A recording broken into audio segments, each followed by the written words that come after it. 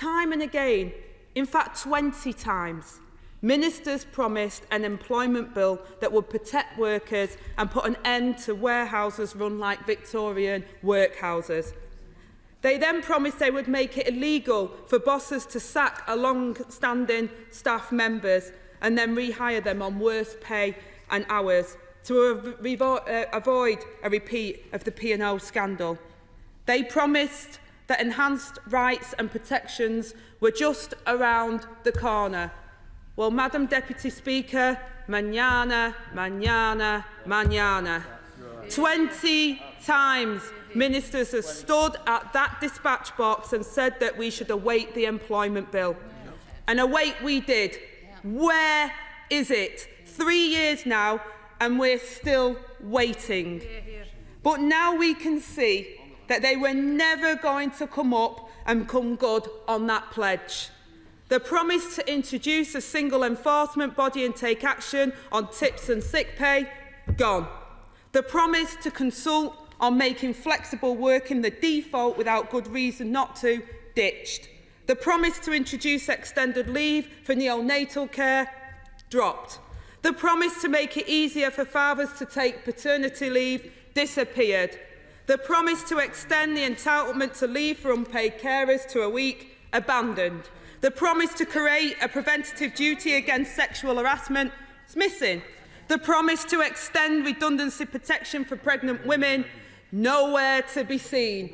And the promise to end the cruel practice of fire and rehire, up in smoke. The truth is, Madam Deputy Speaker, this government is presiding over a bonfire of workers' rights and breaking their promises left, right and centre. They pledged to enhance rights and protections at work, but yet again they have failed to deliver. And if the Conservatives were serious about spreading opportunity, prosperity and power across the country, they would start by introducing plans to pay people a fair day's pay for a fair day's work.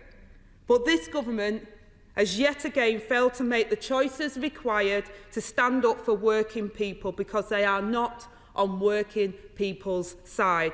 So while prices continue to skyrocket, we see no plans to tackle the cost of living crisis.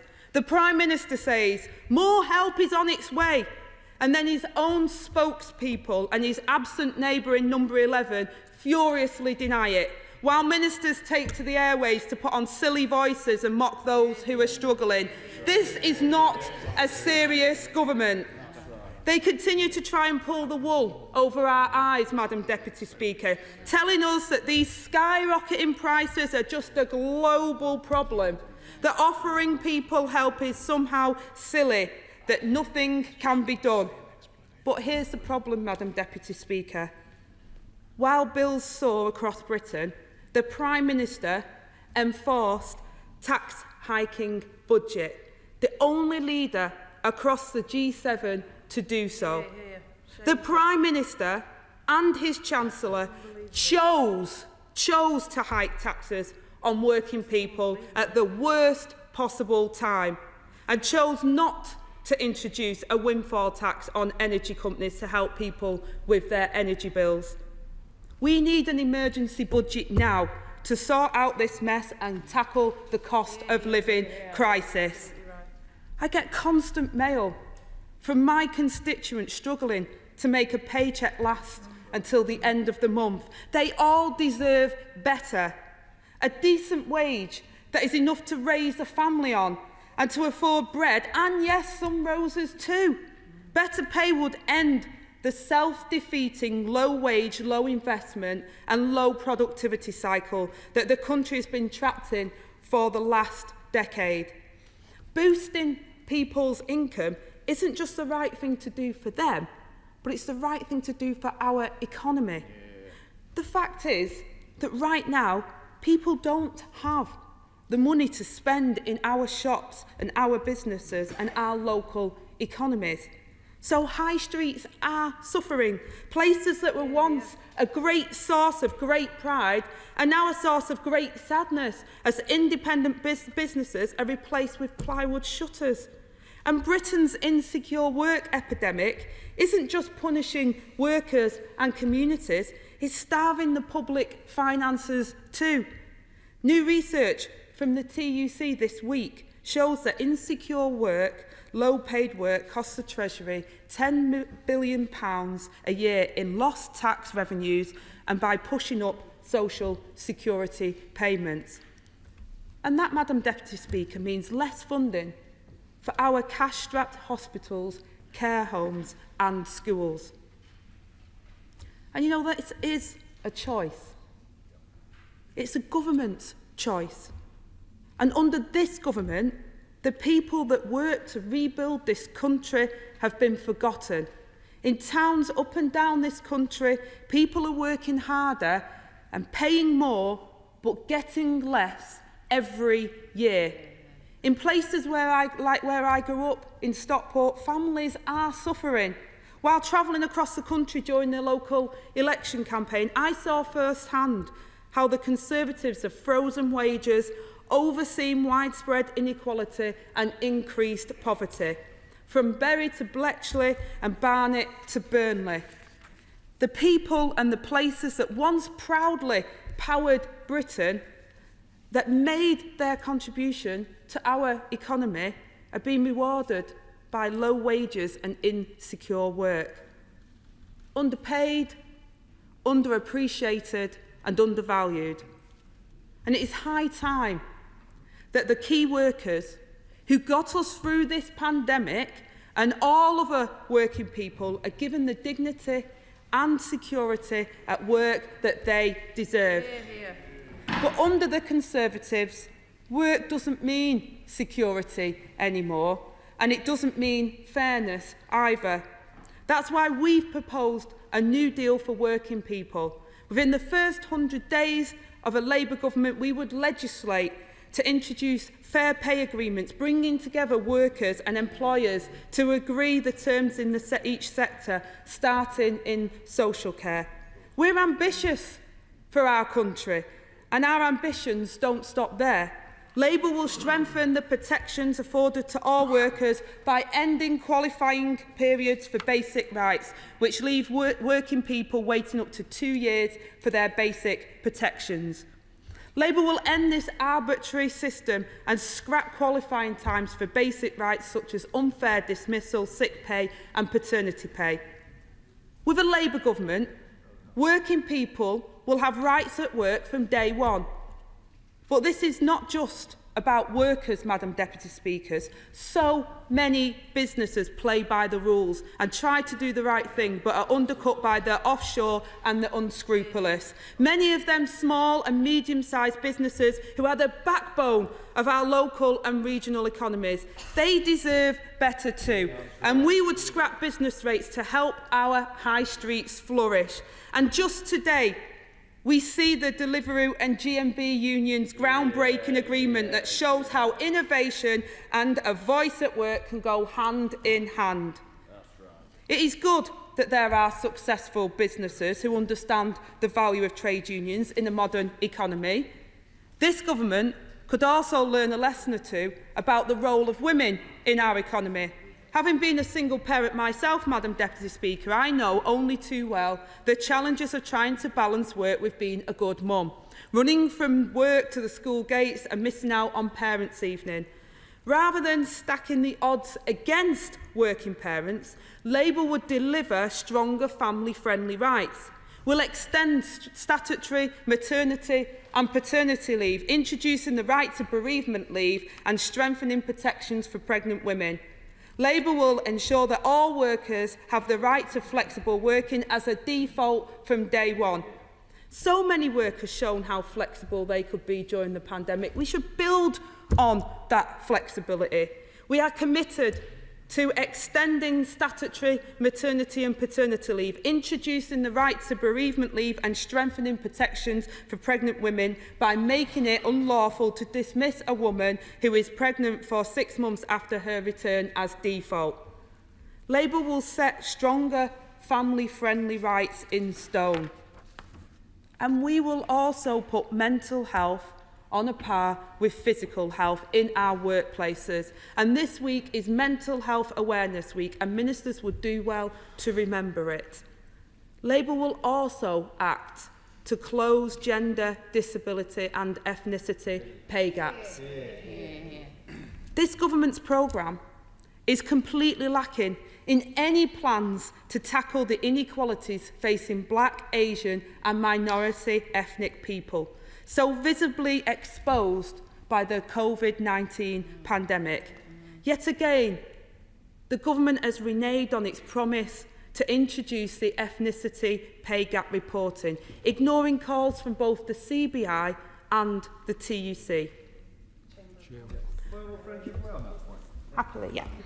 I'm very grateful to my friend for giving her. She made a fantastic speech. But would she share with me my sense of admiration for Baroness McGregor-Smith and the work that she did in persuading many companies who wanted to embrace the agenda around pay gap reporting, only to be thwarted by the benches opposite? Isn't it a sad indictment that business and TUC and everybody else is way ahead of the government on this issue? Yeah, well said. I thank my honourable friend for the work that he's done on both the Labour's plan for our employment, but also for the point that he makes, which is absolutely crucial. This government's pattern of behaviour is not to work and not to listen to anybody, it seems, at the moment. It's all about rhetoric rather than about actually working collaboratively to make things better for the people of this country. And it seems nobody's immune to that these days, whereas it was once just a select few that they felt were partisan in their views. But actually, quite a lot of people is frozen out with their ideas, and it seems that this government is not willing to listen. Our country is riven with inequalities, which these benches are focused on fixing, to ensure that working people who create our nation's wealth get their fair share of it. Meanwhile, they propose a procurement bill that looks increasingly unworthy of the name. We need a bill that allows us to use government contracts to support British businesses so we can make and buy and sell more in Britain. As we recover from the pandemic, we have a chance to seize the new opportunities to shape a new future for Britain. Opportunities to give people new skills and jobs here in the UK, to invest in local businesses and help our high streets thrive again. A Labour government would ask every public body to give more contracts to British businesses using social, environmental and labour clauses in contract design. We'd work with colleges and universities to make sure that we're honing the skills and apprenticeships that we need for the jobs of the future. Where the Tories have cynically abused procurement rules and have handed out millions of pounds of public money to their mates, Labour will use public procurement to support good work and good British businesses. From good green jobs in tidal power and offshore wind to fintech, media and film, we must grow modern industries to build a long-term economy that provides good jobs and is fit for the future. Would my honourable friend, allow me just on that point? Does she agree with me that to close down by selling off Channel 4 in Leeds would be a mortal blow to the creative industries in the north of England? I absolutely agree with my honourable friend, and the frustration is that people in the north and in the Midlands and in areas where I represent have been told levelling up, levelling up, levelling up, and yet the first sign of any sort of sprig of help with our economy, they trash it by taking away the support that's there and doing something that really does not seem to add up in terms of levelling up and supporting our great industries in the north and in the Midlands. Thank you for your Sure. I thank my Unison comrade for giving me. She makes an excellent point there. Doesn't that also apply to the government's ludicrous decision to close DWP offices and now closing insolvency services offices across the UK? I thank my Unison colleague and friend who we've known for many years, and I fought for working people for many years and for great public services. And again, yes, I absolutely agree with my honourable friend on this point. It doesn't make sense. And it's a theme that I said throughout my opening speech here, is that the government says one thing, but it's always jam tomorrow, and their actions are completely divorced from what's happening on the ground, and their actions and what they do. The Conservatives have had 12 long years to make the changes our country desperately needs to secure our future, but they have failed. And all the while, we've seen the watering down of workers' rights, and rogue bosses like P&O take advantage of our lax rules while ministers stand by idly. Instead of an employment model that delivers for working people, the Conservatives have ushered in a race to the bottom on the backs of working people. Outsourcing, zero-hour contracts and agency work, driven down pay standards and conditions across our whole economy for everyone. Labour's approach is to offer people real help right now, and a vision for the future of work where working people enjoy dignity and where they are treated with respect. This is what is missing from the government's programme. Real help right now when people need it. A vision for a better Britain with a more secure future. Work should provide not just a proper wage that people can raise a family on, but dignity, fairness and flexibility. Labour will make Britain work for working people.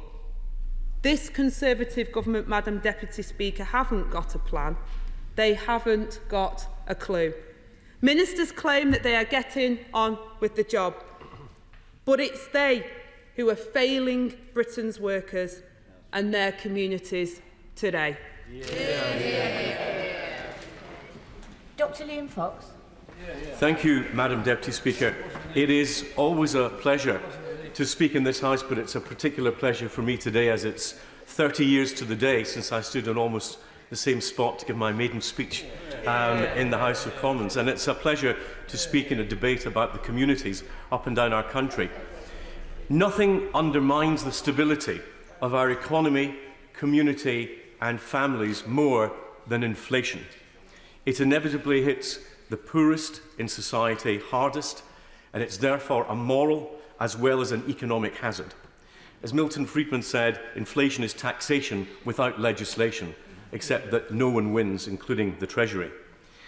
As a result of the COVID-19 pandemic, the global economy suffered a negative supply shock, with an initial fall in output followed by an increase in prices.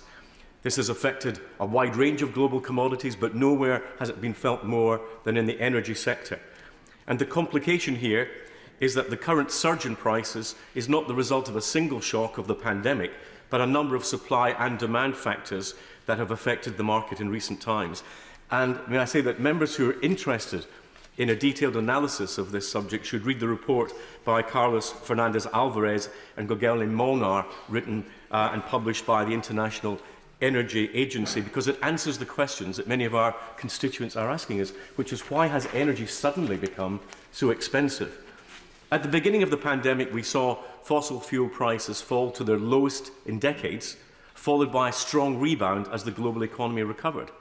This was exacerbated by a cold winter in the Northern Hemisphere and lower than average wind generation in Europe. But the main driver to price increase has come on the supply rather than the demand side. The commodity prices collapse of 2014-15 and then 2020 resulted in diminished investments in oil and gas, increasing the vulnerability of the sector. And governments across the world have failed sufficiently to scale up clean energy sources, renewables and technologies to fill the inevitable gap.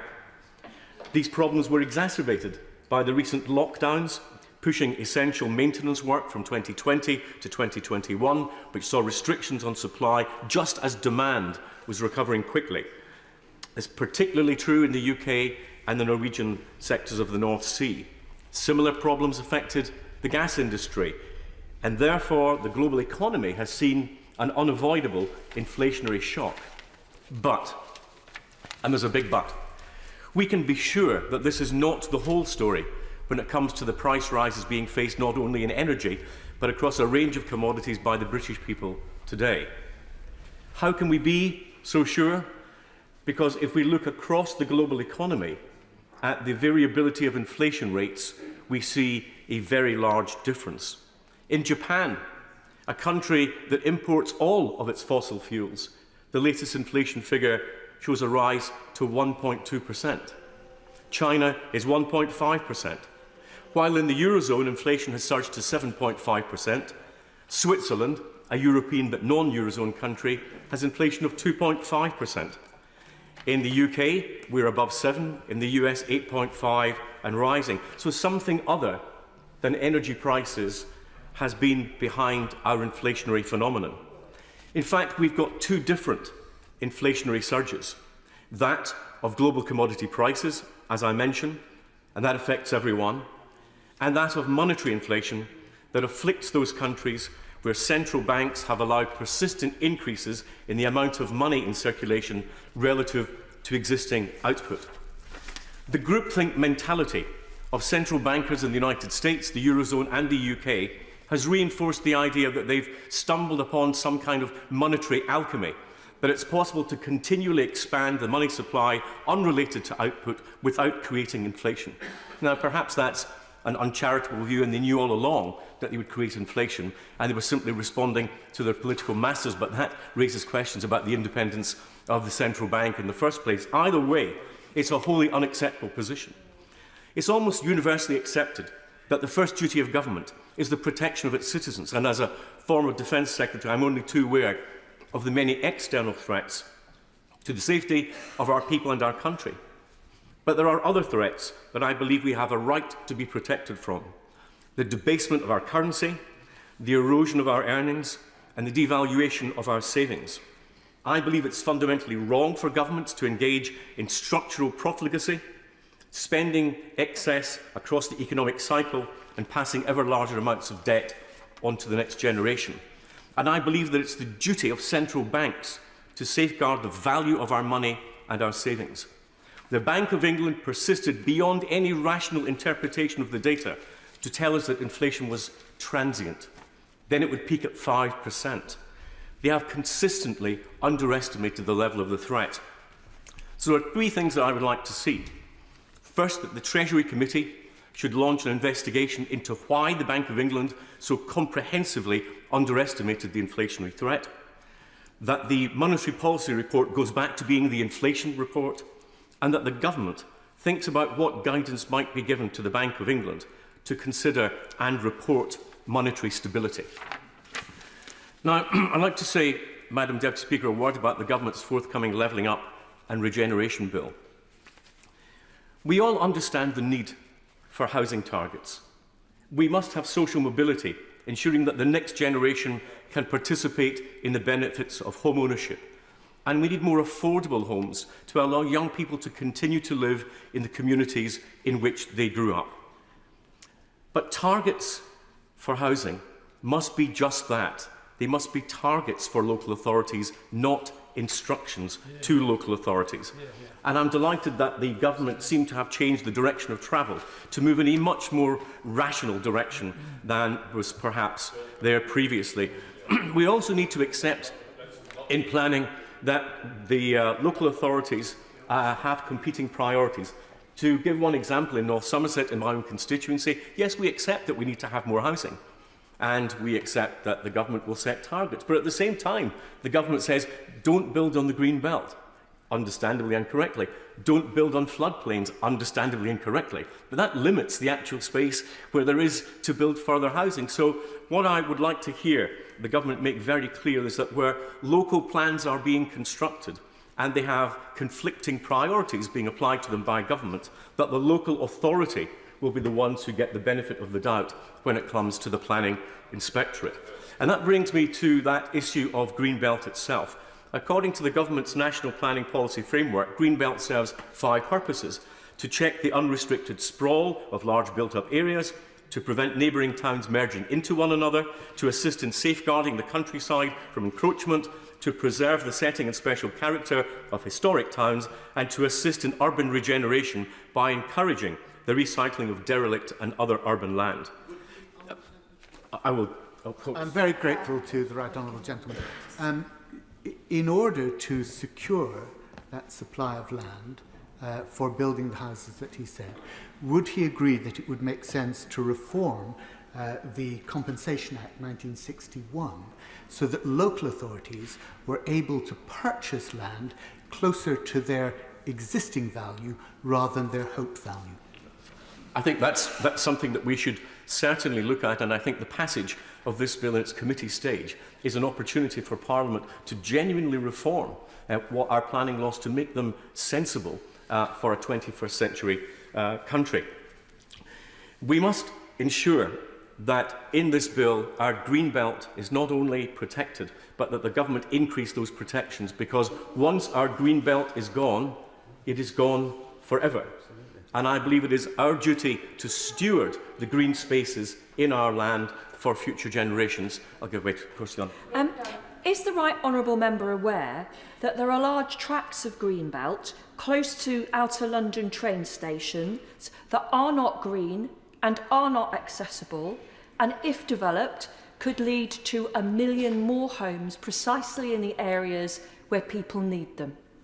Well, we should be having far more housing built in our urban areas, because one of the great hopes I have for this bill is that we will see housing built closer to where people can go to work, so that there is not so much pressure on the transport infrastructure.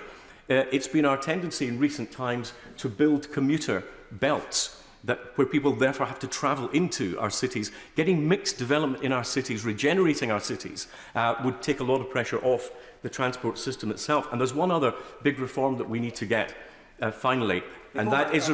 sorry, I apologise to my honourable friend. We need reform of land banking. The system that we have at the present time, where big developers buy land, get permission for 200 houses, build 40, and wait for the price to rise before they build the rest, results in planning blight. It results in big land banks for the developers.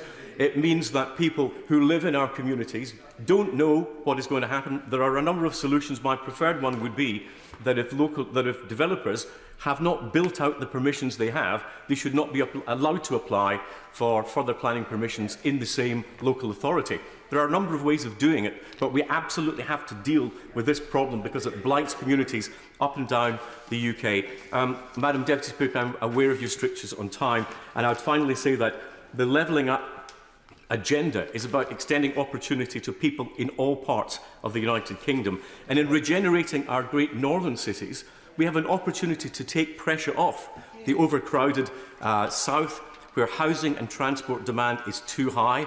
We need to see better employment opportunities spread across the country. In what I would call rebalancing Britain, we have a great chance to have a win-win for all parts of the United Kingdom. But I say finally to my honourable friend that unless we're able to tame inflation, none of our ambitions will be realised. SNP spokesperson Kirsty Blackman. Thank you very much, Madam Deputy Speaker. I appreciate you calling me to speak in today's Queen's speech. I gave some thought to what I might say today, and I wondered how many times I could say, "Where is the employment bill?" Where is the employment in a bill? speech. But I thought about the best way that I could say that. Where is the employment bill? And the best way that I could say it was by quoting the Scottish TUC, who absolutely got it right. Yep. They said 20 times the Tory UK government promised to bring forward an employment bill. Absolute silence in today's state opening of Parliament. Yep. True to form, Tories have shafted workers and armed bad bosses. Devolve it already. I don't think I could say it better than that. The Minister is standing there giving us all sorts of promises like he's been doing all year, like many ministers have been doing about an employment bill. We can't believe anything that he says in relation to the employment bill because it is not being forthcoming. He promises and promises and promises and clearly cannot convince the UK government to actually deliver, if he even believes it should come through at all. There are so many reasons, Madam Deputy Speaker, why we need to have an employment bill, why this is absolutely vital and why this is more vital today than it even was when it was in the Conservative manifesto back in 2019, than it even was when the Taylor Review was published more than 5 years ago. It is desperate because of the cost of living crisis that we are seeing, because of the absolute pain that our constituents are going through. And if the Conservatives want to try and rebrand this as a cost of living crunch, that it is an absolute crisis that people are struggling with every single day. The first thing that we would like to see in the employment bill is a proper living wage. Remove the age discrimination that there is in the living wage. Have the living wage actually be enough money for people to live on. And why the UK government have continued to call it a living wage, it is a minimum wage. It is a minimum wage rebranded as a pretendy living wage because you cannot afford to live on it. And we can see that. We can see that by the fact that Child Poverty Action Group have said that 72% of families with children struggling to afford food, at least one parent works. If work pays, if this government is committed to making work pay, those people would not be going to food banks. Those people would not be in poverty while working. Those people would not be having to have so many jobs, in 0-hour contracts, numbers of jobs, and because they're having so many jobs that are so low paid, they don't meet the thresholds for things like auto-enrolment, they don't meet the thresholds for statutory sick pay, they don't get any of the benefits that you should get with work because the work is not there and the work is not paying.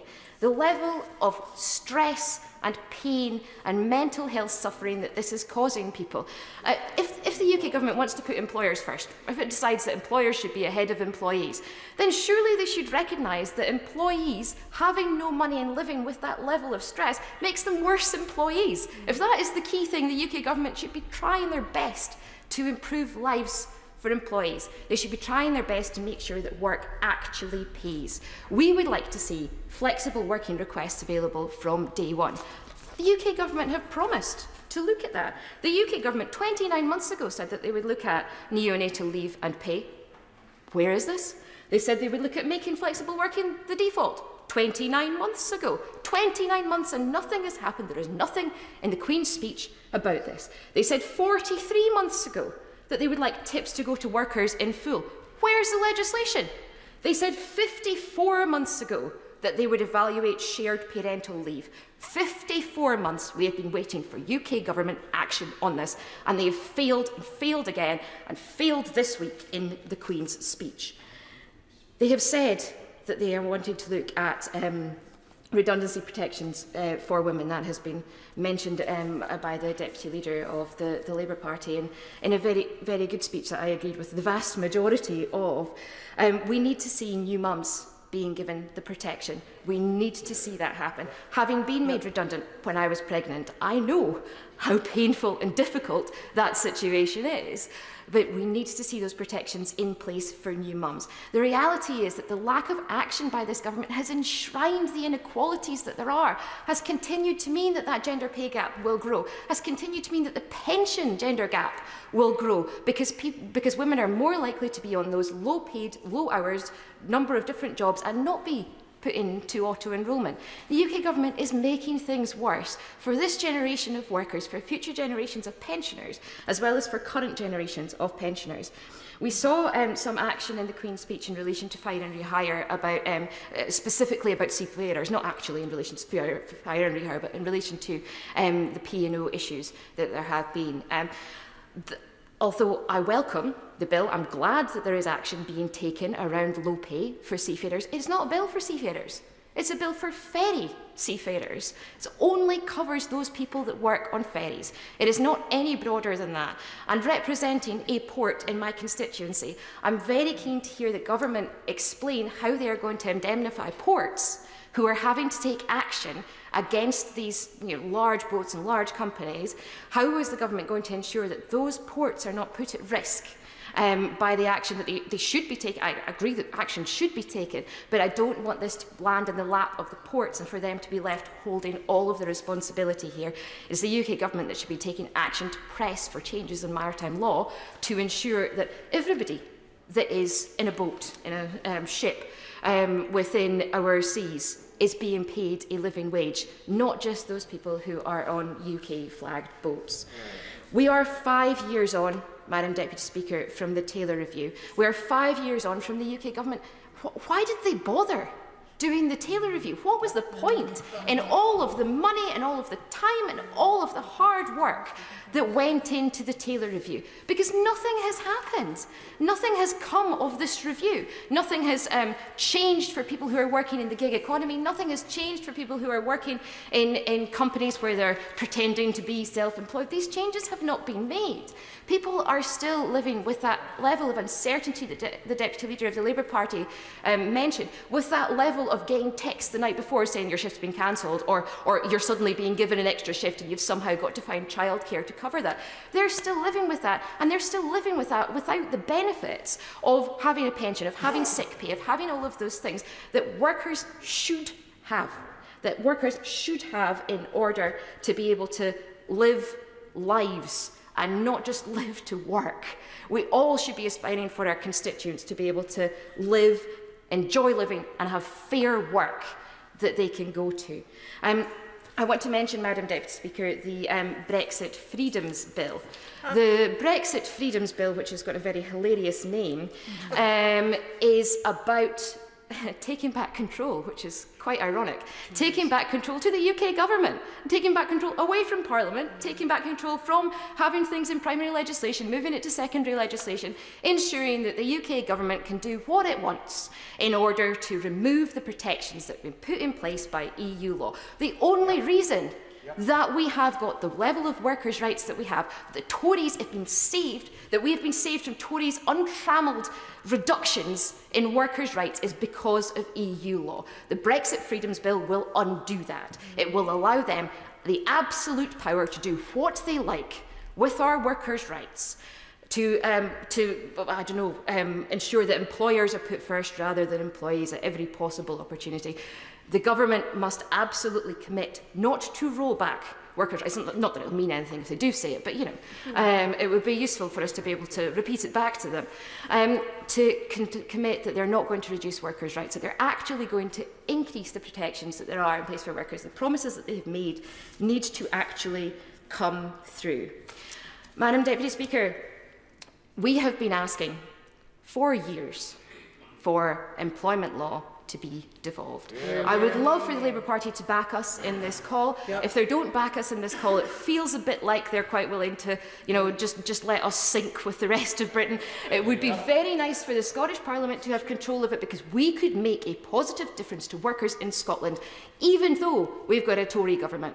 Even though we've got a Tory government, the Labour Party are failing. They are letting down workers in Scotland by failing to call for employment law to be devolved. We have made these cases. We have made these cases on behalf of our constituents. We have made these cases on behalf of the people of Scotland. We want employment law to be devolved. The longer that this Tory government continues to refuse to devolve employment law, the longer that they continue to dismantle the protections that there are in place for workers, the longer that they stand on television and say things like, oh, people are using food banks because they can't budget, or people should just work a few more hours and that'll be great, that'll reduce the amount for the need for them to have the £20 universal credit uplift that there is in place, the longer that they continue to refuse to increase benefits by anything close to inflation. The Scottish Government has increased benefits by almost double what the UK Government has increased them by this year. The Scottish Government's got a child poverty action plan in place. The longer that the Conservatives continue this, the stronger the case they are making for independence. The stronger the case for the Scottish people, who can see the two governments working on their behalf, who can see Scottish Government enshrining fair work and principles in every single thing that we do, who can see the Scottish Government putting well-being of the population first in every single thing we can do, and can see the Tories doing everything that they can to dismantle those protections, to reduce social security in real terms, to ensure that people don't have enough money to live on, failing to step up to solve the energy crisis. The case for independence is getting ever stronger, Madam Deputy Speaker, and the Conservatives' continued failure is making the reality of independence much closer every single day. Thank you, Madam Deputy Speaker. This Queen's speech is all about driving growth in our economy, and although the Honourable Lady speaking, or the Right Honourable Lady speaking for the Labour Party may disagree in her speech, that is what is best for working people throughout the United Kingdom, because a strong economy will give us secure jobs, will give us good wages, and will give us most overall certainty for the future. And I would perhaps suggest to the Honourable Lady speaking for the Scottish Nationalist Party is that when it comes to well-being, certainty is something which is incredibly important as well. And having a strong economy, as the government is focused on, is at the heart of that. But for too long, the economic powerhouse of the UK has been focused on an extremely small part of our country, the southeast of England and London.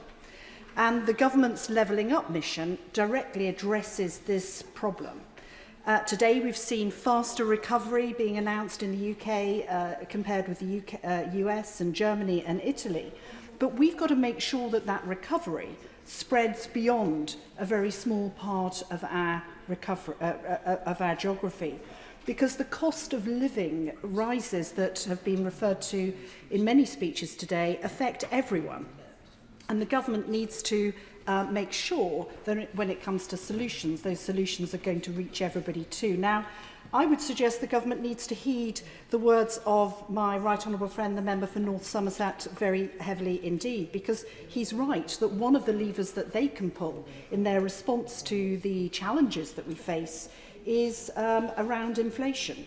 And it is very much within the government's gift to be able to make those changes to bring inflation more under control. And I think by looking at different countries around Europe and seeing the different levels of inflation, you can see how the fiscal responses that governments have given have driven those changes inherently.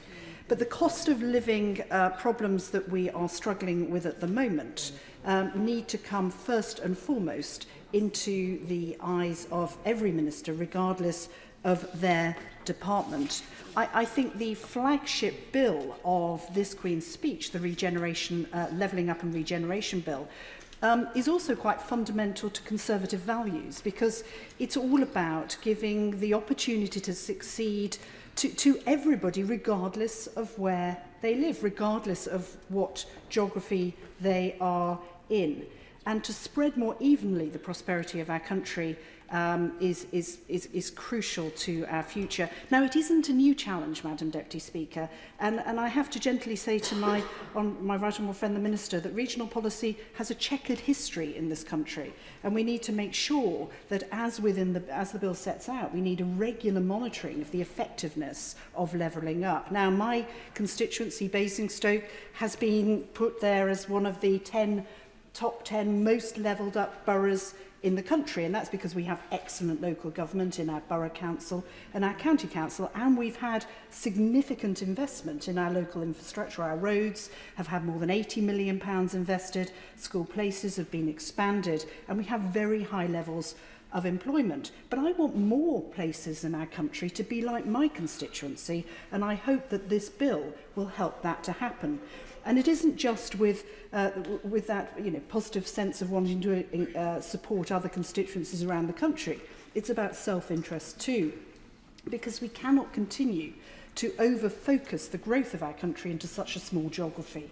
Basingstoke has built 4 times more houses over the last 40 years than other communities across our country. This can't continue. We're being asked to build another 20,000 houses, almost 20,000 houses in our next local plan, because algorithms actually punish people who've been successful in building new homes, and that can't be right. We need to shift growth, and I think if the government's really going to achieve levelling up, it can't allow the South East to continue to be this hothouse of house building. They have to make a change, and I think they need to direct planning inspectors to more closely look at the challenges that overdeveloped areas like mine face, so that we can deal with issues like community cohesion, which we simply don't have the time to deal with when we're building so many houses. But levelling up, Madam Deputy Speaker, I think the government has to appreciate is far more than geography, and indeed fundamental to Conservative values, that we give everyone the opportunity to succeed, not only because of where they're born, but also regardless of their parents, their gender or their disability.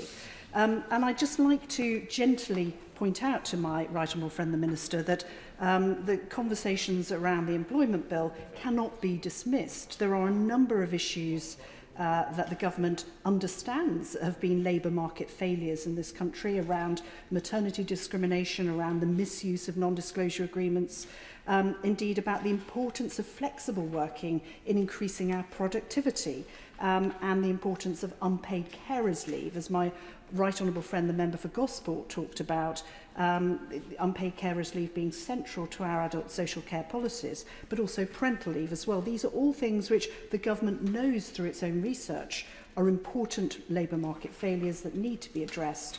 And I need the government to sort of set out how they're going to be dealt with in the absence of an employment bill. Madam Deputy Speaker, this debate's also about stronger communities. And one way that we can strengthen our communities is by strengthening our education system too. And I was delighted to see that we have within this Queen's speech a schools bill, and I welcome the focus on raising standards and also specific things like having homeschooled children being part of a register so that we can make sure that every child in this country, we know that they're being cared for correctly. But could I also suggest the government needs to take a look again at the way in which relationship and sex education is being rolled out, because it became everybody's concern a year or so ago when everyone's invited was a front page news item that the culture of sexual abuse amongst school-aged children was something we were all concerned about. I found it curious that the government asked Ofsted, who are responsible for the rollout of relationship and sex education in our schools, to actually investigate this problem, because indeed they should have been monitoring the rollout of relationships and sex education, which according to many has been much slower and less successful than it should have been. Because despite being law for 3 years, just 1 in 3 young people in our country have learnt about how to tell if a relationship is healthy, including online, and just 1 in 3 have learnt about the harm of pornography. Now, the Minister needs to consider how we review Ofsted's effectiveness in monitoring this rollout, and whether indeed others should be involved in that, given the current failures in that direction. I'm also delighted to see a draft victims bill in the Queen's speech as well, and I particularly hope that recognition will be given to the way in which the online safety bill will be increasing the number of victims that will be in the justice system, or indeed just outside of it. Given that seismic increase in the number of victims, we need to look for ways of ensuring there is funding there, perhaps on a polluter pay principle from social media companies, to be able to pay for that additional support that's needed. I also very much welcome the modern day slavery bill, which addresses one of the weaknesses of the current system. The bill proposes to increase the accountability of companies and organisations driving modern day slavery out of supply chains, and that was one of the key recommendations in the report that the government commissioned from myself and Lord Frank Field and the Noble Baroness Elizabeth Butler-Sloss when we reviewed the Act 3 years ago. In conclusion, Madam Deputy Speaker, I very much welcome the Queen's Speech Bill. I very much welcome the government's focus on levelling up. But make sure that we don't limit our ambitions by focusing in on levelling up around the geography of the United Kingdom. You know, we level up for Britain and Northern Ireland if we treat everyone fairly. We give everyone opportunity to succeed regardless of their gender, their disability, their parentage, or whether or not they're parents or single people. And I welcome the measures in the Queen's speech, but the government needs to carefully consider how it can deliver on the important changes in the workplace that my right honourable friend and I have spoken about for many, many months. Clive Betts. Thank you, Madam Speaker.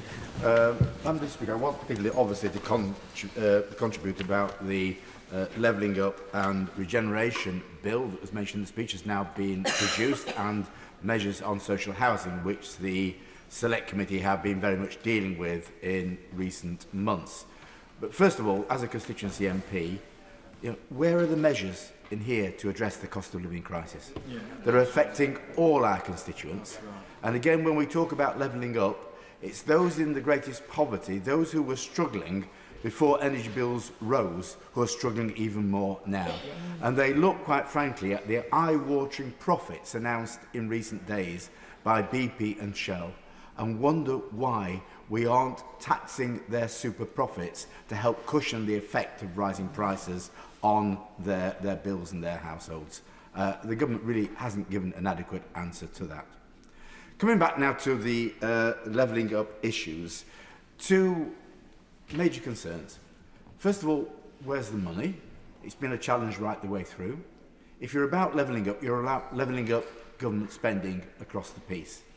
Pots of money, levelling up pots, high street pots, town pots, are not themselves going to make any real difference, particularly in the context of the massive cuts in local government funding that the poorest areas that need levelling up have seen in the last 10 years in any case.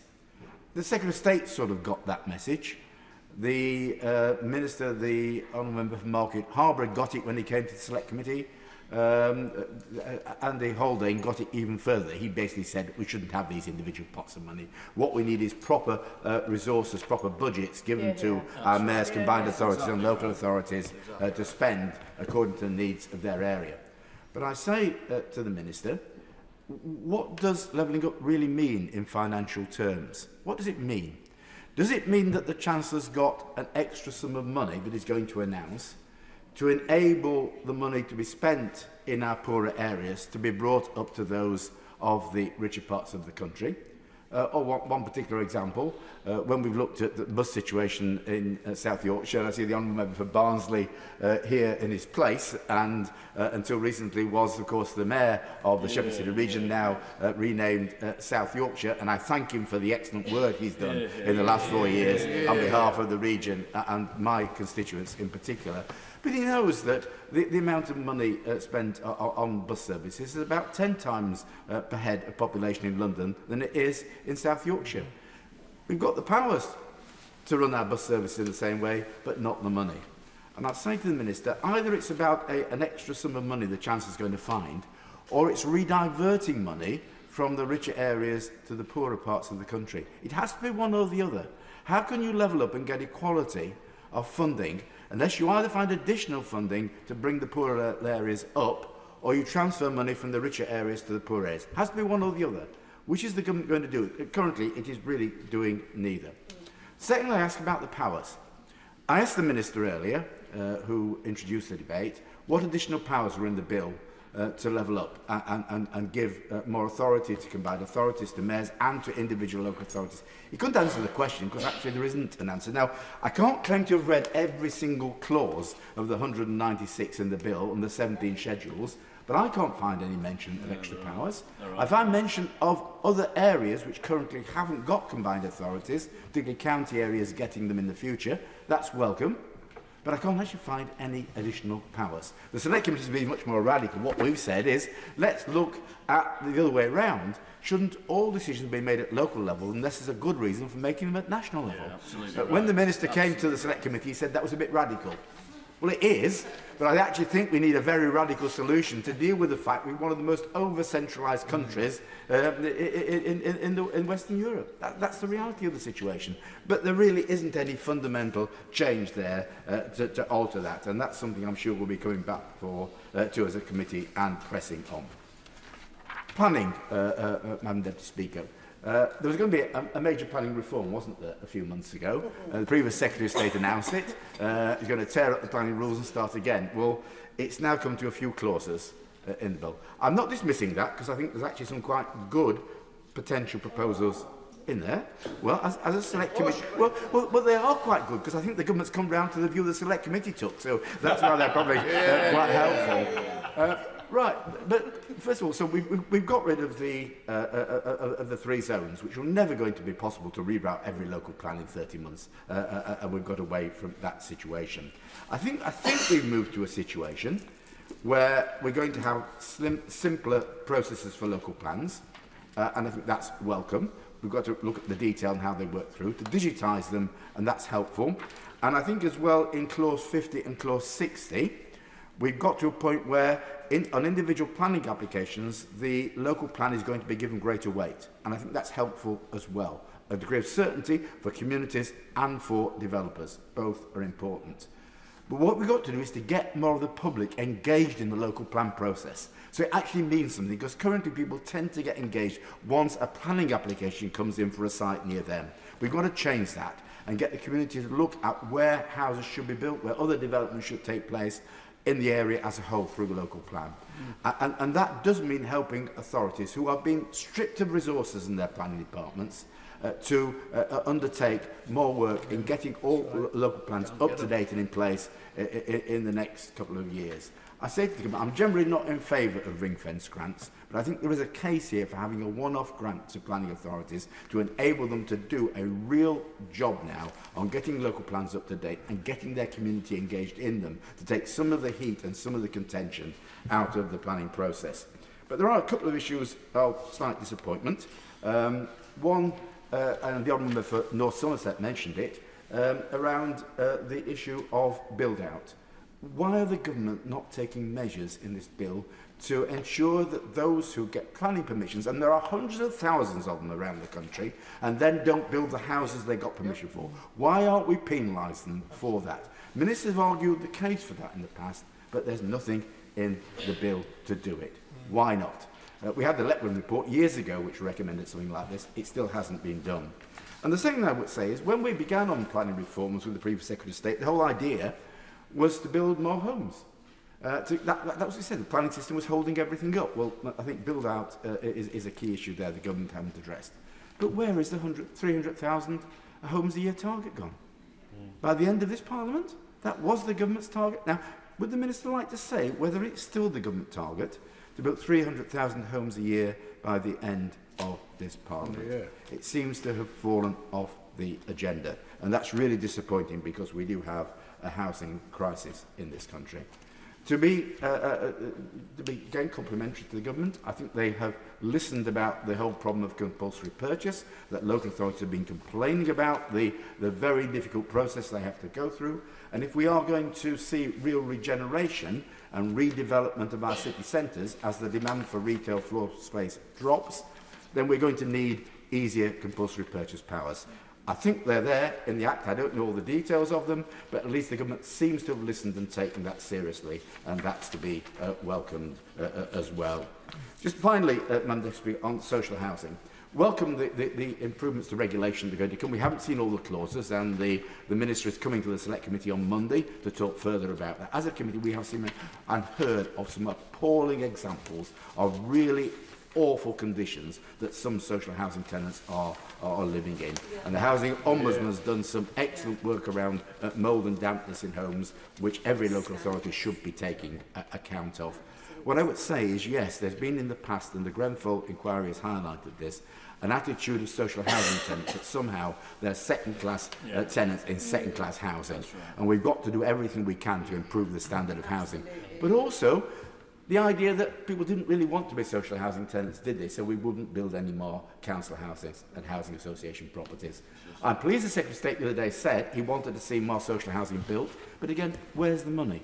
Where is the money? The government's going to have to put more grant in to get the social housing built, and if we're going to build the 300,000 homes we talked about, at least 90,000 of those, probably more, are going to have to be social housing, and we are nowhere near that. Yep. And I just say in passing, I hope the changes to the infrastructure levy in the bill do not mean a reduction in the number of social houses built by developers with the ending of 106 agreements. So that's another challenge as well. And finally, I would say, Madam Deputy Speaker, on private renting. Welcome the government's commitment. Yes, OK, we can be disappointed we haven't actually got a commitment to produce legislation. I would have hoped for at least a draft bill. It is complicated, this issue, and we've got to get it right. Particularly, we've got to get right the fact that landlords can't use rent increases as a way of forcing tenants out when they haven't got Section 21 powers to rely on.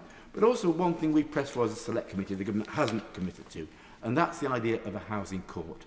A housing court for a simplified procedure to help both the good landlords and the good tenants The good tenants where they're being harassed by bad landlords, and the good landlords where their bad tenants won't pay the rent. In both cases, to have a simplified way to getting redress. And I would hope the government might look at that again. So, Madam Deputy Speaker, overall, real problems on the cost of living, which simply isn't dealt with by the government.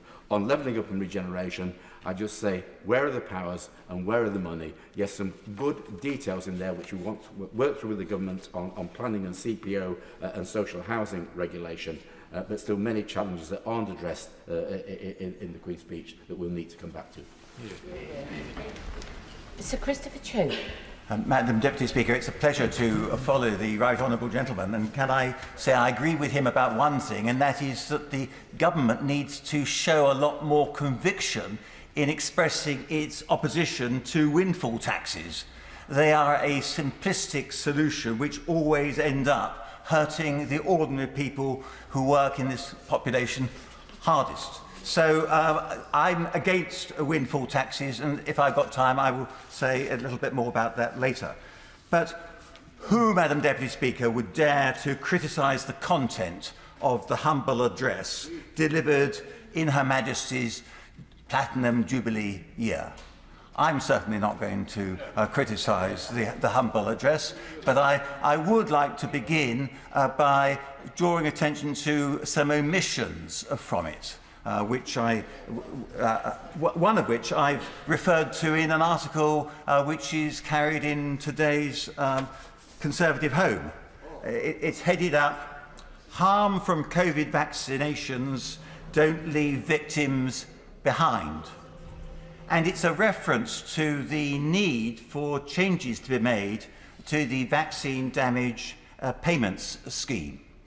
Currently, the maximum payment under that scheme is £120,000.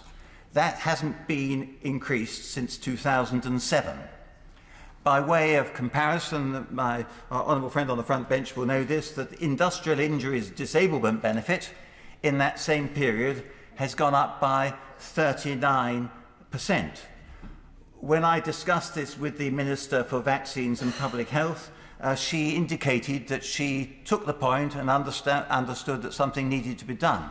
I hope that in responding to this debate, my honourable friend will be able to say what is going to be done and why the government believes it's fair that this level of £120,000 should continue to remain unchanged since 2007.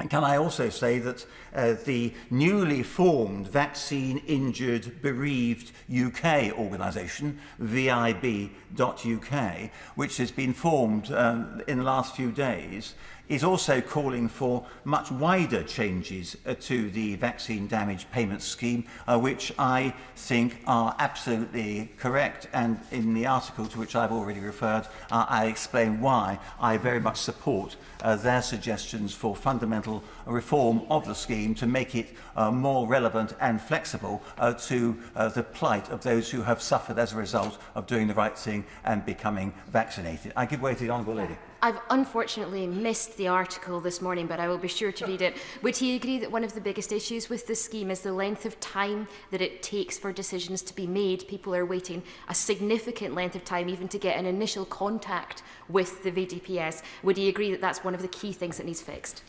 Absolutely, and indeed I've been campaigning since I first raised this in the House last September for changes, and in the article I refer to the fact that the meeting I had with the Minister on the 21st of April, at that meeting she told me that at last an organisation has been appointed to carry out the administrative job of assessing the claims. There are now, I think, over 1,300 claims, and the first assessments have not even begun, but they will now begin, I'm told, on the 16th of May, and the new organisation, which has got that contract, is committed to dealing with 1,800 such assessments each year. which is an indication, Madam Deputy Speaker, of the extent of this problem. But as the Honourable Lady absolutely rightly says, it's appalling that we've had to wait for so long. And it was only last autumn that the Prime Minister was assuring a correspondent with him that people who had suffered vaccine damage shouldn't be ignored and suffer in silence. So I'm very much with the Honourable Lady on that point, and I commend again the article to her. Another significant omission from the Law Address is any reference to the promised changes from RPI to CPI in the measure of calculating the maximum annual increase in charges for pitch fees for park home residents. This is an issue which is dear to my heart. I've been chairman of the APPG on park homes for many years, and the government has got outstanding overdue business, not just on that aspect, but also on dealing with the issue of rogue operators operating in that field. Can I also say that when I was first elected in Christchurch 25 years ago, Madam Deputy Speaker, I would never have been able to contemplate that there would have a Conservative government presiding over the highest levels of taxation in a generation, and with inflation raging at 10%. I note from the Law Address that the government will drive economic growth to improve living standards. And I hope that I'm right in concluding from that the government is not going to have any further tax increases.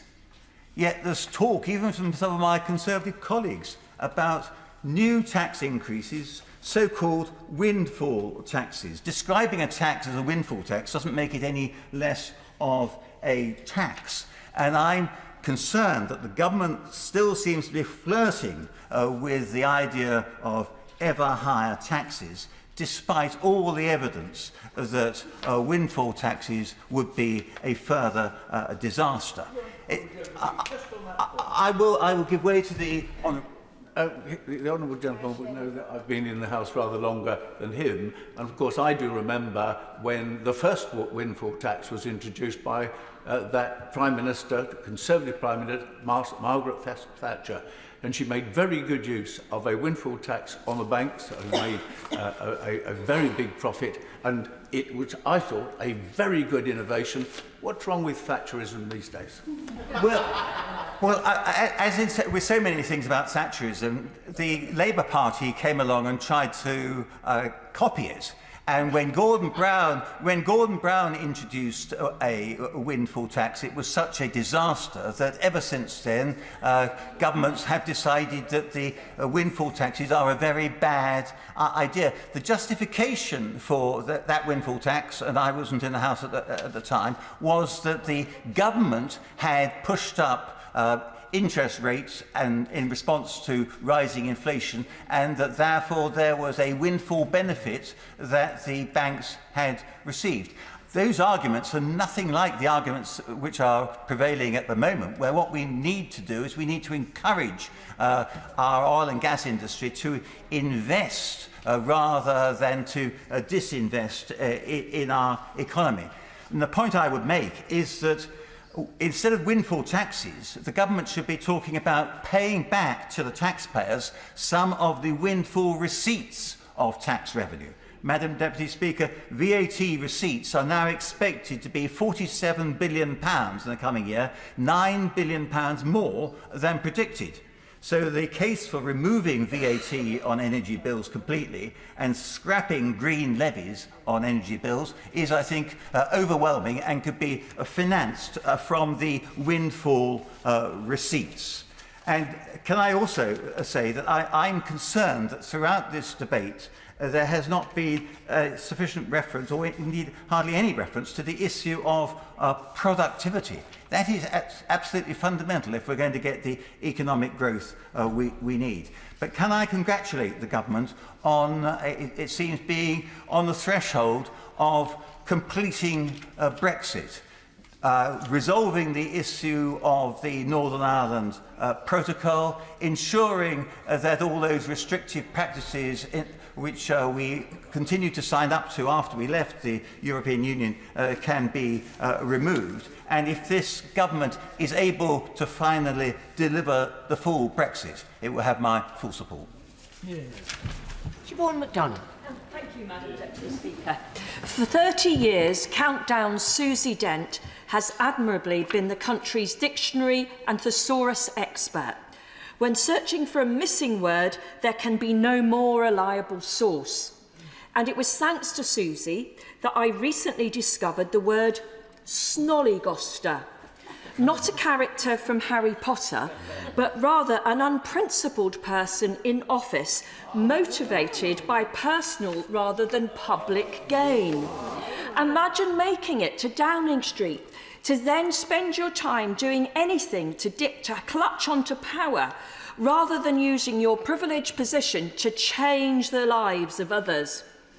Out in the real world, and families are desperately worried about the cost of living crisis and how they can possibly stretch their salary to the next payday, they turned on the news this week to hope that help was on the way.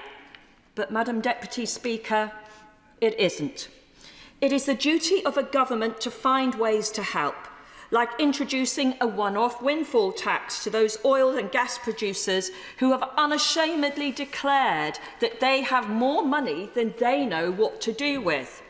Instead, the Prime Minister focuses on his work on smearing his opponents, planting dead cat distractions, and proposing policies designed not to solve problems, but to sow division, to make people point at this chamber and say, "We are all the same."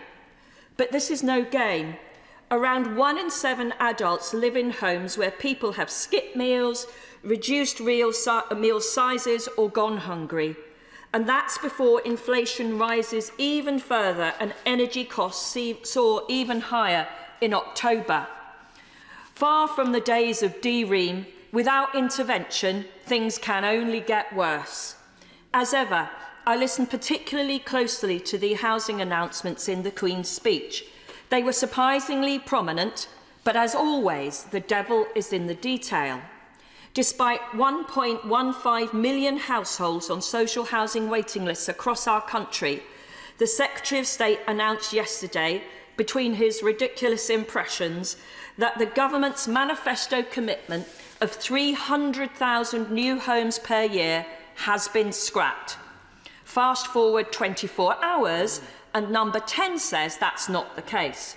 So can I ask the Minister to put on record today whether the target still stands? A cynic might link any scrapping of the house building target with the scale of the government's failure on this issue. With just 5,955 new social rent homes last year, one of the lowest numbers on record, and at that rate, it will take 192 years to house everyone on today's waiting list. Where's the ambition? Where is the political will? House building commitments aside, I was reassured to finally read of progress for social housing tenants who are living in disrepair, battling endless hurdles in their fight for a safe and habitable place to live. Last year, my constituent, Quajo Twinaboa, bravely partnered with journalist Daniel Hewitt and ITV News, who reported on the appalling conditions in which Quajo, his neighbours and thousands upon thousands of social housing tenants were living. I'm extraordinarily grateful for all involved in their determined pursuit of progress. As it stands, to make a complaint and see it through to its conclusion, a social housing tenant requires the patience of a saint, the tenacity of a 5-star general, an endless amount of phone data, a laptop to email, and a postgraduate degree in bureaucracy. It is a world regulated by an authority that does not even have the power to inspect a property or speak to a resident. all thanks to the coalition government who completely abolished the Audit Commission and the Housing Inspectorate under the bonfire of the Quangos, so that we all now need to talk about reinventing the wheel a decade on. But I am relieved that the government has finally seen the error of its ways. A strengthened regulator does not build a single new home, but it is an important step in finally giving a voice to some of the most vulnerable people in our communities. Finally, Madam Deputy Speaker, workers' rights. 20 times ministers promised to deliver an employment bill to enhance workers' rights. But there must have been a page missing in the Queen's speech, because I could not find a word to turn this rhetoric into reality. Just weeks ago, the government told us how shocked they were at what happened at P&O and how this must not happen again. But it will. The bill's omission is all the evidence needed at the importance with which the government considers this issue. Because until this practice is banned once and for all, fire and rehire will continue to be the model template for the biggest organisations to restructure and save funds. It's completely naive to think otherwise. The next scandal is just around the corner, and the absence of an employment bill plants the responsibility clearly at the feet of this government. I draw to a close with one final word from Susie Dent's dictionary. Perendiumate, which is the marking of time by continually putting something off until the day after tomorrow. But the reality for all those in insecure work, desperately waiting on social housing lists, or choosing between heating and eating, they simply cannot wait that long. Richard Drax. Speaker, can I refer you to the registered member's interest? Madam Deputy Speaker, I welcome the Queen's speech, which is a timely intervention if ever there was one. Apathy last Thursday is a warning that many of our voters see as rudderless and lacking ambition and vision. It's a shame, after you led the world in fighting the pandemic and lead the support for a battered Ukraine. I commend the Prime Minister for both. It was an extraordinary coincidence that on the day all restrictions were lifted on the 24th of February, Russia invaded Ukraine. Since then, the world has faced soaring costs, shrinking revenues, and shaky alliances, with fuel and food shortages threatening global stability. What concerns me is that while we defend freedom and aim for recovery, our nation struggles with ever-weakening institutions, toxic culture wars, and citizens struggling with the consequences of a cost of living crisis. The future seems less certain now. Our economy, blighted by COVID and lockdowns, is not igniting as fast as we would like.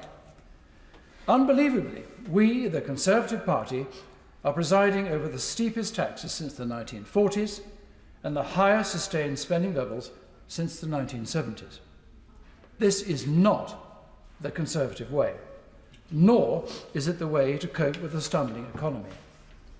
High taxes stifle enterprise, aspiration, and, as we've heard from my right honourable friend, productivity, and risk low growth, stagnation, and unemployment. This week, the Bank of England warned of impending recession and 10% interest rates, driven by higher energy prices. These are difficult times, but every cloud has a silver lining, and as Conservatives, this is the time to be radical, to return to our vote-winning philosophy of less state, low taxes, and sound public finances. Yeah. If ever there was a time to loosen the screws, this is it, and the Prime Minister knows it. He said, and I quote, "This moment makes clear our best remedy lies in urgently delivering on our mission to turbocharge the economy, create jobs, and spread opportunity across the country." Hear, hear, I say. So let's get on with it, Prime Minister. The Chancellor, of course, must fulfil his role, The promised tax cuts in 2 years will be too little, too late. We'll have lost the electorate who, burdened by high taxes and debt, will turn to a ruinous socialist government, one possibly in coalition with the SNP. The ultimate nightmare scenario. I accept that legislation on its own cannot solve the cost of living crisis, which to a large extent has been caused by events outside the government's control. But we do have the power to cancel the increase in national insurance, remove VAT from domestic fuel, and reduce fuel duty even further. The power to control our own economy is one of the major reasons I back Brexit. And I'm generally designed by measures in the Queen's speech to at last fully exploit our newfound freedom. I have to say, about time too, as hardcore Remainers are still out there, only too eager to highlight any difficulty we face. And while on the subject of the EU, despite the lack of a specific bill, I'm glad to hear the government will prioritise support for the Good Friday Agreement and its institutions. And unless the EU compromises further, we must rewrite the Northern Irish Protocol to ensure that Northern Ireland is genuinely and unquestionably back in the United Kingdom. The current system is not working and endangers all that so many have worked hard to achieve, namely peace and prosperity. I'm also relieved, I think that's the right word, to at last see a bill that aims to conclude the appalling witch hunt of our Northern Ireland veterans. I don't want to commit myself any further at this stage, as the devil will be in the detail, Madam Deputy Speaker. While on our armed forces, I'd be failing in my duty not to once again warn the government against impending cuts to the army. Regrettably, ministers appear persuaded that Ukraine's success against overwhelming odds proves what a small, flexible and manoeuvrable army can achieve on the battlefield. Fortunately, the Russians have shown how inept they are at combined operations, and this is a false comparison. I'm told that mass is no longer necessary. Well, an army of 82,000 is not massive, Madam Deputy Speaker. And for sustained operations against a peer adversary, and God forbid what happens or what we face in the future, numbers will count in any future conflict. Can I return to the direction of the government's travel? The government's advisor said, and I quote, "It's time to scrape the barnacles off the boat." And here I have some sympathy with the opposition benches on the lack of an employment bill, but I would just say, as an employer myself, we are already riven with legislation from top to bottom. And their danger of imposing more is to disincentivise employment rather than encourage it, while quite accepting that employees should have rights. Of course they should. And on one issue, flexible working, yes, if it works for the employer, the employee should be allowed to work flexibly. But it shouldn't be a right. That's all we hear so often from the other side. Right. What about responsibility?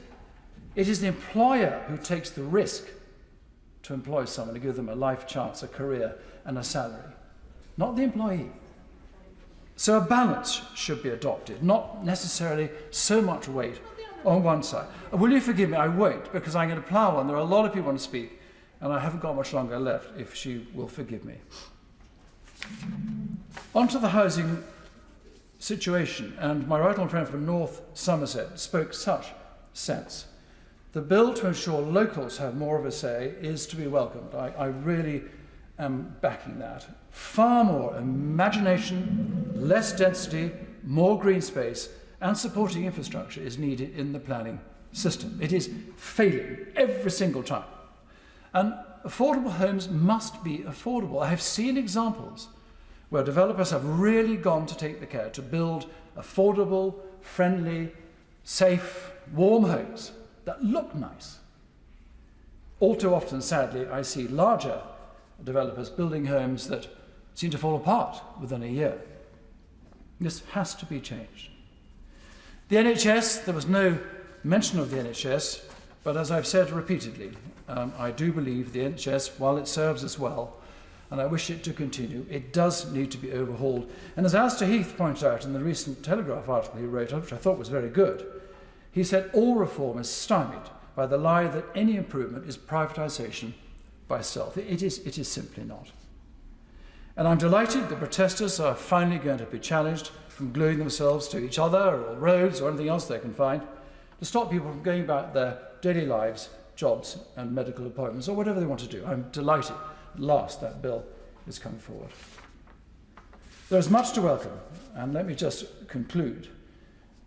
So far as the number of bills is concerned, this point's been picked up. I don't necessarily believe that a huge number of bills is always the right thing to have. And my father was a great believer in less is more. It's the significance of the bill and what it delivers rather than the number of them. Having said that, I do support many of the bills that have come forward in the Queen's speech. But as I must end by warning the government that we must return to our traditional conservative philosophy if we are going to turn the country round, regenerate the economy, and importantly, win the next election. This means giving people more of their own money, especially during hard times. And what happened to the Singapore-style low-tax economy that we boasted about, we hoped for, we fought for, and we're looking to deliver, which will create the wealth, prosperity and jobs that we all need. It's there for the taking now, and I urge the government to grab it. Barry Sherman. Speaker, can I start my remarks by saying that I've been reminded by my staff, I'm sorry that they did this, that I have been present at 42 Queen's speeches. This is the 42nd. But can I say how concerned I am that this government seems to be downgrading Parliament all the time.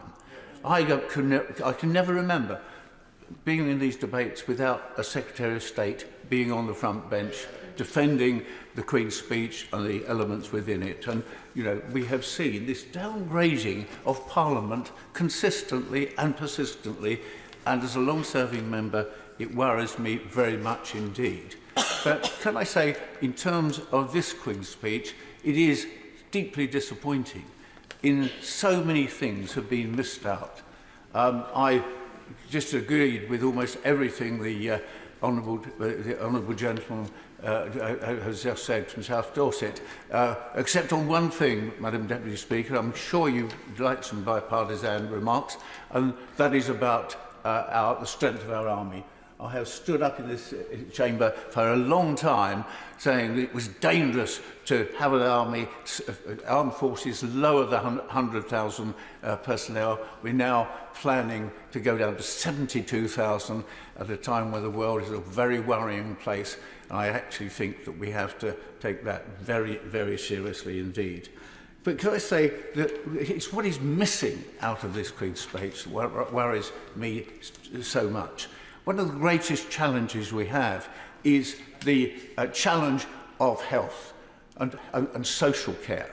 And we've been promised, haven't we, a bill, firm government action to do something about social care. And I don't know, Madam Deputy Speaker, about your constituency in Doncaster, but mine in Huddersfield, you know, where one of the real problems in the health sector is people are taken into A&E, taken into a hospital, but cannot be released because there's nowhere suitable for them living in supportive living in our communities. And having nothing about social care, and in terms of a housing bill, nothing about building appropriate housing for supported living. That is a very big miss in this Queen's speech. Can I also say that the other big miss is a moral miss. The fact of the matter, all of us in politics know that our country has been in terrible trouble. Our constituents have had a tough time. They've had COVID, they've had years of austerity, and now they've got higher levels of energy costs, heating their home and paying for their food to fill their children's and members of the family's tummies. That's the truth of it, traumatic background. And I was expecting a Queen's speech that said, this is a national crisis, let us get together and sort it. Well, I tell you, Madam Deputy Speaker, what is missing in this debate is the honesty. The honesty where we've promised lower taxation. All of us know in our hearts that somebody has got to pay to put this country right, to do all the things that we want in health and social care, to rebuild the welfare state that has been found wanting as we faced COVID, where people shocked that in this country, one of the lowest countries for paying unemployment benefit, when people who would never thought they would lose their jobs or be made unemployed realised how weak the support was for their family. In a second. But also, Madam Deputy Speaker, I think that what is missing, this honesty about someone... I mix with a lot of people that are earning pretty good money, professional people with good salaries. They tell me we should be paying more tax. They say, because we want a decent society, we want to pay more tax. So can I just put that on the record? Let's be honest with people, and let's say, if we want a decent welfare state, if we want decent services, if we want decent local government, then we must be willing to pay for them. Secondly, Madam Deputy Speaker, I believe, 2 minutes, we've also demoralised so many of the people on the front line. I don't want to use it in a kind of military sense, but the people on the front line, our health workers, our nurses and doctors, our care workers, the people working in local authorities who do everything to make our local society and local community viable and decent to live in. They all have felt undervalued. They have all felt that nobody really values what the service is that they provide, whether it's emptying our bins or running the schools, all the things. When local government had decent resources, they did, and we believed that that was the right thing to do. But, Madam Deputy Speaker, so we were expecting great things from this Queen's speech, and we haven't got them. Can I also turn to the fact that when we have an environment crisis, when we've had COP26, when we've had aspiration to say the other great challenge, apart from health, is our environment.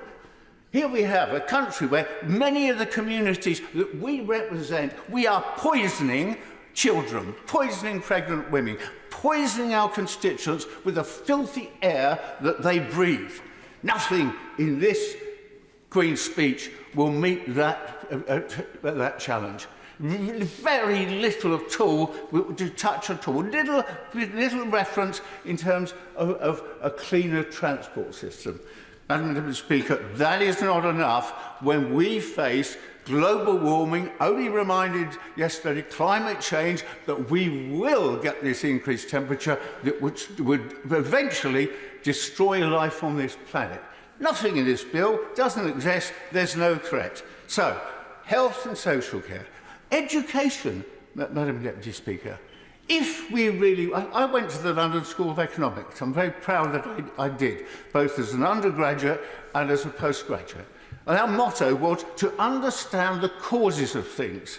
And when I look at the causes of inequality in our country, I immediately look at education. I immediately look at levels of child poverty. And I know that when I work with Tony Blair's government and with Tony Blair in terms of that 1997 government, where the only time we can remember what the main thrust of the campaign was: education, education, education. And we've had a system where we know that if you want to tackle underprivilege, poor attainment at school, poor attainment in skills, you have to invest in early education, in preschool, in early school, for supporting families in literacy and numeracy and using the English language. The fact of the matter is, nothing in this bill about if they be levelling up. Where is the determination to bring back children's centres? Where is the policy that we used to have in terms of trying to give every child a proper chance in their lives. It's not there, Madam Deputy Speaker. It's an appalling missed opportunity. And it's also a time, Madam Deputy Speaker, and I don't want to go on too long on my speech, because the fact of the matter is, I think there's some positive things we could have in this Queen's speech, and we've seen some unity in terms of how we've faced together cross-party COVID, and we've had cross-party cooperation in terms of support of Ukraine, thank goodness. But surely there are things that we could have done. In this, if we could have agreed that we need in this country 500 sustainable towns and cities based on the United Nations Sustainable Development Goals, that would have lifted us up. It would have given people a chance to roll up their sleeves and change their environment, not just on the big global level, but in their communities locally.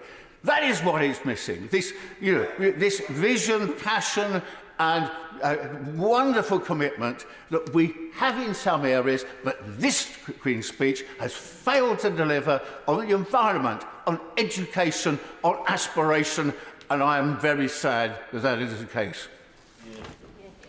Dean Russell. Thank you, Madam Deputy Speaker. If I may, I'm going to just pause for a moment, and I hope members will join me.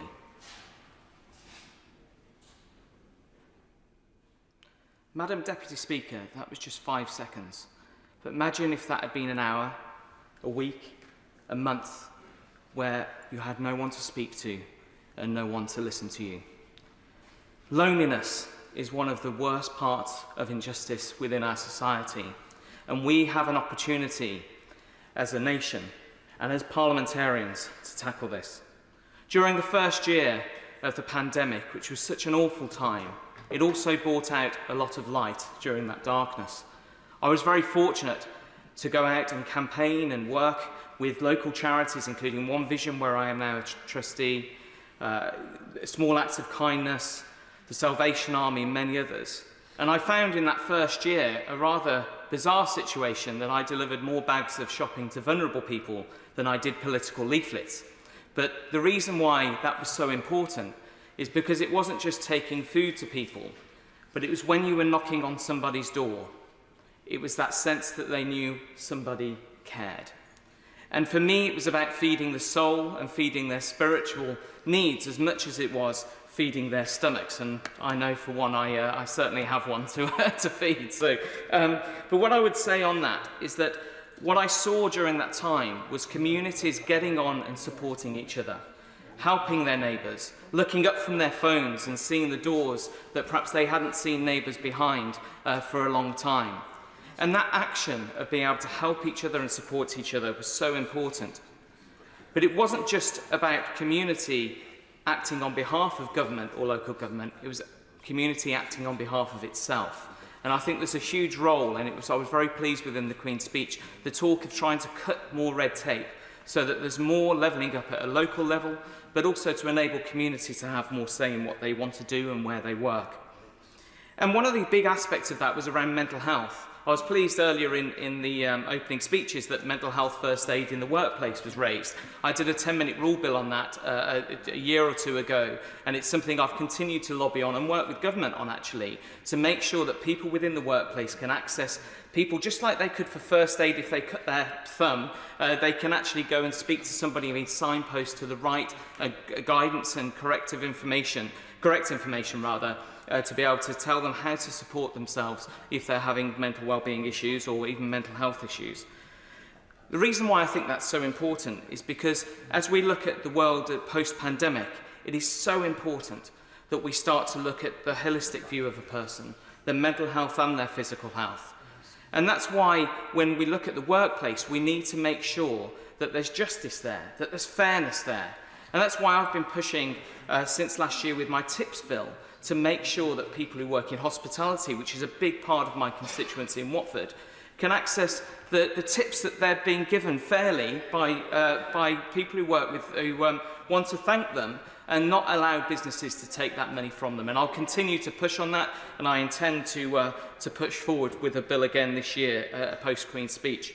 But what I saw within that hospitality sector was the real important role that creative services have within that as well. Hospitality, often you'll have bars and restaurants, part of theatres, and in Watford we've got a fabulous theatre called the Pump House, which is celebrating its 50th year. And you saw within that the creativity and young people being given hope, being given the opportunity to unleash their own skills and level up, not just because it's about planning and building, but actually about their own future and their own opportunities. And I saw that myself. When I was growing up as a kid, I never thought I'd visit London. I definitely never thought I'd visit Parliament, and definitely didn't think I'd one day be an MP. And it's kids like me that I want to reach out to and say, you know what, wherever you live in the country, there's an opportunity for you to level up. There's an opportunity for you to unleash your potential. There's an opportunity for you to inspire others within your community. And within that, that also means the built environment. And in Watford, we have lots of debates about planning and how do we make sure that we don't have too much overdevelopment. And one of the concerns I have are tall buildings. And I've been very much pushing on this with government, that local people should have a say in what happens in their community, within their street, but especially within the heights of buildings. And I was pleased in the Queen's speech that seemed to be indicated that there's going to be more say at street level, perhaps even street votes, for people to actually say, this is what I want within my area and what's happening on my street, and Build Beautifully is very much part of that. And I think within that as well, that's about tackling real serious issues. And I'm very pleased that the Minister of Homelessness is actually on the front bench, because it's through the work with him that in Watford we've managed to get rough sleeping during the past 2 years pretty much down to zero. Now, there's always a need to continue to work on people are being supported. But again, we want to not just get people off the streets, but give them opportunity. Make sure they're not just surviving, but thriving as they look to the future. And I think this Queen's speech really does offer opportunity with that. But within the built environment, when we look to the next generation, we also think about the virtual environment. And the online safety bill was something I was very involved in last year as part of the joint committee, working cross-party and across houses to really scrutinise and come up with suggestions. And I believe the government took on board, I think, 66 different suggestions from the report we produced. And I look forward to seeing that bill pass through Parliament, because we need to make sure when we're thinking about mental health, we're thinking about exercise, we're thinking about how people work together as a community, we look at the way the world is travelling. And the world is travelling in a much more virtual way, a technological way. And when I look at young kids now, they're not like me 30, 40 years ago. They see the world in a totally different way than I did. It wasn't just about the community on the road that they see now. They see the whole global community. And we need to make sure people who want to do them harm are stopped from doing so, while still enabling innovation and opportunity as we move forward. So I would just round up to say that there's great opportunities here. I think as we look forward within the bill, there's great things that are coming forward, but I really urge the government to push forward with my TIPS bill, because I think that's a great opportunity to tackle cost of living, to help people on low incomes actually get the money that they've been given and deserve, make sure that we push forward with mental health first aid awareness in the workplace, to make sure people within the workplace are supported and signposted to the right guidance, and finally to make sure that when we look at society, we look at the entirety of communities, both within the built environment, within our neighbourhoods, but also online, so that people are safe, they aspire to be the best they can be, and that this government can support them in doing it. So I support this Queen's speech, and thank you, Madam Deputy Speaker. Here, Griffith. Thank you very much indeed, Madam Deputy Speaker. Well, fairness at work should be an absolute basic right, and I'm sorry if that offends the member for South Dorset. Everyone should have a fair day's pay for a fair day's work. Well, the honourable gentleman didn't wish to give way to the colleague from the Scottish National Party, so perhaps he can just, I'm afraid, not have that opportunity. Everyone should have a fair day's pay for a fair day's work, but that is simply not happening in Britain today. Far too many people are working hard, often taking on more than one job, and yet still they simply cannot make ends meet. They're constantly worrying about how they will provide for their families and pay the next bill. Indeed, often having to go short on heating or eating. Furthermore, and clearly linked to low wages, is the scourge of insecurity at work. Right. Insecurity because of the use of 0 hours contracts at work, with no guarantee of work each week, and therefore no guarantee of income. Insecurity because of the growth of the fire and rehire culture, where it seems that even long-standing contracts with loyal workers can be ripped up at a moment's notice, as we've seen in the appalling P&O scandal. But, Madam Deputy Speaker, fairness at work is important not only for workers, but also for responsible business owners and companies too. No one benefits from a race to the bottom. Good firms, employers who are trying to do the right thing, should not have to worry about being undercut by rogue companies who cut corners, who depress wages, who ride roughshod over health and safety.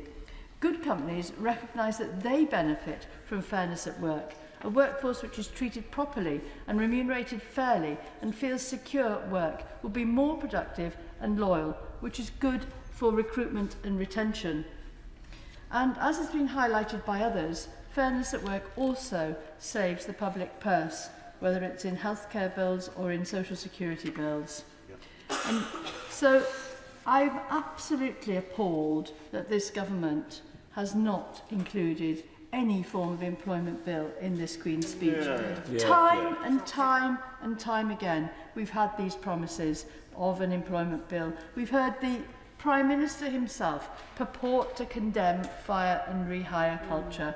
And yet, even after the P&O fire and rehire scandal, which should have been a wake-up call, we have nothing in this Queen's speech to address the many issues of employment law. Now, this government is not only showing utter contempt for workers in this country, but is actually out of step with those employers who want to do the right thing. Absolutely right. Now, we've seen businesses coming up to Parliament celebrating the fact they pay the real living wage. Only a couple of weeks ago, Mary Portas was here with businesses who are part of the Better Business Act campaign. And again, they were keen to say how implementing fairness at work means they have a happy, loyal workforce. Now, when a Welsh Labour government gives support to a business, it requires businesses not only to demonstrate prospects for growth, but also a commitment to net zero, to workers' rights, and to workers' mental health and well-being. And it's very difficult, I think, in opposition for people sometimes to visualise some of the things that we propose. And one of the things that we have mentioned is a better deal for carers. Well, the Welsh Labour Government is actually implementing that. It was a Welsh Labour Party manifesto commitment in the election last year to make sure that by the end of this Senedd term, all care workers would be receiving the real living wage. That's a real living wage which from April this year for care workers is £9.90. And it's absolutely right that they should be properly paid. And it's also right that we should value the people that they are looking after. The work that carers do, they're looking after people who are elderly, people who have particular difficulties, children and young people. And what we pay care workers is a measure of how we as a society regard and treat those they care for. Now, this is not something you can just do overnight. It has to be properly planned for, so that it can be budgeted for. And of course, that's not easy at a time when the Welsh Labour Government has been hit year after year by cumulative real-term cuts in budgets from this Tory government. But nevertheless, the Welsh Labour Government has set to work on this straight away, working with stakeholders to work out how it can be brought about, and has made the money available from last month. Some care workers are employed directly by the public sector, but where services are provided by private or third sector providers, then the Welsh Government has flagged up that those commissioning them, namely the local authorities and health boards, will need to build in an uplift accordingly. Now, I mention this to show what can be done when there really is a will to do it. This is just one example of actually putting into practice something which makes people's lives better and is the right thing to do. And carefully planned with the providers, recognise the additional costs on the public purse, and properly implemented, it can be done and done well. There's a real contrast then between what our Welsh Labour Government is doing, improving the wages of carers, and this Tory government, which is not addressing fairness at work at all, with no mention of a bill in this Queen's speech, not to mention the appalling failure to do anything to help people with the cost of living crisis. And as my colleagues have pointed out, we have made many suggestions, including that of a windfall tax on the gas and oil companies in order to give immediate relief on fuel bills to our constituents. But to get back to the fairness at work, Madam Deputy Speaker, USDOR has also shown there can be workable solutions which give employers some flexibility whilst not using zero-hours contracts. They've negotiated with some employers a guaranteed minimum number of hours per week or per month, so that workers know at least that they will get the pay for those hours on a regular basis. These are all practical actions which people are taking, even though we are not in government. But what we would like to do, of course, we would like to see government not only improve workers' rights, not only end fire and rehire, not only have proper rights from day one of work so that everybody is treated properly and can't just be thrown on the rubbish heap, and not only friendly work hours and improvement on some of the reforms that we've had to date, and stronger union rights and proper ways of negotiating pay and conditions with the workforce, but we also want to see a complete change in attitude on procurement.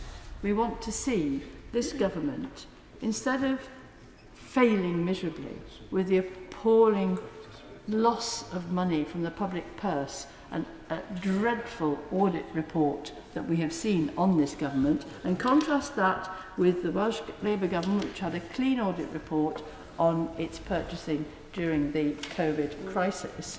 Not only do we want to make sure that purchasing is done fairly and that we have an anti-corruption commissioner to oversee it, but also that procurement looks at the value of the businesses and the companies that we have in this country and does more to make, buy and sell British. We know that it was absolutely possible, even when we were in the European Union, for the social benefit clause to be invoked when giving out contracts for companies.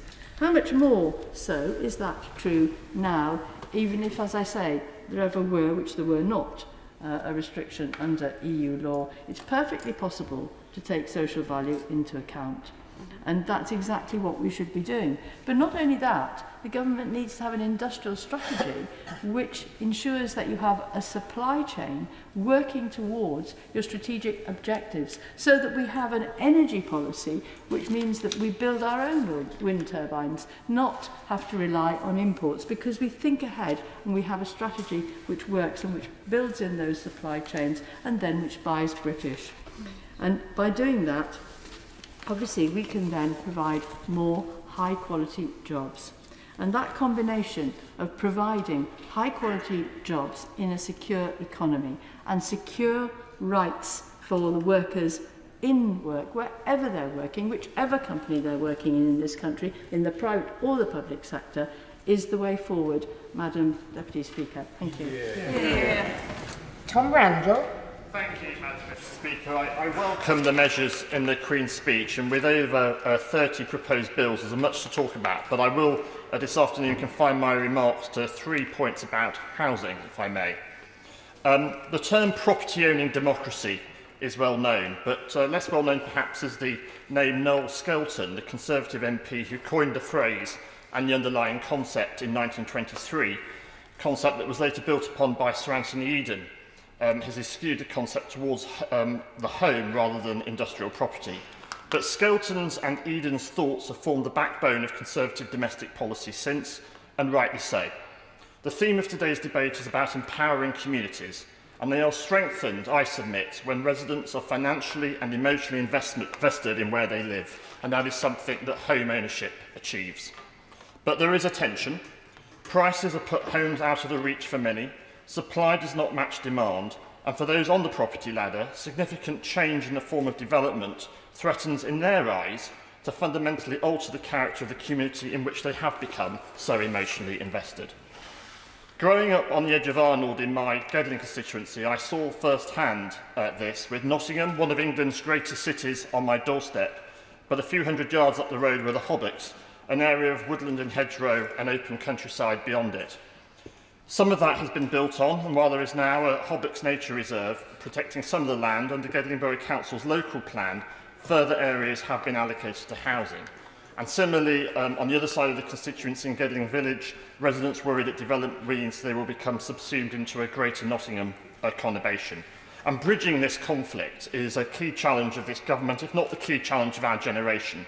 And I welcome the inclusion in the Queen's speech of several items of legislation on this. And I suggest that perhaps one way in which development might become slightly more palatable to the general public is if what is proposed looks nice. And I start from the rather cynical position that most, if not all, post-war architecture is ugly, and that were all post-war buildings removed, our towns and cities would look no worse. In fact, I think some might well be much improved. And I therefore welcome the renewed emphasis on design and beauty, and locally I particularly welcome the money that Gedling Borough Council has received to fund and support a 12-month programme for the council and neighbourhood planning groups to enable them to produce exemplar design codes. I haven't yet had details from the council on how they will spend that money, but I hope that it results in better, more beautiful building in Gedling. But I would like to speak also on a matter about a problem that affects some of those who have bought their houses, and that's estate rent charges. It is relatively common for private estates with freehold houses to include a provision in the deed of transfer which places a duty on the owners to contribute to the maintenance of the estate's communal areas and facilities, such as green spaces or play areas or roads. But problems arise, as I found when speaking to residents of the Spring Park development in Mapley, when it's thought that the management company isn't offering value for money or doing the work that is required. Freeholders' rights are limited in this area, and indeed they do not have the equivalent rights to leaseholders. Now, the government has promised to take action on this. There was a promise to give new rights to homeowners to challenge unfair charges in the 2019 Queen's speech, and the promise was repeated in a written answer in February this year. But so far as I can tell, nothing is so far coming in this Queen's speech, and I cannot see that the problem is going to be addressed in the current raft of legislation. So if I am right on that, I do hope that the government does consider reform in this session of Parliament, and I will look forward, and I will be looking to explore this issue in more detail in this House. But if I might just conclude on a slightly more positive note, I welcome the announcement that reforms to the planning system will, in the government's words, give communities a louder voice, making sure developments are beautiful, green and accompanied by new infrastructure and affordable housing. And I look forward to scrutinising this further, in particular in relation to houses of multiple occupation. In Netherfield, in my constituency, local residents are concerned that developers are turning Victorian family homes into HMOs for several people, with a consequent increase in traffic and a reduction in family housing stock. I've asked the Council to make an Article 4 direction which would subject any such conversions to a planning permission application, but the Council has demurred, citing possible legal challenge. So if these proposals do allow the people of Netherfield to take back control of their neighbourhood, that will be for the better.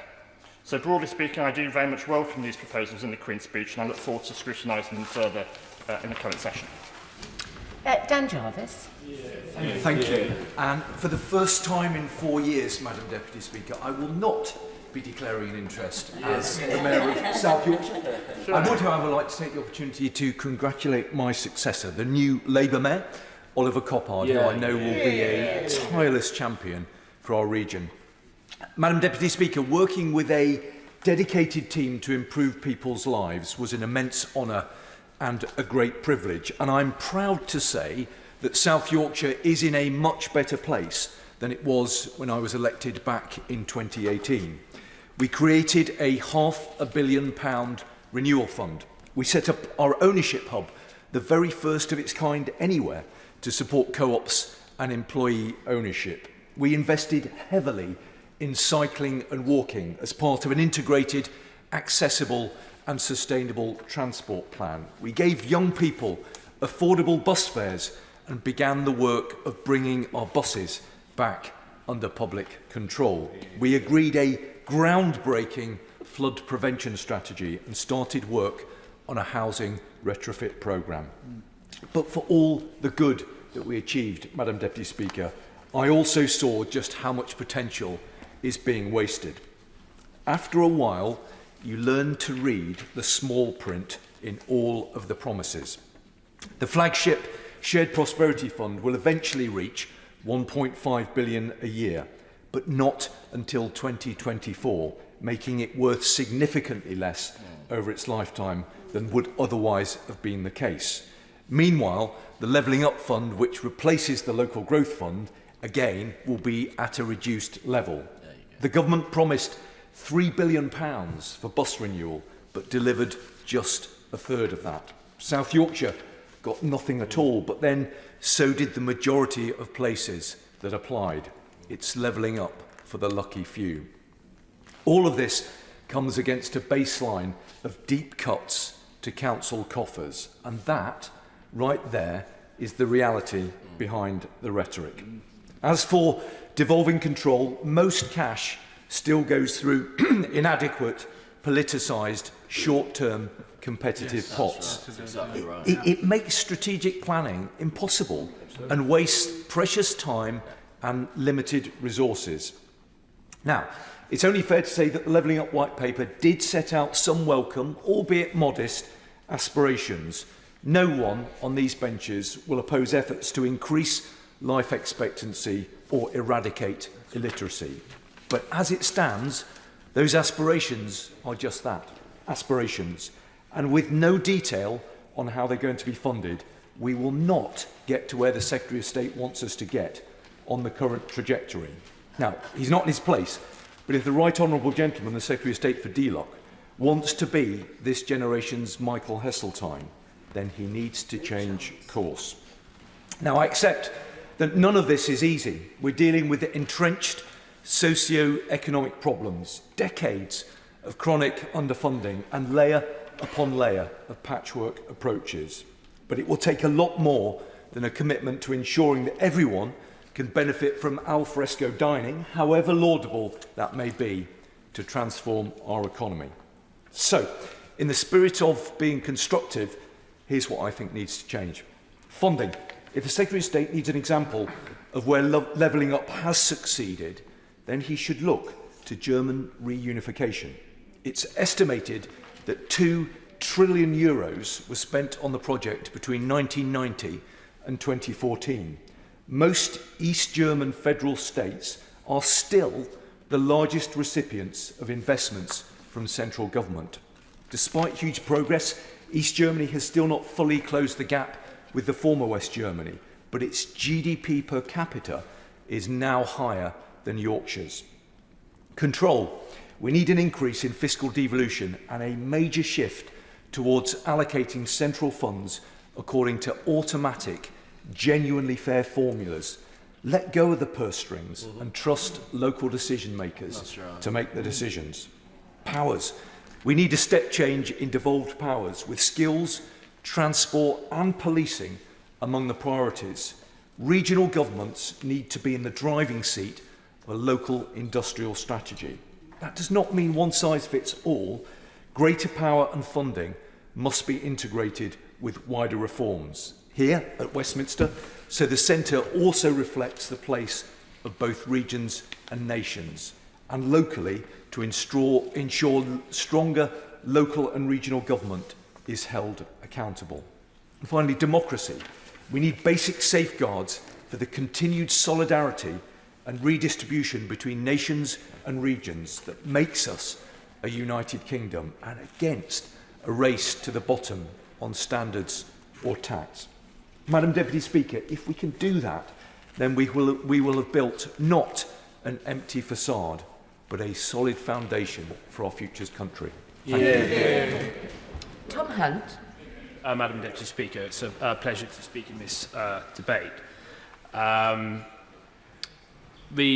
think it was correct that the Prime Minister placed cost of living so central to the Queen's speech, and I appreciate that some steps have been taken by the government already. I appreciate that the situation is challenging, the fiscal position the government faces is challenging, but I am of the view that more does need to be done, and I'm glad that the Prime Minister and the Chancellor have indicated that this will be the case, and I'll be watching the situation with interest, because, like many colleagues, we would have knocked on huge numbers of doors across our constituencies or other local areas over the last few weeks, and we would have had those conversations.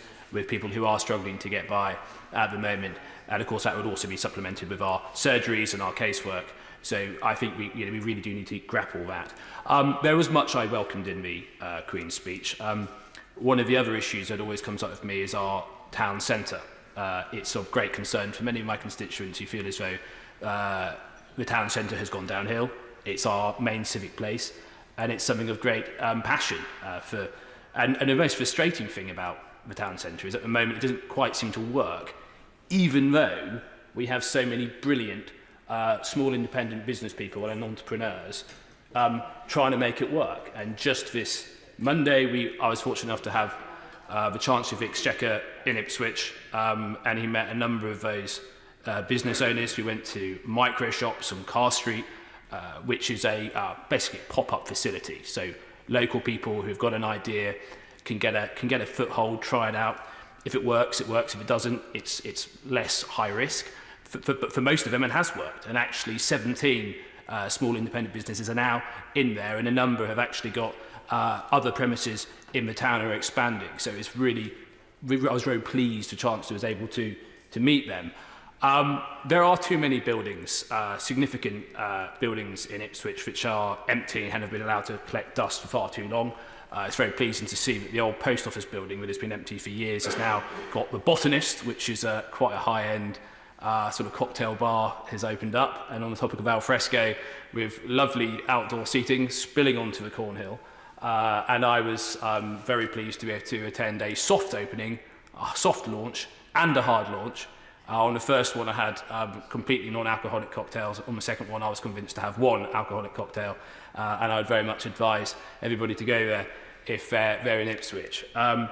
So the measures with regards to the compulsory rental auctions, that powers that local authorities can use, I welcome, because we sadly, it has been too difficult to try and get many of these important buildings back onto the, and as much as I'd like to just blame, part of me would be tempted to blame the Labour Council for all of that, it would be wrong for me to do that, because it's far more complicated than that. Because often it is the owners of these buildings who, frankly, haven't done enough. And actually, the owner of the building on Car Street, which is now home of microshops, deserve credit for showing the initiative to get that going. It's just frustrating that an initiative like that has taken so long to get off the ground. But also in terms of our town centre, though, to get that thriving again, we do need to look at and try and address my constituents' concerns about antisocial behaviour in the town centre that is persistent. And there are many of my long-term Ipswich residents who don't go into a town centre, particularly at certain times of night, because they don't feel safe, they don't feel secure. So having a good high police presence in key parts of the town is important. And quite frankly, if there are large groups of invariably young men gathering in groups, drinking alcohol when they ought not to be doing that, and making inappropriate, lurid comments to women of all ages going into a town centre, then I think we need the police to be incredibly hands-on and interventionist to just disperse and disrupt those groups, and enforcing no alcohol zones as well, which hasn't been happening to the extent that I would like. That desperately needs to be addressed. Our town centre is of immense importance to my constituents.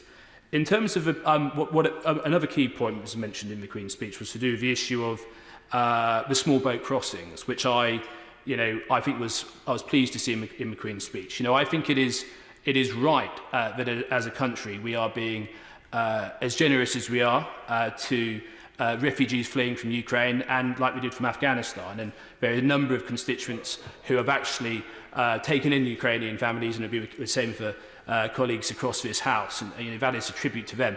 But of course, this will, it's a right thing to do, but of course it will place significant pressure on many of our public services. It's just a reality. We've already got quite a long council housing waiting list in the borough, and the pressure on that over time will likely go up as a consequence of this. But it is still the right thing to do. The extra money we provide for school places is the right thing to do. But that challenge is made much more difficult when we have a parallel illegal flow of invariably young men arriving here illegally from another safe European country. And the reality is that those individuals who are coming here illegally and not claiming asylum in the other numerous safe countries they've come through, they are working directly against the interests of some of the most desperate families who are fleeing persecution. And I think the more we can state that, the better. And that is very much my view, and I think it's important that the government have gripped that. And actually I think it's a view of most of the country who make the distinction between those fleeing areas of persecution and coming here, and those who have refused to apply for asylum in France and other safe countries. And I think it's important that we've drawn that distinction. I won't be taking an intervention on that topic from the SNP. I'm so terrified of your logical arguments, I couldn't possibly counter them. So I think it's important we're doing that. And I think in terms of the movement away from the Human Rights Act, something else I think is very welcome. I think that a British Bill of Rights is a step in the right direction. And frankly, if there is an international treaty, if there's an international treaty that we are subscribed to that prevents us from being able to control our borders and therefore be a sovereign country, then of course we need to review our membership of it. I understand that the Labour Party will find that difficult to understand because of the fact that I think that the Labour Party, most of the members opposite, support open borders and do not believe in border control. But I think that is where most of my constituents are at. In terms of also want to quickly touch upon the Public Order Act, which is, I think, it's building on the police and courts and crime bills. So I think I was immensely frustrated with these Just Stop Oil protests, like most of us, at least on this side of the House, would have been.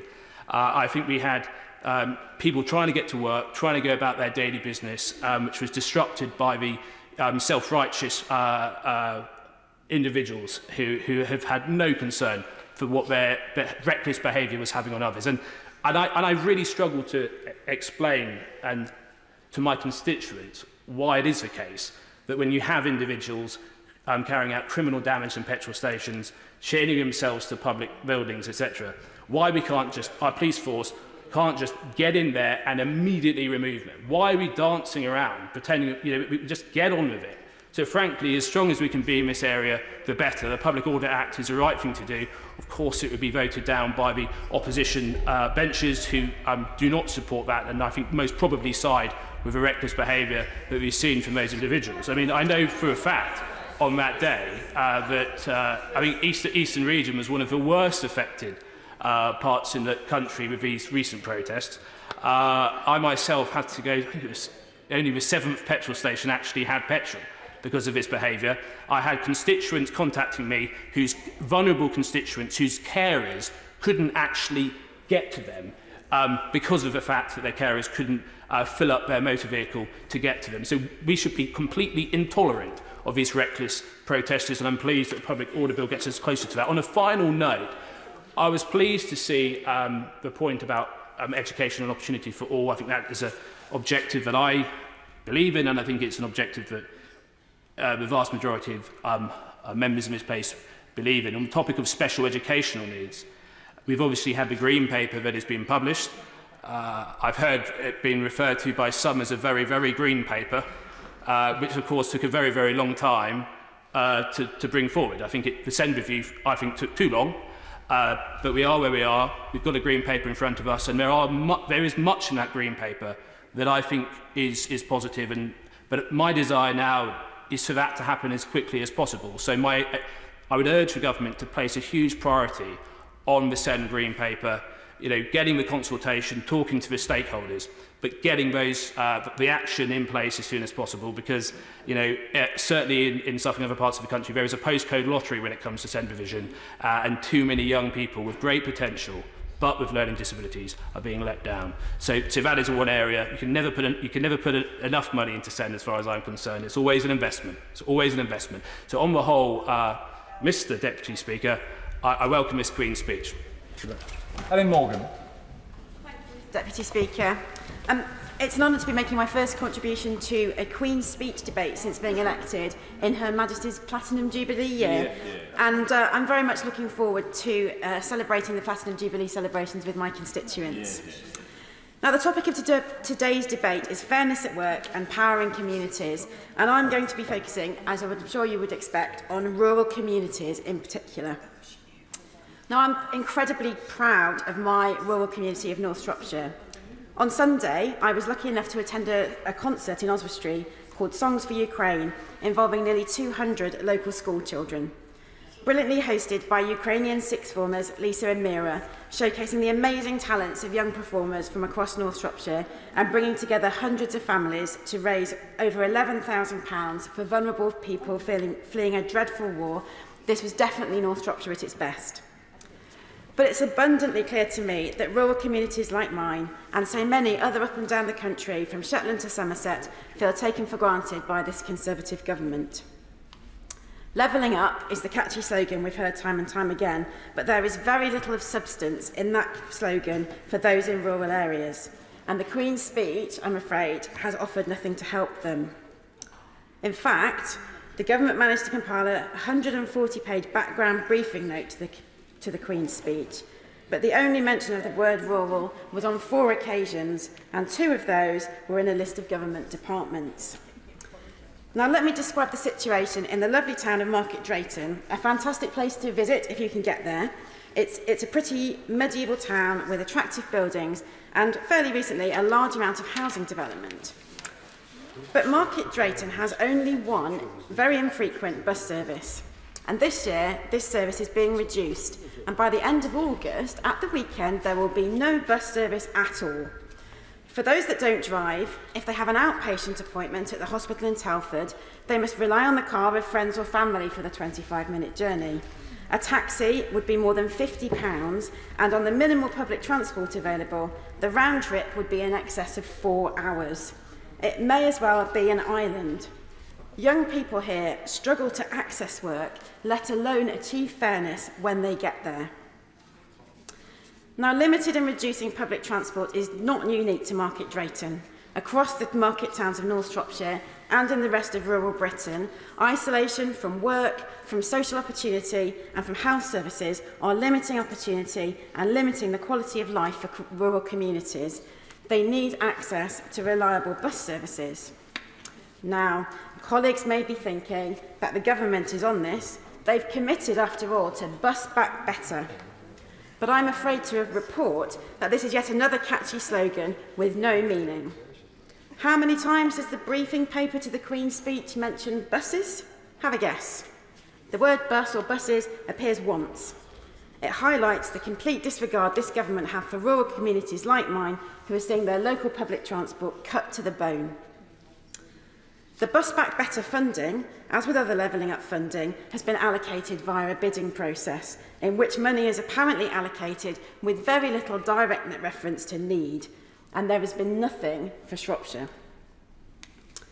Now, much of the time I've spent on the floor of this House since being elected in December has been on the subject of ambulance waiting times, and I'm not going to repeat the shocking stories of dangerous delays again today. But I do note that a report by the APPG for Rural Health and Care and the National Centre for Rural Health and Care has found stark levels of inequality between rural and urban areas when it comes to health and social care services. And this resonates strongly with the emails in my inbox from concerned constituents struggling to access GPs, dentists and even domiciliary care in what is an increasingly centralised model. So there's a theme emerging for rural communities in which critical infrastructure, whether that's public transport, adult social care, community ambulance stations, banks, post offices, swimming pools and even driving test centres are being shut down, centralised and removed from where they are most urgently needed. In our market towns and villages, if we need anything, we're expected to get in our petrol cars because there aren't any electric charging facilities and drive to reach the most basic services. And those that can't, for whatever their reason, are being isolated in these rural islands. They are far from empowered. And I'm afraid that voting on their neighbour's extension will not compensate for waiting 17 hours for an ambulance when they need one. The Conservatives have taken rural Britain for granted. The farming industry forms the backbone of the rural economy, producing our food, protecting our countryside and gluing rural communities together. But this government is dicing with its future, offering trade deals to countries with lower standards and phasing out the basic farm payment scheme before its replacement is in place would be bad enough. But there's been no response at all to the rising cost of feed, the cost of fuel and the cost of fertiliser that are leading farmers to shut up shop altogether. At a time when many of these critical businesses are facing the biggest challenges for a decade, the Conservatives are cutting their lifeline taking their votes for granted and refusing to consider other options, even in the short term, to save this critical industry. But they have cut taxes for banks. That shows you all you need to know about the Conservatives' commitment to rural Britain. Cuts for farmers, shortages in healthcare, cuts to public transport, tax breaks for bankers. 140 pages, thousands of words, and barely a mention of rural Britain and the problems facing it. My Liberal Democrat colleagues and I are proudly championing rural Britain. We've tabled an amendment to the Queen's Speech which focuses specifically on rural issues. We're calling for the government to protect farmers from the effects of new trade deals which would lower environmental and animal welfare standards. We're urging them to use this Queen's Speech to reverse the closures of rural ambulance stations and urge the government to do far more to tackle the chronic shortages of GPs, dentists, consultants, nurses and other clinical professionals that we so desperately need. We're calling on the government to protect our rivers by preventing water companies from dumping raw sewage into them, damaging our wildlife and reducing our access.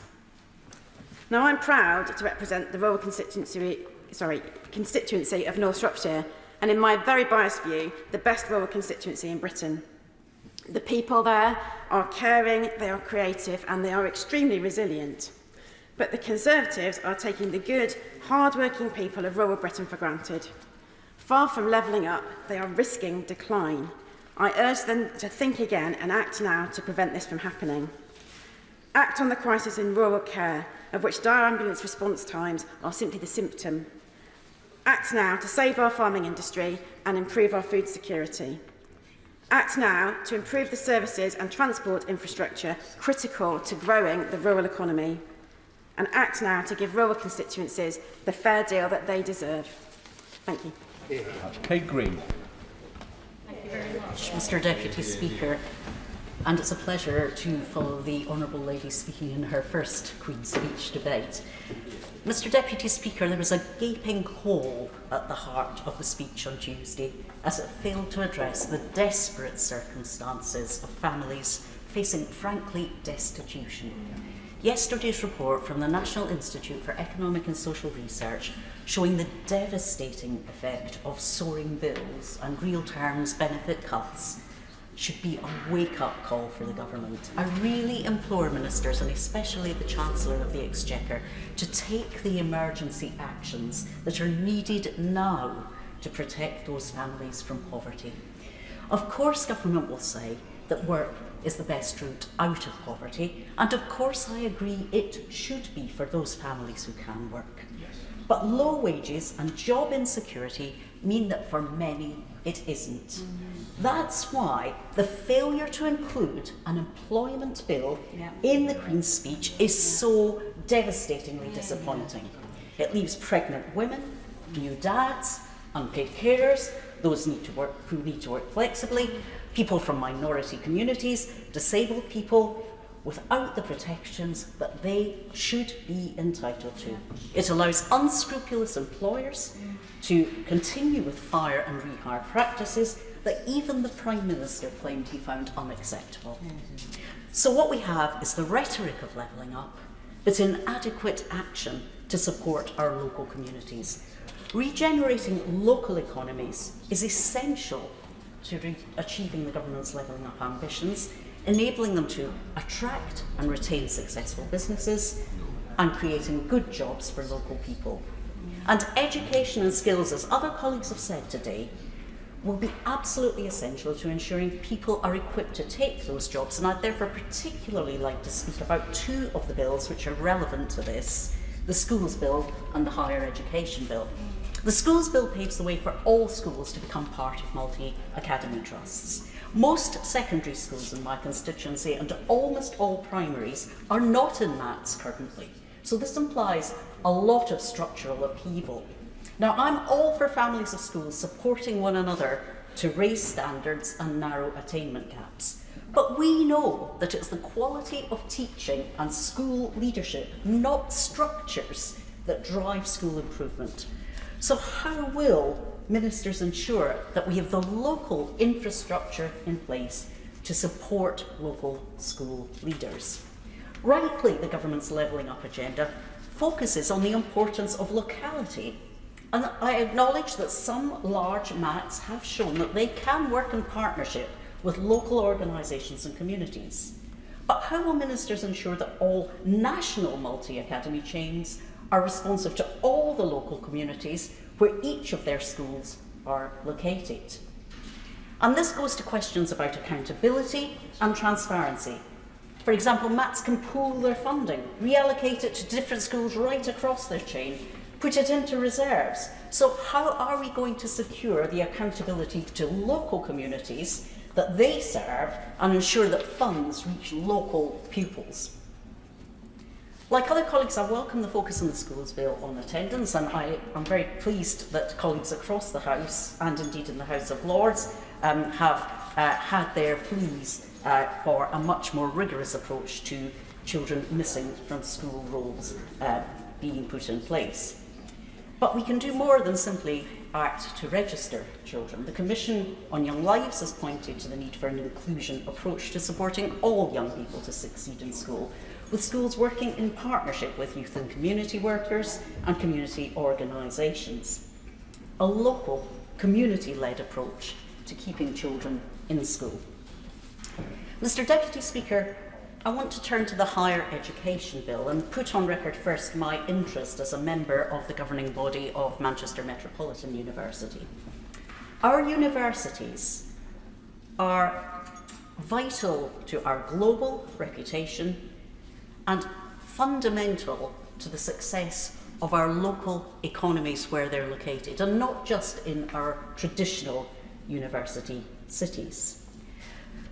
So there will be much interest in local communities in the details of the lifelong loan entitlement. And I have to say the devil will lie very much in the detail.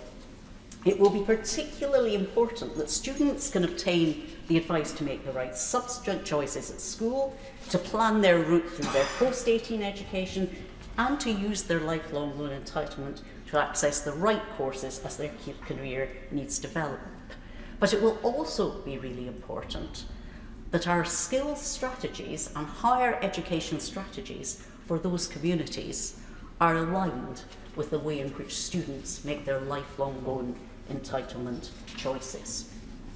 Meantime, the government has sought to reassure that minimum entry requirements and student numbers caps and the reduction in funding for foundation courses will not disproportionately affect students from disadvantaged backgrounds, black and ethnic minority backgrounds, or universities catering predominantly to commuter students. Yet the IFS, and indeed the DFE's own impact assessment, has sounded the alarm that this is exactly what will happen. No one wants students to experience poor quality teaching or leave university without the skills they'll need to succeed at work or in life.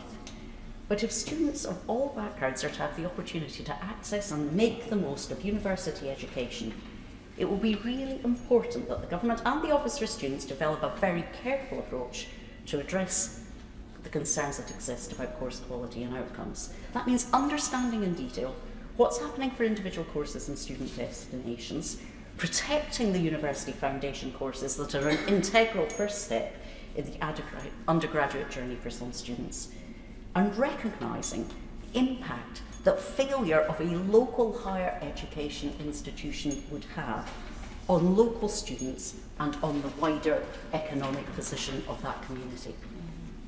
Mr. Deputy Speaker, I echo the comments that have been made today about housing supply, and I particularly do so in the context of my own borough of Trafford, where we have a desperate shortage of housing for local families, extremely high private rents by the standards of the north of the country, far too many families still living in overcrowded or substandard homes, and too many in unsuitable, poor quality, temporary accommodation. We desperately needed a holistic strategy to securing the housing supply we need for today and into the future. Instead, what we get again and again are stop-go approaches on targets, on planning law, and on developer obligations. And I hope that the government will listen very carefully to the pleas made by the chair of the Select Committee this morning and others to secure both the right strategy and the right funding to enable local authorities like mine to secure the housing that we need to meet the needs of local families. Finally, Mr Deputy Speaker, I'd just like to say a little about the Economic Crime Bill, and I was glad to have the chance to raise this with the Minister in the opening speeches. I'm pleased the bill will provide Companies House with more effective investigation and enforcement powers, and that the Registrar is to become a more active gatekeeper. This will, of course, also require more resources.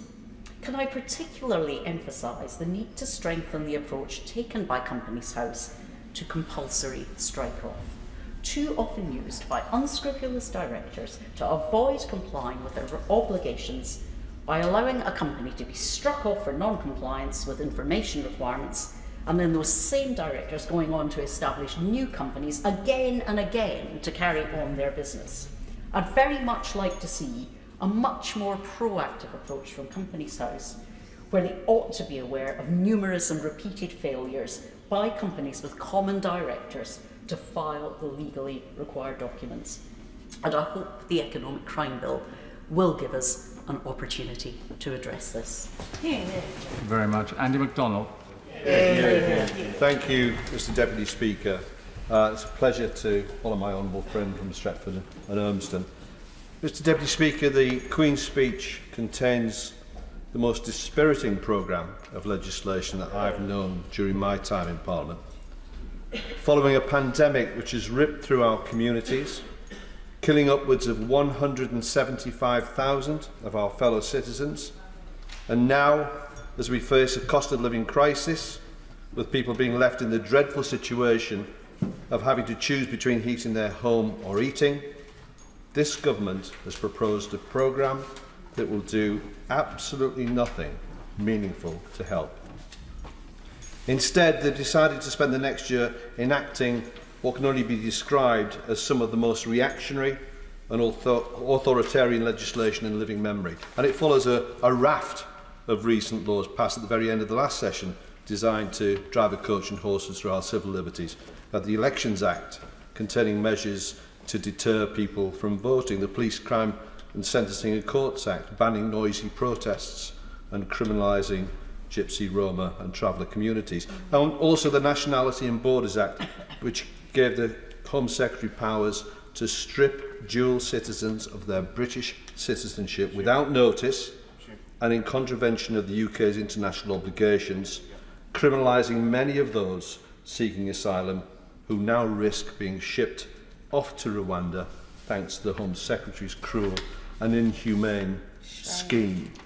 Now the government has said it intends to bring forward yet more draconian laws to stifle our democracy. The Orwellian Bill of Rights is pure doublespeak, a terrifying attack on our hard-won human rights laws.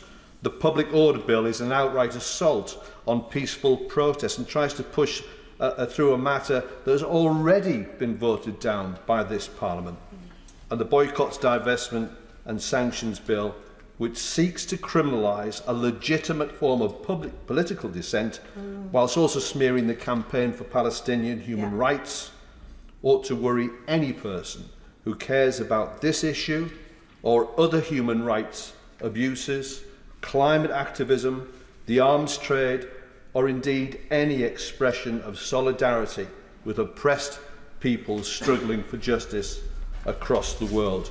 None, not one jot or scintilla of these bills will do anything to support hard-pressed families facing the cost of living crisis, including the many thousands living in poverty in Middlesbrough.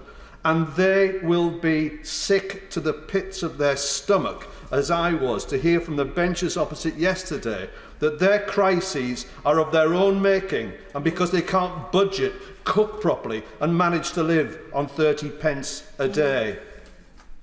Mr Deputy Speaker, one thing that could have been of help to working people would have been the introduction of the long-promised employment bill.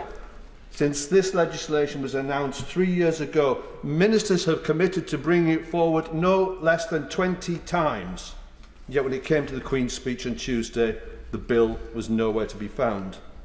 And whether it's the lies about widespread law-breaking under the Prime Minister's own roof, or the hollow promise to make Britain the best place to work, Why should the public have any trust in a word that Conservative politicians have to say?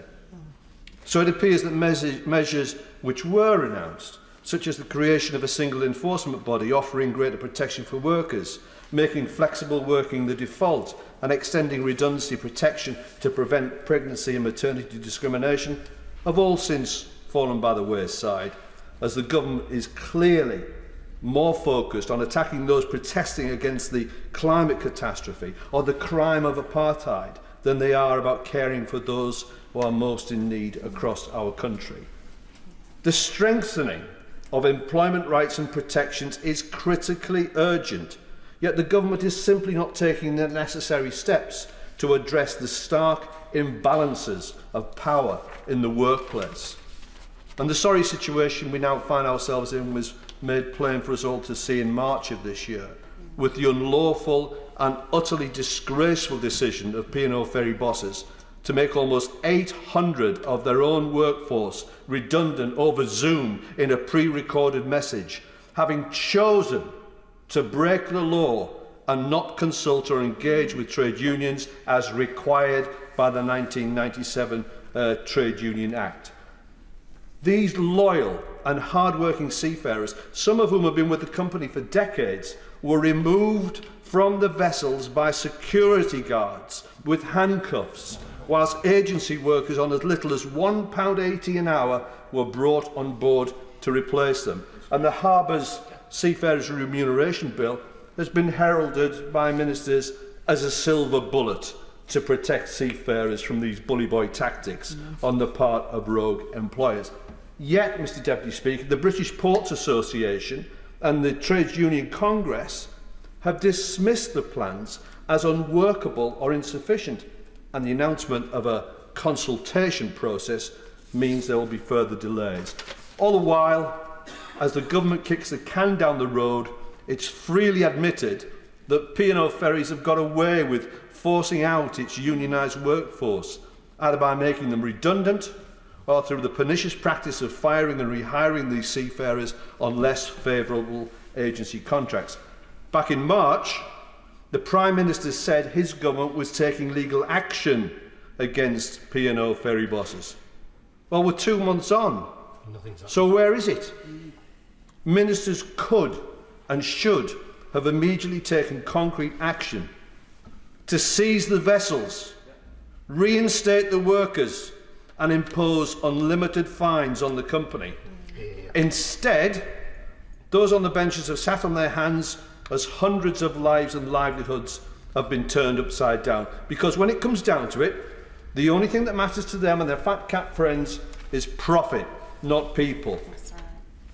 This inaction hasn't just let P&O ferries off the hook, it's given the green light to other businesses to trample over workers' rights, and it will continue so long as the situation exists in which law breaking is good for a company's bottom line.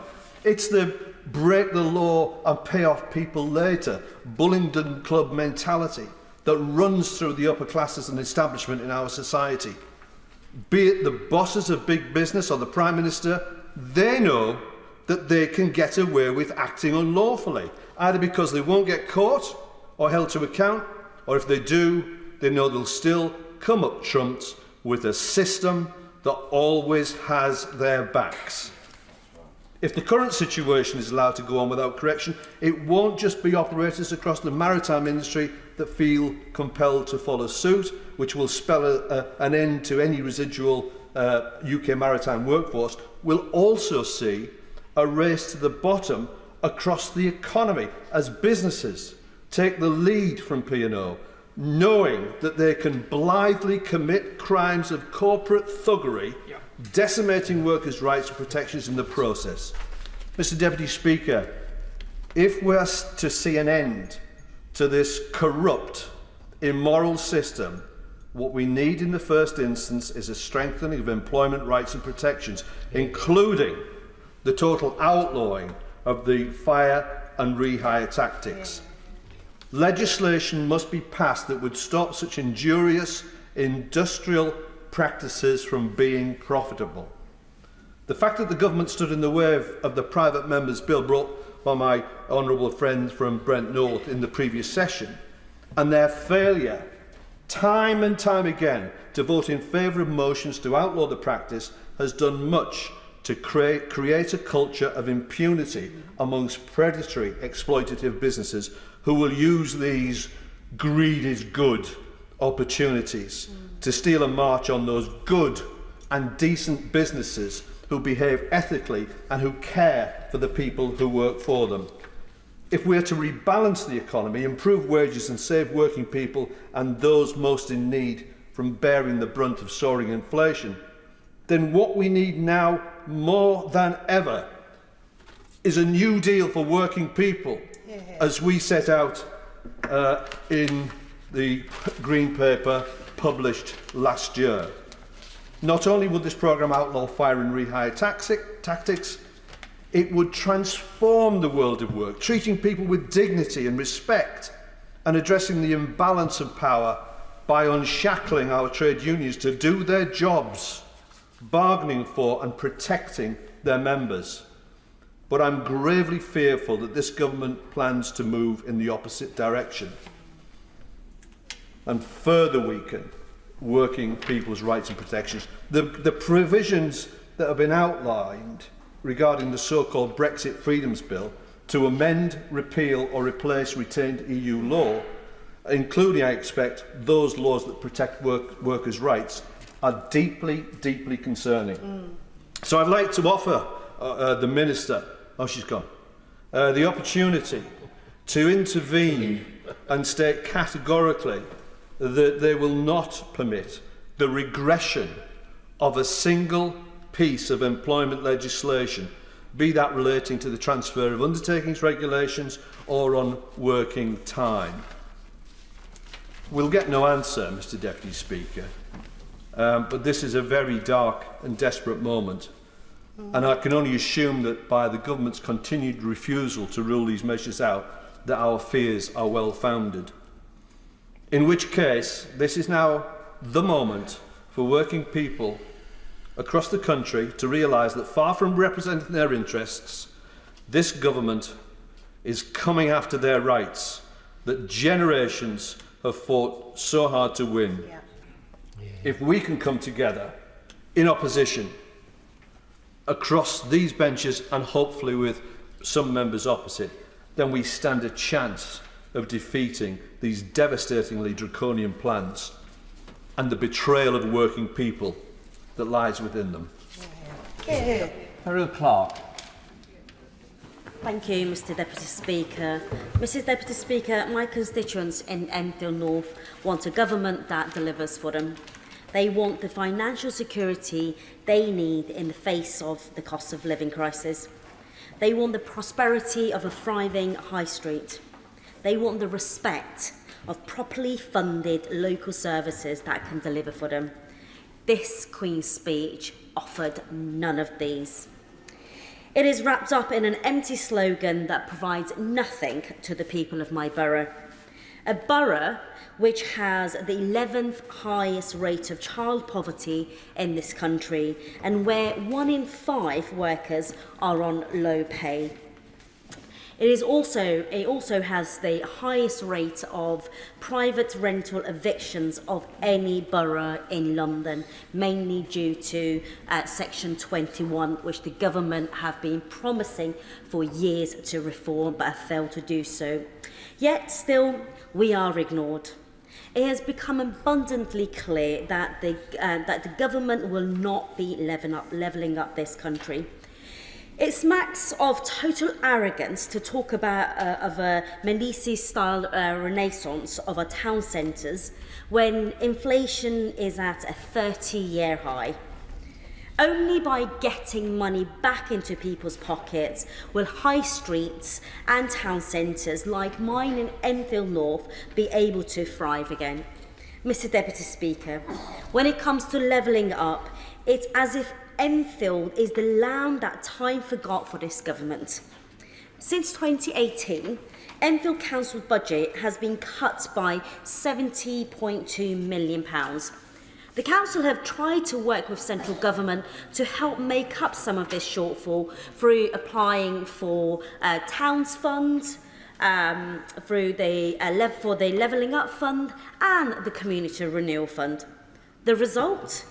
A grand total of 0 extra funding for Enfield. Not a single penny. And frankly, after the emptiness of the Queen's speech, what hope do we have of that changing anytime soon? With over 88% of Towns Fund being allocated to areas with Tory MPs, is it any doubt that people in my borough are somewhat cynical about the government's agenda?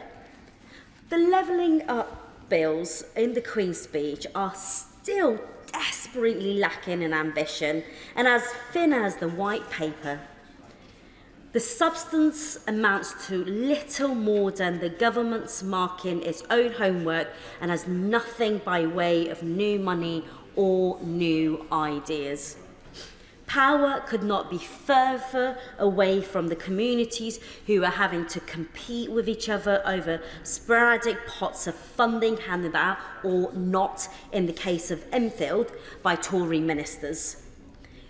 If levelling up means anything, it should be about empowering local communities to take decisions in their own interests. Under this government, it means paying lip service to communities up and down this country whilst continuing to hoard power in Whitehall. Enfield, like the rest of the country, cannot carry on with more of the same. We need action to deal with the cost of living crisis now. We need a far more fundamental rethink of our economic settlement, with real power handed to communities. We need much better than what this government are offering the people of Enfield North and the whole country. Mr Deputy Speaker, as I mentioned, this government have been talking about abolishing Section 21 for many years. They're still waiting. And we still have thousands in Enfield North being evicted out of their homes for no good reason, putting huge pressure on local council housing lists. So with thousands on the housing waiting list, it was very surprising to have the Secretary of State for Transport intervene and stop the housing development on a car park next to a station to protect parking facilities. It is absolutely beyond belief, Mr. Speaker. Not only does this government not have a plan to tackle the housing crisis, it is actively preventing local authorities from actually dealing with the crisis. It's really disappointing, Mr. Speaker. This government continues to fail Enfield North residents on everything from, as I said, from housing, from levelling up. Finally, Mr. Deputy Speaker, local councils, including mine, are doing a great job delivering public health prevention programmes. However, the funding formula for public health in local authorities was devised in 2013 and has not been reformed since. And it means that boroughs like mine are not getting the funding they desperately need to deliver preventative measures for their communities. It is unfair that a borough like mine still receives £39 per head in Enfield, whereas the borough next door to us receives £139 per head. The disparity is ludicrous and there is no good reason. This was an opportunity for the government to make sure that the residents of Enfield weren't being let down, but it's failed to do that. This government, as I said, does not fail to disappoint at all. And again, whether, as I said, the levelling up bills do not deliver for Enfield, and it is really disappointing, everything that's been set out in this Queen's speech. Chris Stevens.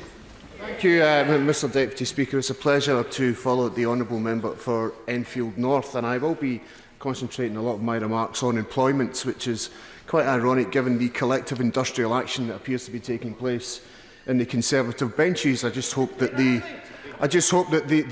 ballot was conducted in a legal way. But I am disappointed, Mr Deputy Speaker, that the honourable member for Ipswich, I may be alone in this, but I'm disappointed that the honourable member for Ipswich is not in his place, because the anti-immigration rhetoric he was using, Mr Deputy Speaker, as you were taking the chair, I think is in stark contrast to the reality of the situation. Now, because I do not believe, Mr Deputy Speaker, that any human being is illegal. And I think when we use words like illegal towards our fellow human beings, we're in dangerous ground and territory indeed. And what a stark contrast it is, Mr Deputy Speaker. I've been in tears of joy over the last few days. And it's not the Queen's speech, I can assure you. It is, I'm delighted to say, the great news that we had in the council elections. Now, as you know, Mr Deputy Speaker, the good people of Glasgow South West are among the most sophisticated electorate in these islands. And in the Greater Pollok ward, they hit it out the park, because they have elected the great Rosa Sally, the first refugee elected as a councillor in Scotland. What a wonderful achievement that is for someone who, frankly, is a brilliant young woman, as the First Minister of Scotland said. This is someone who has served with distinction in the Glasgow South West constituency office. So good, she's been promoted twice, Mr Deputy Speaker, currently the office manager, and she has served and helped serve constituents diligently. I believe she will be a fantastic councillor. But isn't it something when we hear the rhetoric from some of the government benches about immigrants and the anti-immigrant language, when you have a brilliant young woman who is now serving and engaging in public service. And that is why, Mr Deputy Speaker, I want to see asylum seekers being given the right to work.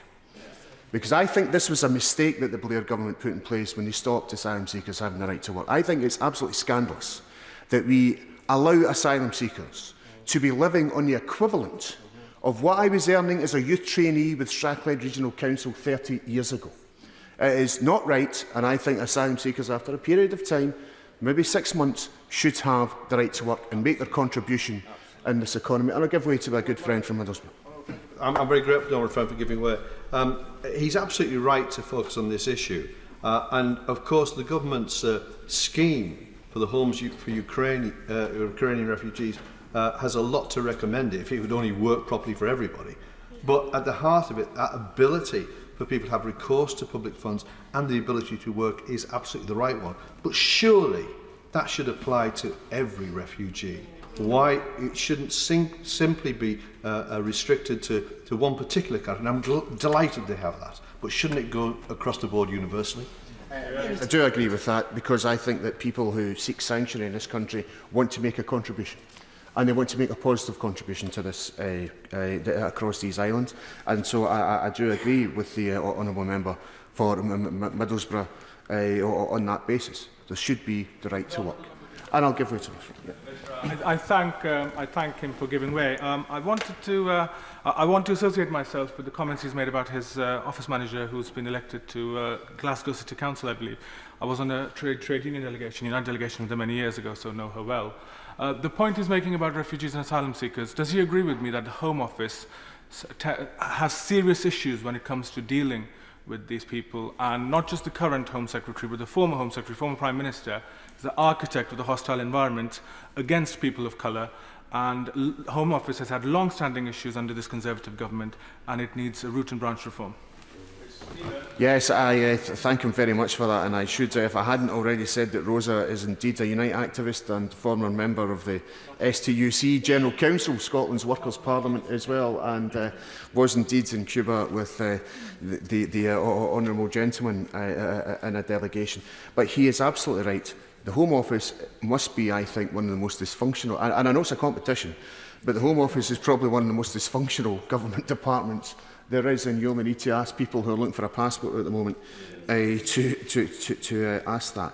Now, I very much associate myself with the comments made by my honourable friend for Aberdeen North, who was quite right about the challenges around EU law and EU workers' protections, because I'd mentioned Strathclyde Regional Council earlier.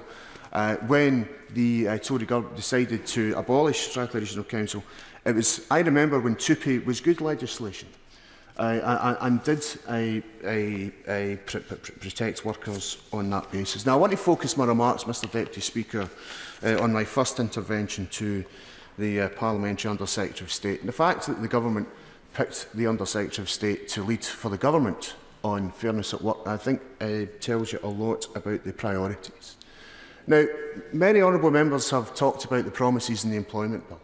So I'm going to quote directly the Delegated Legislation Committee of the 25th of January, not a date that you can forget if you're Scottish. The 25th of January, Burns Day, at 10:46 a.m, the Under-Secretary of State said, "Clearly the Employment Bill, as the Honourable Member for Glasgow South West knows, is primary legislation. It will be announced when it comes forward in Parliament time in the Queen's speech." So that is, well, Hansard is accurate, I believe. The record's not been corrected in any way. So that tells us, Mr Deputy Speaker, that an employment bill is not a priority for this government. And I want to know why it's not a priority for this government. Because as many honourable members have said, and as we hear regularly at the Department of Work and Pension Select Committee, the impact on women and BAME workers of unfair working practices and indignities at work. And that starts with zero-hour contracts. We had the Parliamentary Under-Secretary of State simultaneously telling us that zero-hour contracts are a good thing but are also exploitative. Well, they can't be both, Mr Deputy Speaker. And I think we should perhaps take on this argument that zero-hour contracts are a good thing and people want them.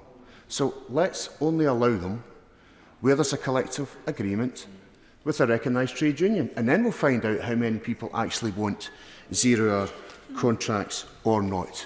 No legislation for short-term shift changes, as many honourable members have said, where people turn up to their work. Sometimes they're told, expecting they have a 5-hour shift, to be told that they have to work 10 hours that day, or even worse, they turn up at their work and told that there are no hours for them to work that day and they have to pay out transport and childcare costs. So we really need legislation to tackle that and to make sure where that does happen, that it's double time for workers around those issues. No protection where a company ceases trading.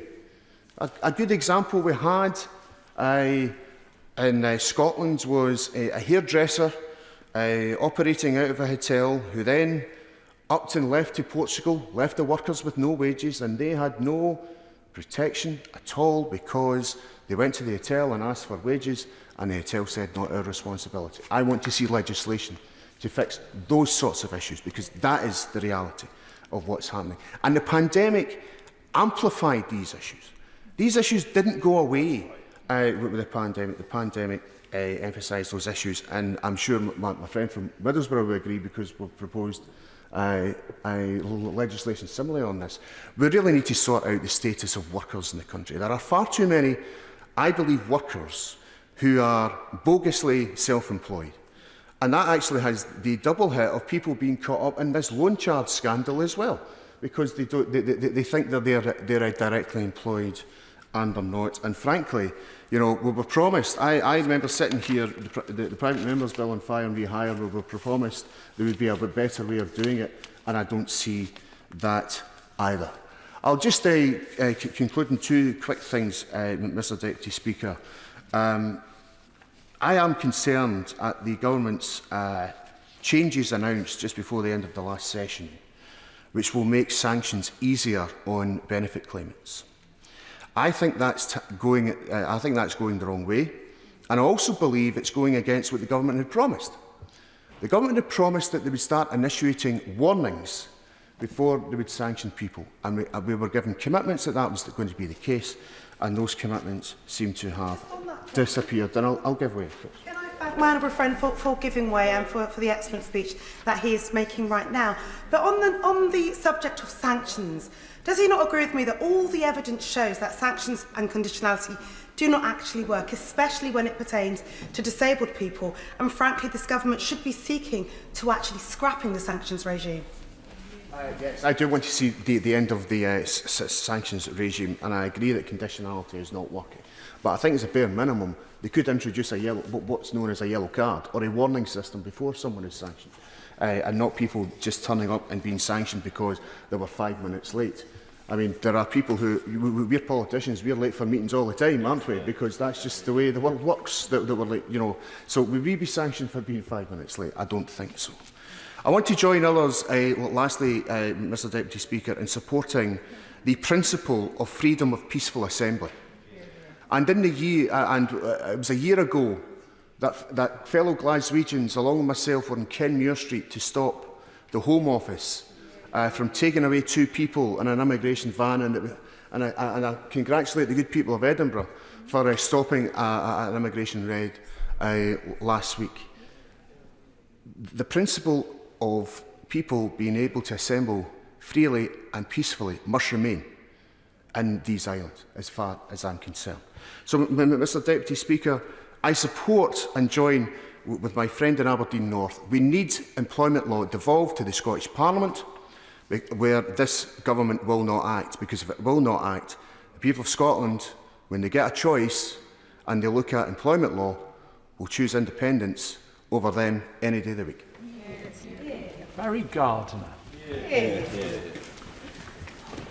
Thank you, Mr Deputy Speaker. I want to pay tribute, first of all, to Her Majesty the Queen. And it was a great sorrow to me that she was not able to give the gracious address earlier this week in person. We have been privileged to live in the Elizabethan age. Most members of Parliament serve many sovereigns. We have had the privilege of only serving one. And that age began as an age of upheaval after the Second World War. It became an age of opportunity and equality with the Labour government and the Equalities Act of the 1960s. But now, Mr Deputy Speaker, it's becoming an age of insecurity. Insecurity of income, insecurity in housing, insecurity in health, in food, in work. Since the Prime Minister boasted last year that the UK was the fastest growing economy in the G7, the UK has become the slowest growing economy in the first quarter of this year, and we now find that we are the fastest shrinking economy. We've gone from 0.8% at the beginning of this year growth to 0.1% minus. That is a shrinking economy. The Bank of England projects 10% inflation by the end of the year, whilst real wages have been falling and 2 million people are going without food. They're going without food for more than a day, sometimes because they don't have the money to buy it, sometimes because they don't have the money to cook it, and sometimes because they don't have the will to take it out of the mouths of their own children. Shameful. It is shameful. My honourable friend says from a sedentary position, it is shameful. Yeah. We are the 5th richest economy in the world, and it is shameful. So let's examine these insecurities. I believe that the Queen's speech this year, from any government with any compassion, would have put at its centre, at its core, a right to food, as my honourable friend from Liverpool has been calling for months. West Derby. Sorry. Did you want to intervene? No, just Liverpool West Derby. Liverpool West Derby, yes, indeed. I believe that that should have been at the very centre of the gracious address, because we cannot feel that we are doing our job as politicians I hope that government ministers feel that they cannot be doing their job as a government when there are people facing hunger at that scale in our country, when so many, millions of our fellow citizens are reliant upon food banks. This is not the Britain that we should aspire to be part of, and it is certainly not the Britain that any government minister should aspire to be a minister in charge of. So the insecurity in income is extreme. And it's been exacerbated by the fact that, even by the government's own figures, 900,000 individuals, many of whom have disabilities, will become worse off as the result of the transition from legacy benefits to universal credit.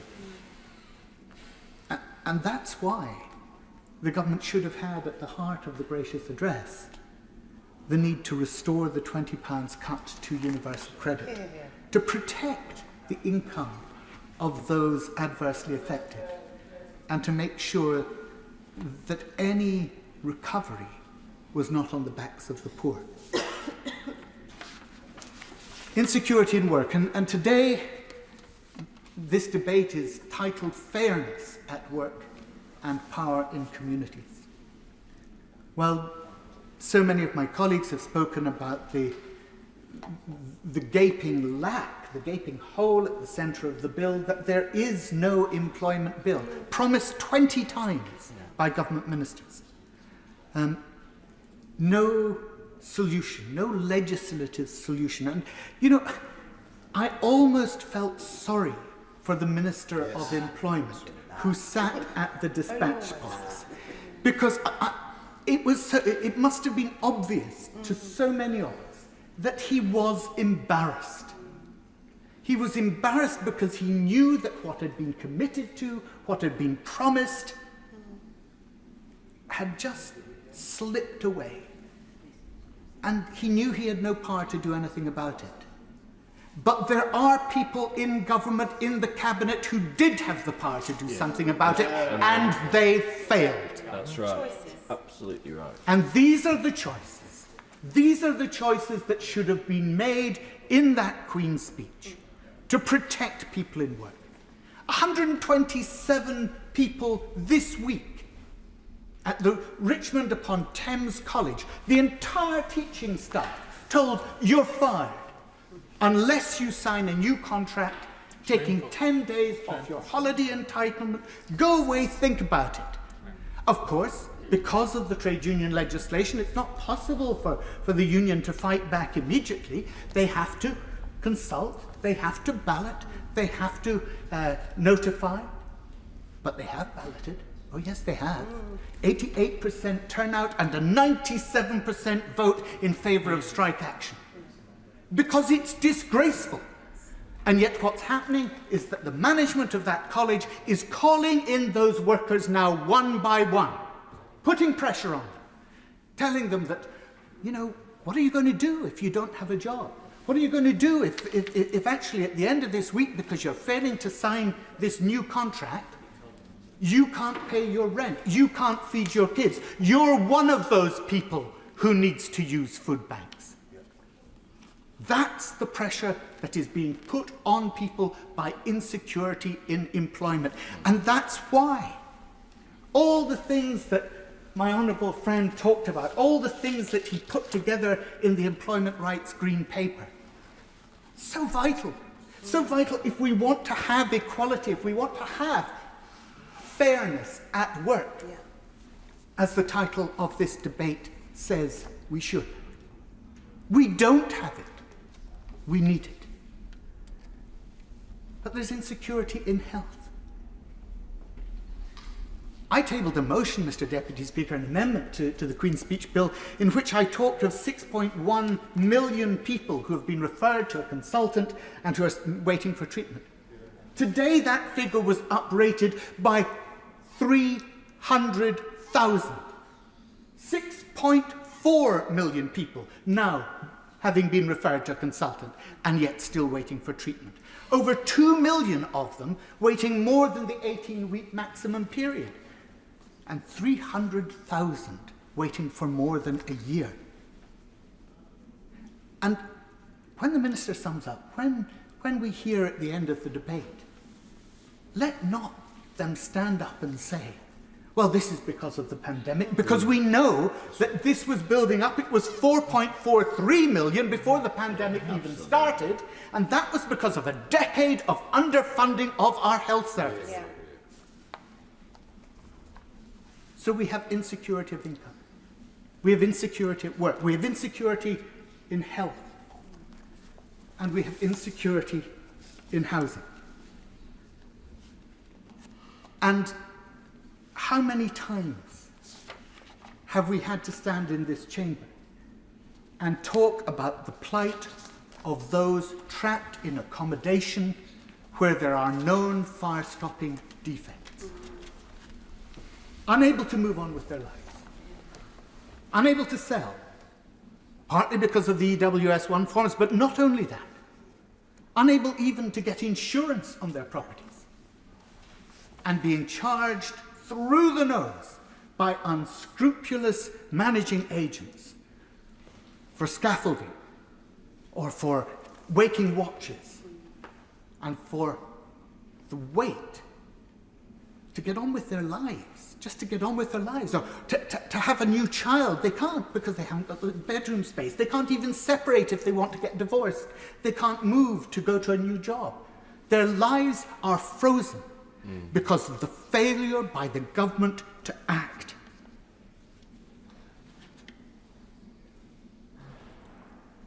The insecurity that climate change puts over all our lives is something that needs to be tackled, but it needs to be tackled in a comprehensive housing policy. Because for all the talk, and we can talk about a windfall tax, and we should, but for all the talk about a windfall tax, the cheapest energy is the energy that you don't use. So insulate the homes that need insulation. 19 million of them that need insulation. The government has known this for years. Every select committee in this House has told the government what to do, and there has been complete inaction. And where in the gracious address is the real sense of commitment to tackling this as part of the housing crisis? 38% rise in street homelessness. A net loss of 22,000 social homes across England. We need the government to tackle the housing crisis. And I just looked to the second line of the debate's title, Power in Communities. How do you give power to communities? You give power to communities by making their lives secure, by enabling them to stand up for themselves. That means having security of income. It means having security of health. It means having the security that you have a home that you are confident in, that you don't feel that you are trapped and in danger. But power is something that resides in land. It is extraordinary that 1,000 years on from the Doomsday Book in 1086, we still have today, in this country, half of the land of the United Kingdom owned by fewer than 6,000 individuals. Half of the land of the United Kingdom owned by fewer than 6,000 individuals. And that is why we urgently need land reform. And I was delighted when the Honourable Member for North Somersetshire this morning agreed with me that actually we need to see a reform of the Land Compensation Act in 1961 so that councils are able to buy land closer to their existing value rather than at their hope value. That would free up land in this country for housing. But we need to go much further. We need to look at what Milton Friedman, again quoted by the Honourable Member for North Somersetshire this morning, what Milton Friedman described as the least bad tax. The land value tax is what he was referring to. Because unless we challenge the 1,000-year land ownership that has given so few people in this country the power over their communities. And I noted that earlier one such magnate was speaking in the debate. Unless we give that power back to the people by a genuine program of land reform, we will not have the right to talk of power in communities and fairness in our society. Marcia de Cordova. Thank you, Mr. Deputy Speaker. And can I say what a pleasure it is to follow my honourable friend for Brent North, who gave an outstanding and incredibly powerful speech. Now, Mr. Deputy Speaker, the Queen's speech was a real opportunity for the government to reset and deliver legislation that would increase living standards, create communities of opportunity and remove social inequalities.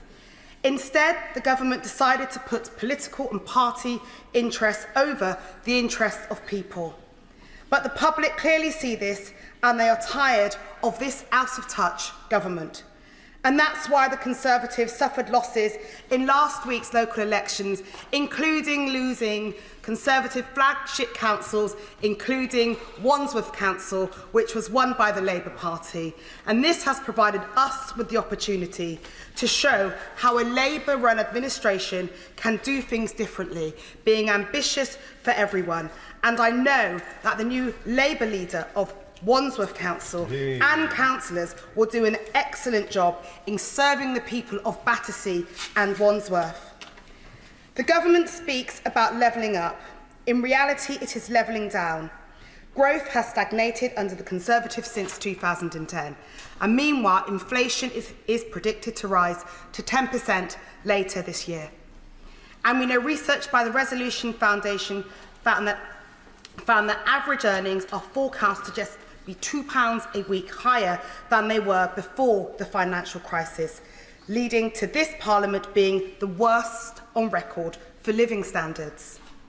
Across the country, people are seeing their household incomes and purchasing power fall, and many people are falling into poverty, especially disabled people and women. And we know that many of these groups are actually experiencing some of the worst impacts of this cost of living crisis. And just recently this week, the National Institute for Economic and Social Research said that a further 250,000 households face destitution, which would take the number of people in extreme poverty to 1.2 million. London, our wonderful city, is one of the most precious, well, I would say it is most prosperous regions in the UK. However, there are a lot of people that are still struggling with the high cost of buying or renting, the high cost of living, which is reflected in the high levels of poverty, especially children stuck below the poverty breadline. In my own constituency of Battersea, people are experiencing huge increases in their energy bills. We know that 55% of them are spending more on transport, 69% more on groceries. And we know that with the Tories' national insurance tax rise, this is also set to hit people's incomes as well. This is the reality for so many people, not just in my constituency, but people that are facing this across the country. Now, Mr. Deputy Speaker, a pro-growth and in-touch government that governs in the people's interests would have changed direction and introduced an emergency budget that included a windfall tax on those oil and gas companies. But this government isn't serious about helping people, and it is clear that it is not committed to actually levelling up. And it is shown through them leaving out a vital piece of legislation in being the employment bill. This would have protected the rights of workers, it would have outlawed bad practices such as fire and rehire, it could have even introduced proper mandatory pay gap reporting for disabled people and for people from Black, Asian and ethnic minority backgrounds. All choices. And it's a failed promise that this government has made several times. The Levelling Up bills also lack ambition and are incredibly thin on detail. Communities will have to compete for small pots of money handed out by central government. And I have to say, if they were really serious about trying to tackle inequalities and level up this country, it would really seek to give real power to communities. We know that there is already evidence across all areas that levelling up isn't happening. Look at the government's policies on Brexit, industrial strategy, on employment, housing, education, and equality. As for the Brexit Freedoms Bill, research and many conversations with my constituents show that Brexit has created more red tape, regulations which is hurting economic growth and impacting on business and people's lives. The government must be honest with businesses. They must be honest about the true cost of Brexit. Why won't it publish what we've been calling for, a real economic impact of Brexit? And furthermore, when the minister is going to respond, they need to reassure the House that this Brexit Freedoms Bill will not seek to roll back on those hard-fought rights that many of us have fought for. When it comes to business, we see support for businesses like those in my constituency who are key to local growth, to innovation and to investment in our communities. But the Queen's speech showed that businesses can't afford the Conservatives. There was nothing on dealing with the high cost and the soaring energy bills for businesses. And the government should follow what Labour have been calling for and what Labour policy would be to scrap business rates, as we know it is now outdated. On regeneration of our high streets, there was no mention of how the government will protect essential face-to-face services, which many of my constituents really do rely on, especially disabled people. Since the Conservatives took power, we have seen over 6,000 bank branches closed, including in my own constituency, leaving thousands of people without access to banking services. But we also know the role that high street banks can play on our high streets.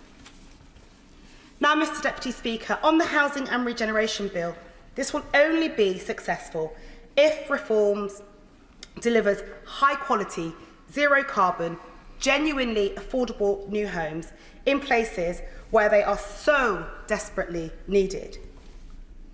Now, we have seen the government roll back on its target of 300,000. Now, we don't know, is it or is it not the case that they are going to stick to this target, or are they just throwing another promise down the drain? But when it comes to social housing and those commitments, whilst they can be welcome, it's really important that when they introduce this social housing regulations bill, the devil will actually be in the detail as to whether it will lead to better standards in social housing, especially after decades of underinvestment by the Tories in Battersea and Wandsworth. And will the bill ensure that tenants' voices are really going to be heard and provide them with effective redress? It is also good that the government has committed to renters reform bill, including a ban on no-fault evictions. But again, the devil will be in the detail, and it really will be the timeline as to when that will be enforced, as we know that there are over 1 million more people now in private rent, living in private rented accommodation. Now, Mr. Deputy Speaker, we are nearly 5 years on from the Grenfell fire. But yet again, this Queen's speech, there was no protection in law to protect those leaseholders who are having to pay tens of thousands of pounds in fire safety remedial costs. Now, the government have missed 2 opportunities to address this shortcoming. In the Fire Safety Act and the Building Safety Act, there was nothing to tackle this injustice and really help so many leaseholders, many in my constituency, but leaseholders up and down the country who are living in homes that are unsafe, who are unable to move on with their lives, who are unable to sell their properties or even just enjoy family life. 1 minute, but carry on. Now, in terms of education, the schools bill contained no plan to really support children's recovery from the pandemic. And we know that targeting the disparities that Black, Asian and ethnic minority children and disabled children face, especially when it comes to exclusions and off-rolling, has not been addressed. Now, we know essentially that after the pandemic, and if they're really serious about actually levelling up this country, it would mean so much more if this Queen's speech had actually made reference to the disproportionate impact that the pandemic and the cost of living crisis is having on Black and Asian and ethnic minority communities, women and disabled people. But yet again, there was nothing to protect those groups of people. Now, finally, instead of empowering people, the government have focused on taking away hard-fought rights through the Public Order Bill and replacing the Human Rights Act introduced by the last Labour government with a British Bill of Rights. Now, that rang alarm bells in everybody's ears, particularly on this side of the House, as we know that that would just be steps to try and reduce our hard-won and fought-for rights. I will say it again, this is not about levelling up, it is levelling down. The levelling up agenda is a myth. It has nothing to do with removing inequalities or tackling the many, many burning injustices.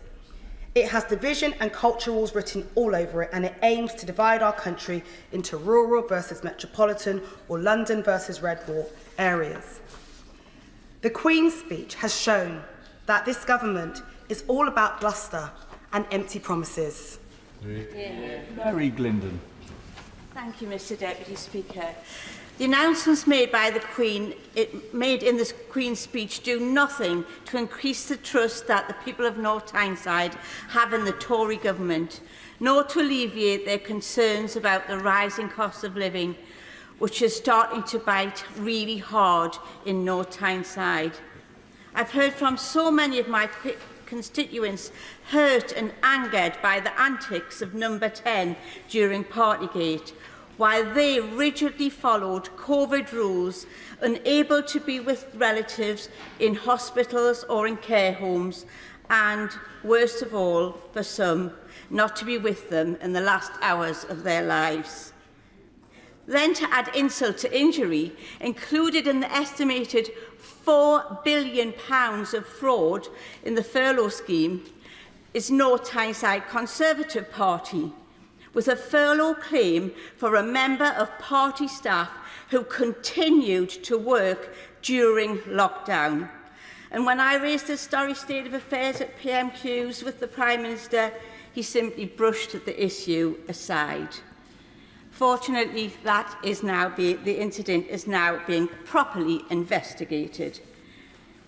In North Tyneside, we have an excellent Labour Council led by our outstanding elected Mayor, Norma Redfern. And thanks to the hard work of Norma, her Cabinet and Council officers, the Council has fought hard to keep many important vital services in place, despite fierce cuts from the government.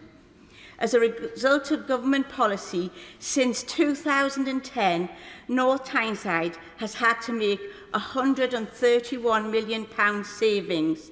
The core spending per dwelling is only £1,984 compared to the average of £2,155 per dwelling. And in this financial year, the Council received £63.5 billion of revenue support grant, a cut of 81.4% since 2014.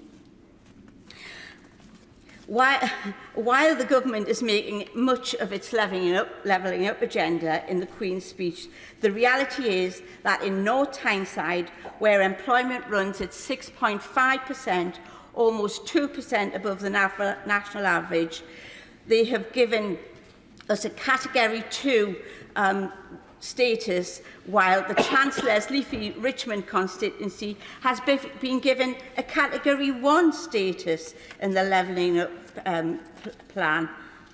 Our area also missed out on the potential of 60,000 new jobs and £2.6 billion in new investment, with the Treasury refusing us free port status, and that affected the area from Blythe down to Wearside.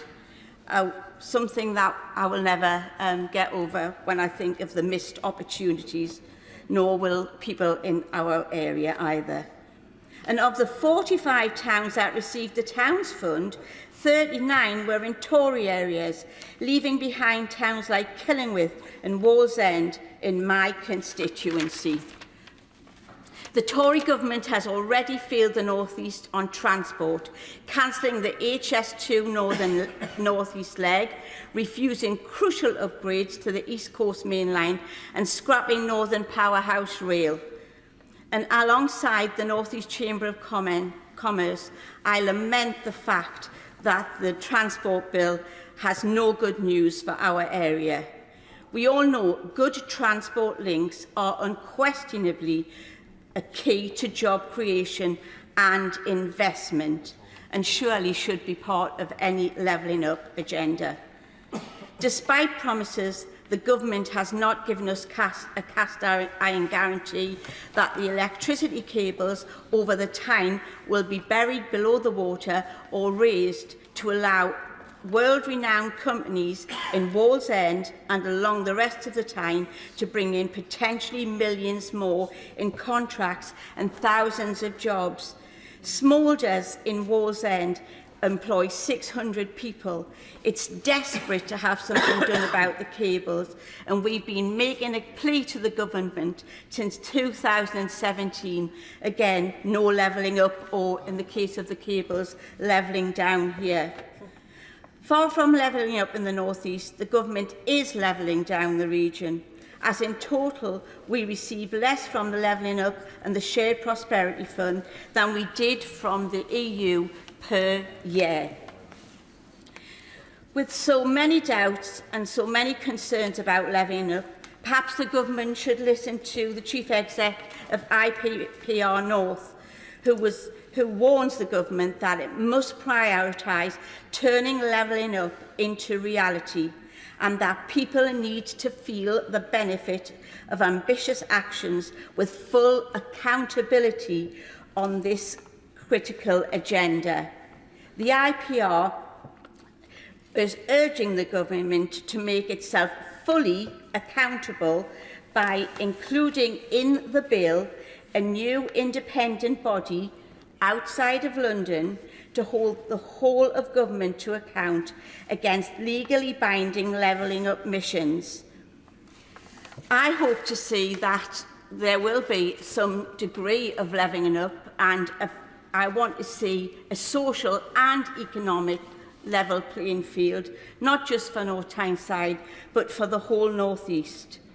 Will we get that in this levelling up and regeneration bill? I doubt it. But what we will hopefully see in the not too distant future is a Labour government that will deliver for our area and keep its promises to the North East. Norris. Thank you, Mr Deputy Speaker. And we meet today with our constituents struggling more than they have in my entire lifetime.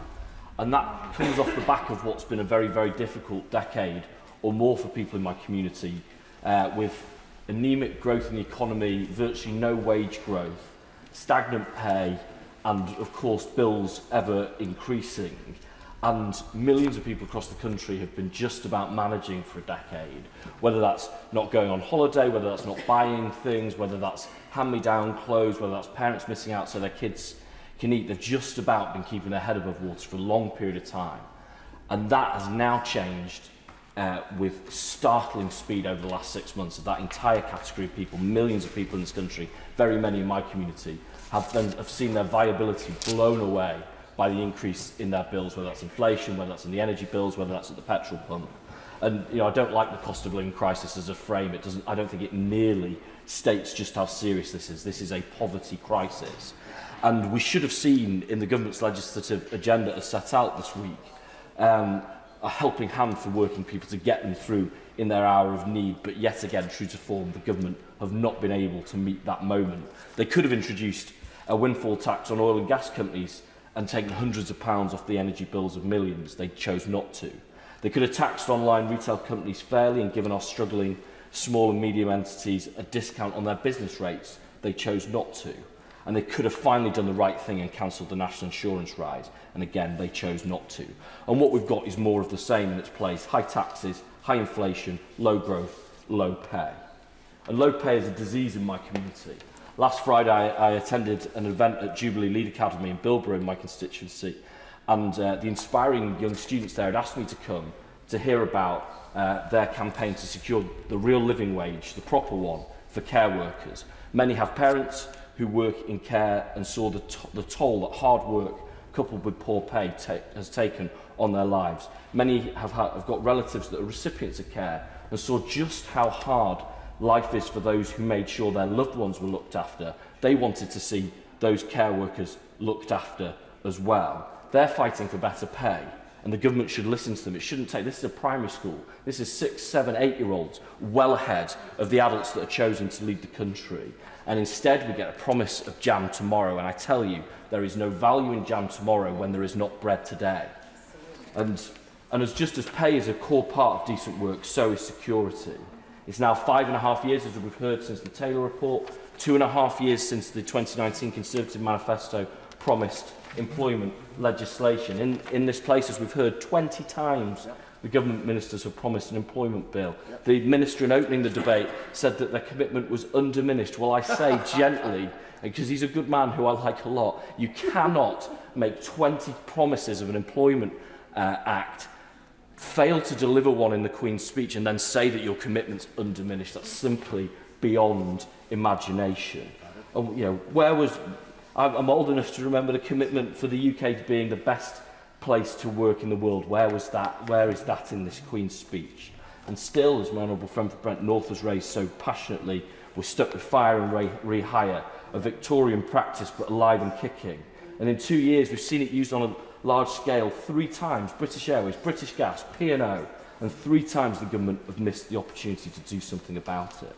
We should be very cheered to have seen news this morning that Deliveroo and the GMB have reached a recognition agreement. It shows once again that the timeless and long-standing values of trade unionism are as relevant as ever in the modern economy, and that will be good for their staff and it will be good for their business. It is a partnership, and one does not come at the expense of others. But we should see the government bringing forward employment legislation rather than just hoping that the answer is for people in low-paid work just to work longer and harder to take more jobs, operating in a wild west of 0-hours contracts, of bogus self-employment, as colleagues have raised, and not really knowing what they'll be earning from one week to the next. And according to the TUC, the failure to act in this area is costing the Treasury £10 billion a year. What could we do with that £10 billion with people in regular employment, paying tax, not reliant on social security, where you could meet 40% of the social care budget with that alone? And we should be chasing, everyone talks about fairness at work, we should be chasing a more resilient economy, one that is less volatile to the markets. And through that, and one of my passions, and again, colleagues can look at my register of interests, is by building a cooperative economy, a new model of ownership, because we know that they're more resilient. And we got very little hope, very little optimism through the Queen's speech, but we can look outwards to find that in the cooperative economy, because those businesses are at the coalface of this current crisis. Cooperative and mutual enterprises are putting people before profit and supporting the vulnerable while the government does not do their bit. It's them who are building a fairer and more inclusive economy, and they need help. You could do so much more. We ought to have a minister in government that leads for co-ops. We should strengthen the credit union movement and support our building societies, providing affordable and accessible banking in all communities. We could have had a British Macora law like the one they have in Italy, so that when a business is on the verge of collapse, workers have the right to buy that business out. And so instead of money being spent on employment benefits, resilient businesses who pay well could be putting that financial firepower back into communities, retaining good jobs, keeping the economy going and thriving. And instead of money going to distant, disinterested shareholders actually would give a say to millions of working people over their own lives and the services that they use. I think that's a very exciting future in the cooperative economy. We could do so much more in that area. But instead, we see more that's given us this lost decade of growth at a national level in the aggregate. You know, I'm less excited about GDP than I am about what's in the pockets of my constituents, because their pay packets, they've taken in real terms less and less and less every month, and that's changed. That's grown exponentially in the recent months. We should have had action to help them instead of these vague promises of help in the future. Those won't do. It's not good enough, and that's why I think there's been the level of anger that has on these benches. We have to do better by our constituents. Thank you, Mr. Deputy Speaker. Vinda Mishra. Thank you, Mr. Deputy Speaker. On International Nurses Day, I want to thank all nurses in Stockport and across the world, but particularly the members of Stockport Unison branch, the health branch, which I have a very good relationship with. I refer the House to my register of my entry in the register of interest, particularly trade union membership. I just want to start off by associating myself with the comments made on this side of the House regarding the cost of living crisis. Energy bills have gone up significantly. People on low income are impacted disproportionately, and it's those people that need the most support, and this government is failing our communities. I was in Blackpool last week on Monday for the USDO conference, the Retail Workers Trade Union USDO conference, and just before I cover the issues that some of the retail workers mentioned to me, and I'm a former retail worker myself, I want to thank my good friend, the member for Nottingham North, on all his work that he's done regarding the Freedom from Fear campaign that USDO has been running to protect shop workers from verbal abuse, physical assault, and all of those terrible things that happen to shop workers. Retail workers tend to be some of the lowest paid people in our economy. They tend to work long hours, they tend to do they often tend to be employed on zero-hour contracts, and I'm grateful that USDO represents them. Just two key points that USDO has sent this to members of Parliament, a survey from retail workers regarding the cost of living, and two of the key recommendations that the trade union is making is a reduction in VAT from 20% to 17.5%, and is also calling an urgent and fundamental overhaul of universal credit. Several members on this side of the House have already raised issues with universal credit and how it is having a negative impact on several people. So I hope the Minister will listen. I hope the members on opposite benches will listen and do something about that issue. Just on the theme of cost of living, Sue Peck from Stockport Car Scheme wrote to me recently. In case members aren't familiar with local car schemes, Stockport Car Scheme, particularly in my constituency in Heaton Moor, is a door-to-door transport service for people living in Stockport who struggle to access public transport. Community transport schemes like Stockport Car Schemes are always for a social purpose and never for profit. They support people who have mobility issues, cognitive impairments, disabilities, long-term health conditions and sensory loss. They use volunteer drivers who source their own cars to take people to their destination. Stockport Car Scheme is calling for an immediate review of the approved mileage rate that can be claimed by volunteer drivers. There's been a significant increase in fuel costs coupled with the inflation, and this is having a negative impact on volunteer recruitment and retention. Although the approved mileage allowance payment, AMAP, was last reviewed in 2012 at 45p a mile, the RAC Foundation is saying that the cost of motoring has increased by 25% since 2012, and that is before you take into account the increase in fuel costs because of the invasion of Ukraine, the crisis in Ukraine by Russia's invasion. The higher fuel prices are having an impact on Stockport car services. Now, I'm sure services across the country, as some drivers feel they're unable to continue volunteering due to the extra cost burden on them. So I hope that the government will review this. I'll move on to the issues with waiting lists. That has also been raised significantly. There are several charities, including Cancer Research UK and Macmillan, that do very important work when it comes to supporting cancer patients, families and communities. But actually, if you look at cancer service provision across the UK, it often can be a postcode lottery, where if you live near a hospital that has had the capital investment, if sadly you have cancer or a loved one has cancer, they will be treated with the latest latest medical equipment. However, if your hospital is older, then perhaps you won't be that lucky.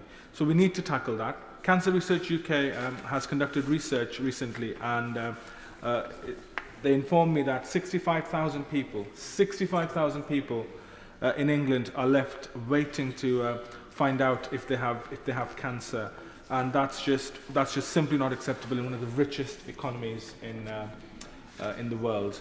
And on the waiting list issue, I want to tackle the issue around NHS dentistry, because NHS dentistry has been deliberately underfunded by this government, pushing people into completing remedies at home, DIY remedies, often in a lot of pain.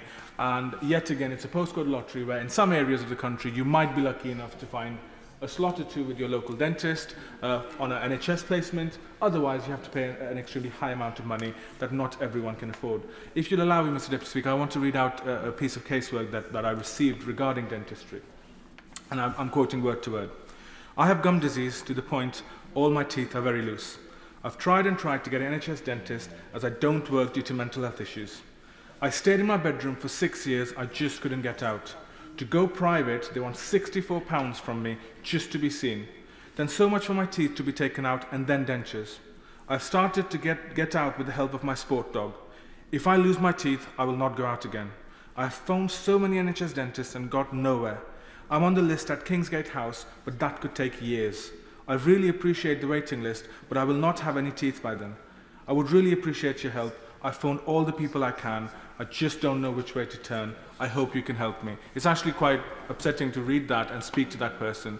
And dentistry is a very serious issue. It has an impact on your physical health, but also mental health. We need to see the government come forward with a plan. The British Dental Association has done really good research on this issue. I urge the Minister and her government to pay attention to this issue and to tackle it properly. Housing crisis has also been covered by several colleagues here. The local housing allowance is simply not adequate enough for the current rates in Stockport. Stockport's a fantastic place to live, but if you can't afford a mortgage, I mean, the house prices have significantly increased anyway, but if you can't afford a mortgage, rents are extremely high as well. And the housing allowance from the government is simply not enough. I want to mention that 33,000 fewer socially rented homes were built last year compared to 2010. And a huge increase in private renting, with households paying even higher rents and rough sleeping up by 141%. I'll go back to what I said earlier, Mr. Deputy Speaker. The UK simply can't afford a Conservative government. These stats are terrible. There is some positive news on housing. I've got two local charities that do some excellent work. Mr. Jonathan Billings from EGG, Engage, Grow, Go. He set up that charity recently. And he's a long-standing campaigner and worker in the homeless sector, in the housing sector, and he set up a local charity and he's doing really good work on that. So I'm really pleased to have his guidance and support. Also, Wellspring, a local institution in Stockport, has been helping homeless people and supporting them for several decades. There are so many cases. There are so many cases I could mention. I'll just mention one briefly. I know others want to get in as well. This is from a person, a woman. Sadly, she was recently bereaved. Her partner passed away. And she's lived in a one-bedroom apartment for 44 years. I'll read out the casework to you. She and her late partner live in a one-bedroom apartment since 1970s. Therefore, it is a protected tenancy. She informed the landlord of the death of her partner, and the landlord immediately tried to increase rent by 86%. The landlord, son of the original landlord, did not realise that to increase rent in a protected tenancy, he would have to apply to the Rent Office for consent and valuation. There is no progress on this case yet, but she's lived in that property for 44 years. Very little work has been done to the property or maintenance, and in her own words, it's a hovel. She's very worried that she's currently paying only £350 a month, and there's no way she could afford new rent or even rent on social housing. What are people like this supposed to do, Mr. Deputy Speaker, when they can't afford the rent? The waiting list for my local housing provider for Stockport Homes has over 7,000 households. It's going to take several years for her to get anywhere. Where are these people supposed to go? I have lots to say about buses usually, Mr. Deputy Speaker, so I'll keep myself, I won't go down that rabbit hole. But the RMT Union is running a campaign currently to protect ticket offices, because several places are seeing attacks on transport workers and ticket offices. I think the current Prime Minister, when he was in his former role, close down ticket offices on the TfL network. But we need to protect these jobs because we need to make sure that there's support and help available for people, perhaps with mobility issues, perhaps with health issues, that can seek support if they need that support at platforms. There is a significant issue with the lack of disabled access and lack of safety tiles at train stations. Network Rail have said that there are 41 stations across the country that will see a change. There are a couple in my constituency that are going to be having this work done, but progress isn't quick enough.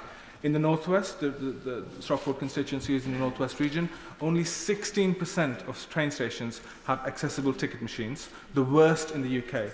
Similarly, only 18% of our ticket offices are accessible compared to the national average of 21%, and only 8% of station toilets are national key toilets compared to the national average of 18%. These figures are simply shocking. The government does talk a lot about decarbonisation and levelling up, but when it comes to supporting people to go onto public transport network, it simply doesn't do enough. I want to put on record my... I will happily give way, yes. I thank the Honourable Member for giving way on that point. And Lee Grave Station in my constituency in Luton North is in exactly the same position. 1.8 million journeys made from that station before the pandemic, and no lift access, no accessibility at all. And it's about time that we saw levelling up of our stations as well as our towns. It's a very important point. Less public relations exercises from the government and more investment in our communities. It's needed. And just on the point on buses, I welcome the fact that Greater Manchester Combined Authority, led by Mayor Andy Burnham, is introducing bus franchising, which will mean lower fares, more reliable services, and it will mean that private bus operators don't cherry-pick the most profitable routes and leave communities disconnected. So that's very good news. With regards to going back onto the trains, Mr. Deputy Speaker, I will finish, I assure you, very shortly. Stockport train station, the only mainline station in my constituency with trains to Manchester, Birmingham, London, is Victorian, and it's pretty much falling apart, it's crumbling. When it rains heavily, the platforms flood, lift is often broken. It makes the life of passengers uncomfortable, but also the staff have a difficult time. So I hope the government can announce significant investment in northern stations, in addition to train stations in Luton. But north first, Mr. Deputy Speaker, if that's okay. I will conclude on the point that there are several maintained nursery schools in my constituency. I'm proud to have 3 maintained nursery schools in Stockport constituency: Hollywood Park, Larkhill and Freshfields. They do a really important job. Communities across our country benefit from our maintained nursery school system. Sadly though, research by National Education Union reveals that there are only 389 such schools left in England, and many of which are located in the most deprived areas of the country. I want to pay tribute to the hard work of our good friend, the former member for Birmingham Erdington. He led the campaign to protect maintained nursery schools in Birmingham, but across England. The solution is they need targeted support. They need to be, the government needs to come forward with a funding formula that will support these schools going, for the next decade, rather than year-on-year solution, which creates uncertainty and stress for the communities. I could say a lot more, Mr. Deputy Speaker, but I don't want to disadvantage other speakers, so I'll leave it there, and I thank you for calling me. Thank you very much. Graham Morris. Thank you very much, Mr. Deputy Speaker, and I would also like to concentrate my remarks on fairness at work, and I'm more than happy to declare my entries in the Register of Members' Interests, and very proudly a member and indeed chair of the United Parliamentary Group, and an associate member of many trade union groups, and I'm proud of that fact. I believe, Mr. Deputy Speaker, that our working conditions are a reflection of the power balance within society, and indeed fairness at work is a similar reflection. And I do recall just before Parliament, before prorogation, the Chancellor had reacted angrily to questions about his own family's finances. But at kitchen tables in my constituency in the northeast of England, they're not talking about offshore trusts and bank accounts in the Cayman Islands. The talk at kitchen tables of families in East Durham is about increasing fuel prices, the cost of living, higher prices for food, for staples, for staple items, having to pay more tax. There doesn't seem to be much discussion about hiding assets in offshore tax accounts. But of course, the government could help, but they choose not to. And politics, party politics in particular, is about choices. And I was quite impressed with the government statement in the gracious address to make this, the United Kingdom, the best possible place to live and work.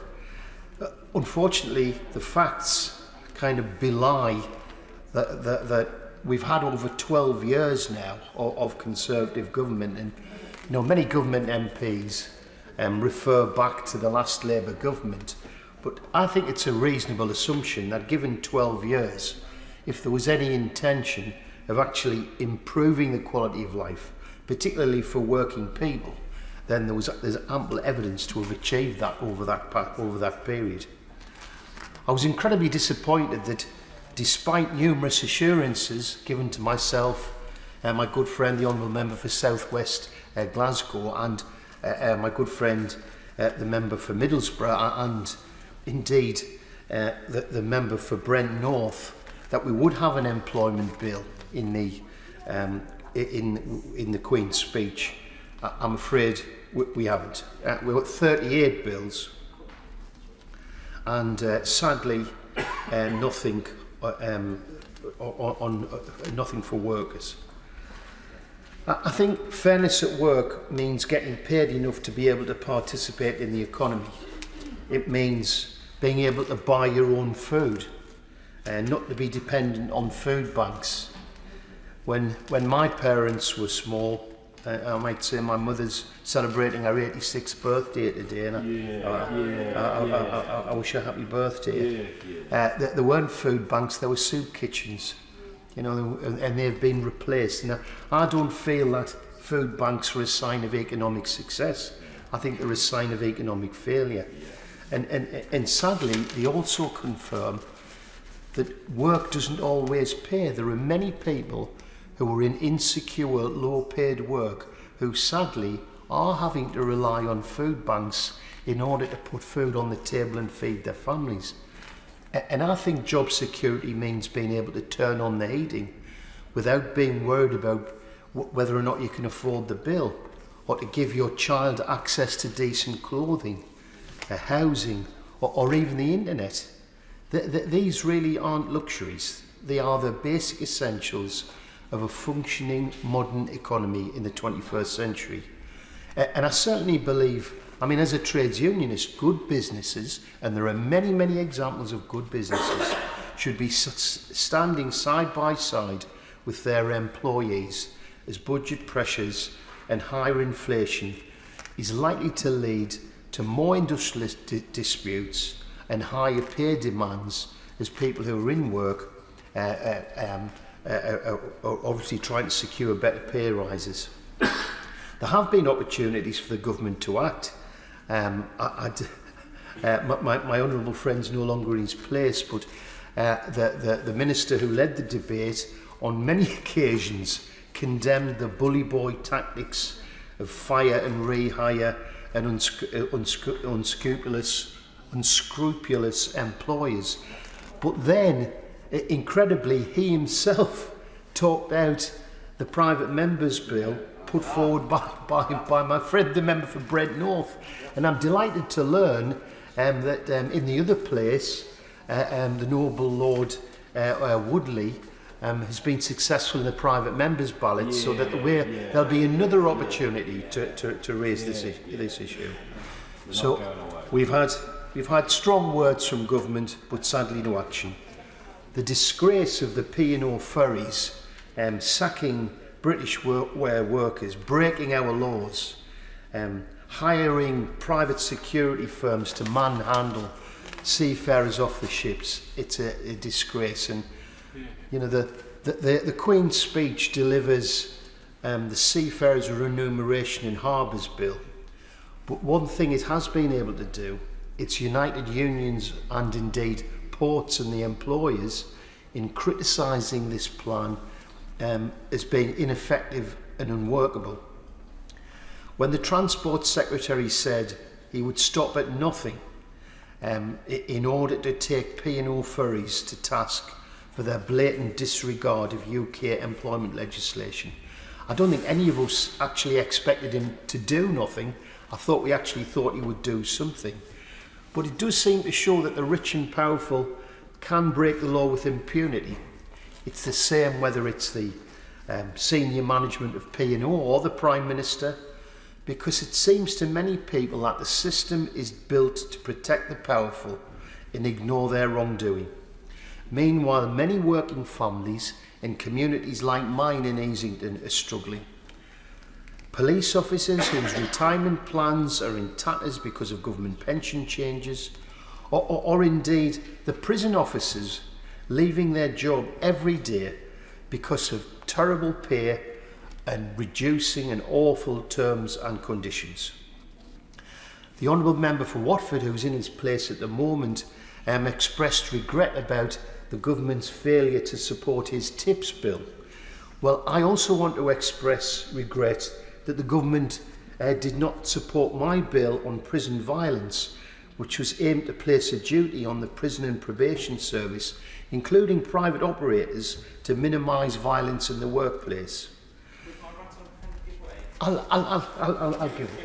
Given I was mentioned, I'd just like to clarify that the government and the Minister for Small Business actually has been incredibly supportive on my TIPS bill, and I know that there's continued work to make sure that that will come through. But I appreciate the nod and the mention. Thank you, and I appreciate your support too. Thank you. Well, the Honourable Member is very kind, and I appreciate the tip. I was actually under the impression that ministers were very supportive of my bill, because they were nodding as well. But unfortunately, that wasn't the case. But anyway, I wish him every success in that. But in terms of the way the government have treated prison officers, the government ignored the peer review board. They expect prison officers to work until they are 68, and they ignore the issue of workplace safety. In fact, they seem to normalise or be normalising workplace violence. And so many prison officers are leaving the service. The Ministry of Justice themselves have estimated that almost 87,000 cumulative years of prison officer experience have been lost since 2010. The loss of knowledge and experience, a problem replicated across many other aspects of the public service. It's making workplaces less efficient and more insecure. And if we need any proof in this, ask anyone, any constituent who has reported a crime, applied for a passport, has sought to renew a driving licence, has reported antisocial behaviour to the council, or is in urgent need of an ambulance. There are many examples of the government's mismanagement, a lack of investment, and a simple lack of care for many of our communities. Under the Conservatives, the poorest are expected to work harder and longer and receive less. This is a government that seems to reward bad businesses like P&O ferries, where those who cheat, deceive and refuse to pay their taxes are rewarded. Thank you very much. Thank you very much. Deirdre Brock. Thank you, Mr Deputy Speaker. In looking at the issue of power in our communities from a Scottish perspective, this government's clear hostility to devolution in Scotland and the return of some powers to our country cannot be ignored. They've clearly forgotten it was devolution that revived any sort of Tory presence in Scotland after they lost all of their seats following the '97 general election. Nevertheless, in 2020, we hear the Prime Minister told a group of his MPs the re-establishment of the Scottish Parliament had been a disaster and a mistake. The Minister for Brexit Opportunities stated he believes the Constitution was vandalised with devolution and that the Tories must undo it. So, no surprise then, I suppose, that this programme for government includes more outright assaults on the devolved settlement. Take the ironically named Brexit Freedoms Bill, which seeks to remove and restrict retained EU laws. This bill, we're told, is to extend and apply across the UK. But many of these retained laws are actually incorporated into acts of the Scottish Parliament. Many, indeed, focused on the standards this UK government seems so determined to gut. So surely it should be for Holyrood to decide on their future, not this place, and certainly not this government. Now, that eternal quest of most Conservative governments, that fabled bonfire of red tape, promised so often but never ever really delivered. Indeed, we've seen that bonfire of red tape, that pile of red tape multiplied many times over with Brexit-created snarls. But it's now being promised for retained EU legislation by the Prime Minister. Now that will see standards slump as the Tories rip away legislation which has protected Scottish interests for almost 50 years. Now Brexiters have never shied away from hacking at workers' rights, and certainly the Tories haven't either. We've heard that from numerous MPs today, members of Parliament today. And we in Scotland certainly don't trust this government to even maintain our current standards in areas such as these, food and the environment. And indeed, exactly why that should be, we've heard from frontbenchers opposite today. This is the government, remember, who appointed former Australian Prime Minister Tony Abbott to the Board of Trade, who apparently previously bragged he was able to fast-track international trade deals because he wasn't sidetracked by details like environmental standards and workers' rights. Devolution and the power it returns to our communities in Scotland is being further eaten away at by this government's so-called levelling up agenda. In January, the House of Lords Constitution Committee's report on the plan said that the UK government is simply ignoring devolution and the calls for greater transparency on funding decisions. The Scottish Government has no role in deciding how this funding is allocated, and so which projects might align with its priorities to deliver maximum benefit. This runs completely counter to the principles of devolution. And the fact it's created by a government of a political hue we in Scotland have not supported since the 50s, with priorities and values that we in Scotland do not embrace, surely illustrates again why the power to make all our own decisions is the way forward for our country. Now, what guarantees can the Minister give us that the Scottish Parliament will not be forced to amend retained EU law within its legislation? The Scottish Government intends to stay as closely aligned to EU legislation as possible. What power does the Government, Scotland's Parliament, and ultimately Scotland's people have if those decisions are stripped from their hands and decided by Westminster? And why, by the way, is the UK government now concerned about retained EU law not having received full democratic scrutiny when it certainly wasn't bothered about, say, international trade deals returning to this chamber to be considered by members before signing? Another one of those questions I fear we will get no reply to from that dispatch box. Now, we were also told that lost EU funding would be replaced with equal, if not greater, funds. Now that, I'm afraid, was just more fibs from the cast members of Vote Leave. The Scottish Government calculated £183 million per year was needed to replace different EU funding streams that Scotland had previously received. This should mean Scotland receiving £549 million over the next 3 years, but we're only getting £212 million through shared prosperity funds, a 60% cut in real terms, and leaving us all with real fears for the future of numerous community groups across my constituency of Edinburgh North and Leith and Scotland. A particularly alarming omission, I must mention, is the lack of any replacement for one of the most valued EU funded schemes in Scotland, the LEADER programme, which supports more than 900 projects across rural Scotland, including 400 initiatives for young people and disadvantaged groups. The Shared Prosperity Fund doesn't replace it, nor can we see obvious opportunities for access to similar support. Now, when questioned at the Scottish Parliament on the rationale for levelling up fund priority groups, the Secretary of State for Levelling Up said, "The conclusion about whether funding has been distributed equitably will come at the end of the process." I find that an absolutely extraordinary admission from a government minister. Surely allocations should be continuously reviewed, evaluated and then reported. And I'm pleased to hear the member for Basingstoke, who's no longer in her seat, in her place, agrees with that.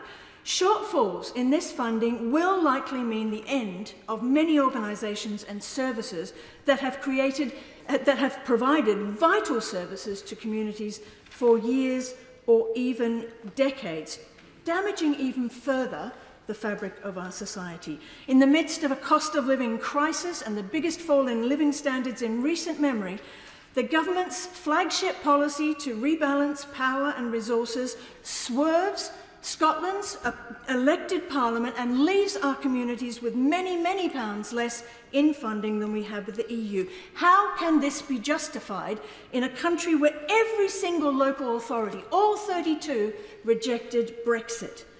Not to mention, of course, outstanding questions, which I won't go into in detail, but I could, about what appears to be politically motivated choices made around those funds. The people of Scotland trust the Scottish Parliament to make these decisions. The Prime Minister and his wrecking crew of Brexiters seem to think that devolution was enacted merely at the whim of a previous administration and that it can simply be reversed with a wave of their aristocratic hands. They have clearly forgotten, so I will remind them, that in the 1997 devolution referendum, almost 3/4 of voters backed the re-establishment of a Scottish Parliament. It was, as David Cameron acknowledged, the settled will of the people. And in the years since, that support has mushroomed, with polling from 2019 showing 93% of the Scottish public were in favour of the Parliament's existence. That demonstrates clearly the continuing support from communities in Scotland for power being returned to them after more than 300 years of it being locked away from them down here. Policies like free prescriptions from everything from HRT to medicines for those with long-term conditions and tuition-free university education have broken from Conservative ideology at Westminster and meant real benefits for the people of Scotland. While Tory government free marketers stubbornly refuse to meaningfully support people amidst the cost of living crisis, the Scottish Government has used its limited powers to take measures such as increasing Scottish social security payments by 6% and doubling the Scottish child payment to £20 per child per week, with plans to increase it further by the end of the year, and mitigate the impact of hated UK government policies such as the bedroom tax and the benefits cap at a cost to the government of hundreds of millions of pounds per year. Every day, the UK government fails to use its reserve powers to tackle the cost of living crisis. It shows, again, quite starkly, why independence is the only way for Scotland to build that fairer society we all want to see. It's no wonder that in last week's council election, the fortunes of the SNP and the Conservatives were so contrasting. The Tories suffered their worst results since 1990. The SNP won its 11th election in a row. Following consecutive emphatic election wins, as well as a clear majority in the Scottish Parliament for another independence referendum, the mandate for that second vote should be beyond dispute. Further to that, a new report into last year's Hollywood election by Scottish Elections study carried out by 6 academics across the UK concluded it was independence what won it for the SNP government. The study shows that the SNP not only holds broad support across a number of demographics, it won more than half of the constituency ballot amongst voters born outside the UK, as well as a plurality of those born in England. Surely a testament to our outward-looking and progressive vision for Scotland's future. Now, just finally, Mr. Deputy Speaker, it would be remiss to talk about empowering our communities without some remarks on the Online Safety Bill, which, if amended, could play an important role in protecting and enhancing democracy at a national and local level. There's much in the bill that we in the SNP can support, but it does disappoint in its lack of a credible plan to tackle online mis- and disinformation, which is doing so much to weaken our democracy. We think the Online Safety Bill should include robust measures on mis- and disinformation. The UK government should follow the example of countries such as Sweden, Finland and Latvia in building up national information resilience programmes. Now, the government might point to self-regulation by online platforms via the Ad Transparency Centre, but we have learned tens of thousands of ads went missing from Facebook's ad archive in the final days of the 2019 general election. There are requirements for businesses, charities and public sector organisations to communicate honestly with the public about their online activities and products, but no such provision exists for political parties or campaign groups. Neither the Advertising Standards Authority nor the Electoral Commission have the powers to enforce basic standards of honesty in electoral online advertising. Currently, a bad actor can run up a huge volume of misleading online adverts, invest large amounts of money in breach of electoral law, and if they don't report it or their activities aren't uncovered and reported, there would be no record of their advertising having been placed. And various campaign groups established as unincorporated associations which sprang up like weeds just before the last Scottish elections used Facebook ads in particular to push political links, and it wasn't possible in most cases to establish who paid for those ads or the group's political links. So I think that loophole must be closed that allows donations under the spending limit or made directly to political candidates must be looked at and closed by the government. So I would urge the government in closing just to take this issue much more seriously than it has, examine closely the dark side of political advertising and take some real action. Democracy is under threat like never before, and without democracy there is no real power for our communities. Thank you, Mr Deputy Speaker. I'm grateful for the opportunity to speak in today's debate because whilst the government can talk abstractly about levelling up the country and addressing the housing emergency, it's people in my constituency and constituencies across the country who are paying the price of years of failed policy and government inaction. This Queen's speech proposes the renter reform and social housing regulation bills. I see these as once-in-a-generation opportunities to build a new system in which everyone's right to safe and secure housing is protected, respected and guaranteed in law. It is vital that this opportunity is not squandered, and I'll be holding the government's feet to the fire to ensure that it isn't, because I am so sorry to say their record to date has hardly been inspiring. We saw throughout the pandemic ministers' willingness to cast aside people in the rented sector. The COVID crisis only confirmed what we already knew, that rents are too high and too precarious, renters' rights are too precarious, and that too often rented accommodation is unsafe or in poor condition. Since I was elected in 2019, not a week has gone by in which I haven't heard a horror story after horror story from people in my Sheffield constituency about mould, damp, exposed asbestos, broken appliances, rats, vermin, and many, many other issues. Tenants are afraid of speaking out in case they face eviction or can't re-sign their contract the following year. Renters who are being gradually priced out of areas by landlords that are unchecked, unchallenged, and feel no consequence for their actions. One family that I've been working with can't put furniture against the walls as this causes cavities where black mould builds up. This isn't just in a handful of properties. According to the report by Shelter, across the city in Sheffield, 28% of private rentals contain Category 1 hazards, such as excess cold or risks of falls, and 4% of those are in social rented sector. To make matters worse, my constituents are often unfairly blamed for the hazards themselves. I constantly hear people being told that black mould in their properties is because of their own ventilation problem, that they need to open their windows more and bleach their walls.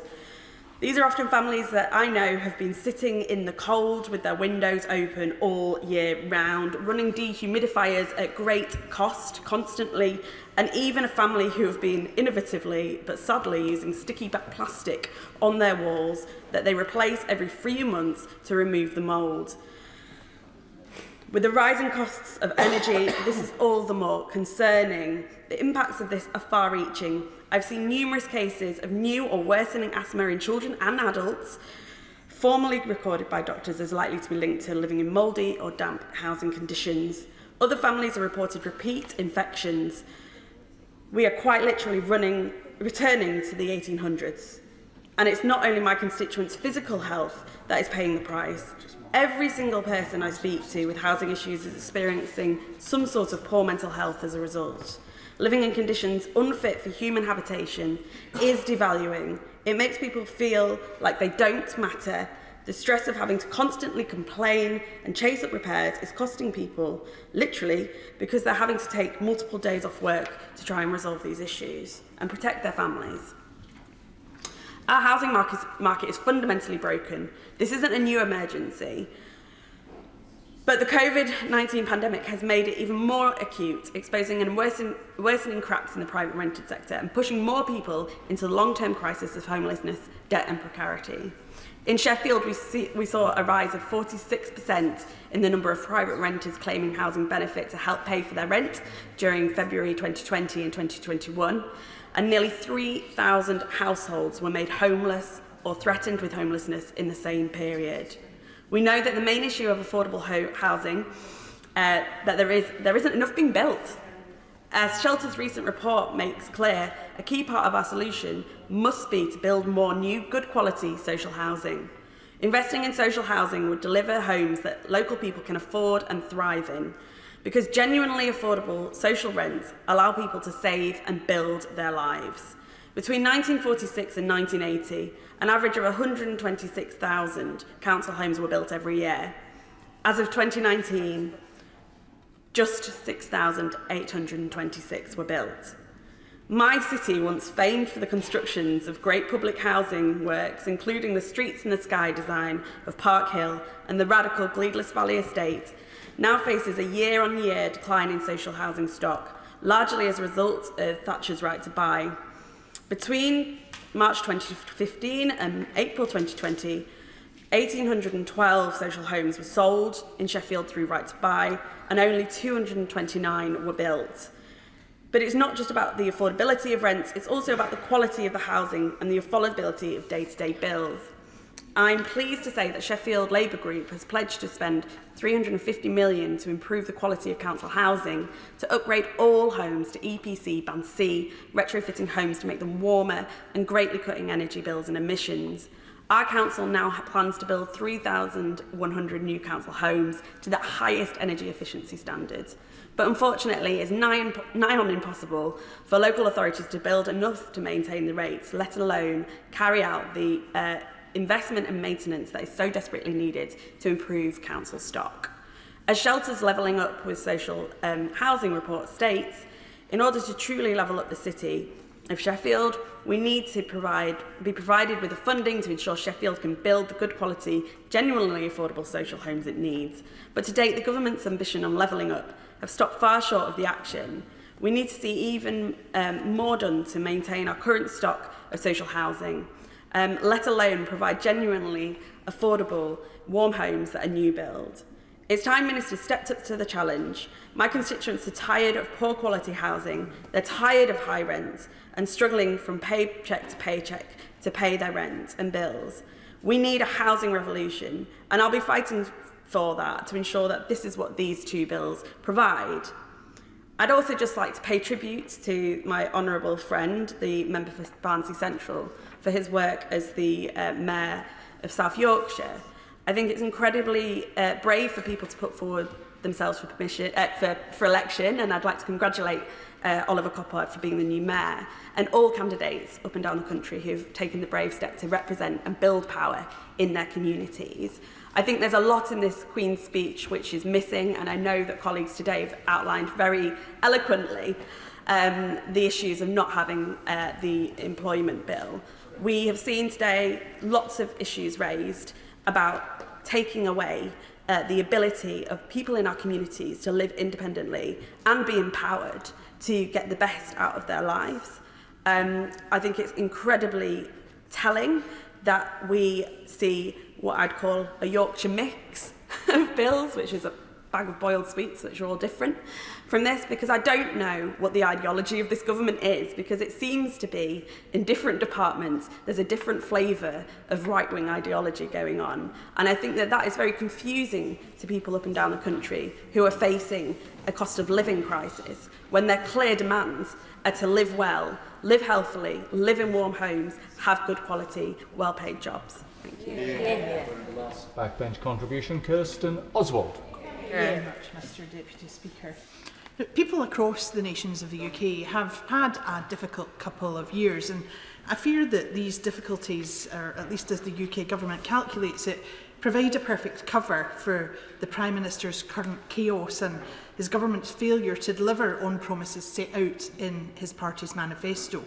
He did, however, deliver a severely undercooked Brexit, which Scotland didn't vote for, but for which we are all now paying a high price. So this week was the Prime Minister's opportunity to chart a way forward, if he intended delivering on his promises. But instead, the Queen's speech showed him for what the people of Scotland have long known him to be. So instead of measures of substance to help people in challenging times, we have a Queen's speech of missed opportunities. And what we don't have is anything that seriously addresses the themes of today's debate, which are fairness at work and power in communities. Of course, if the UK government had any interest in delivering fairness at work, in properly thinking about the future of work, the long-promised employment bill would have been amongst the bills in the Queen's speech. It was a Conservative manifesto pledge in 2019, after all, but despite the numerous promises, yet again, it's nowhere to be seen. And that's a great shame, because for too many people, the labour market in the UK is broken, as was demonstrated during the pandemic. Millions of the self-employed and directors of small companies got no support because their place in the labour market didn't fit the Treasury model. Some of the most vulnerable continued to work because statutory sick pay leaves people in poverty, and many just stopped receiving texts calling them to shifts and found themselves in limbo with nowhere to turn. This was the UK government line in 2019, and I quote, "The Prime Minister was clear that he's determined to make the UK the best place in the world to work. Once Brexit is done, we will continue to lead the way and set a high standard building on existing employment law with measures that protect those in low-paid work." To coin a phrase, Madam Deputy Speaker, what a load of baloney. That has all proved, unsurprisingly, to be nonsense. So where are the measures to improve employment? Where are the measures to improve fairness in the workplace? Where is the right to flexible working? They're all missing. Where is the stronger legal protection for pregnant employees, for new parents, for carers? These things are missing too. Where's the single enforcement body to protect employee rights?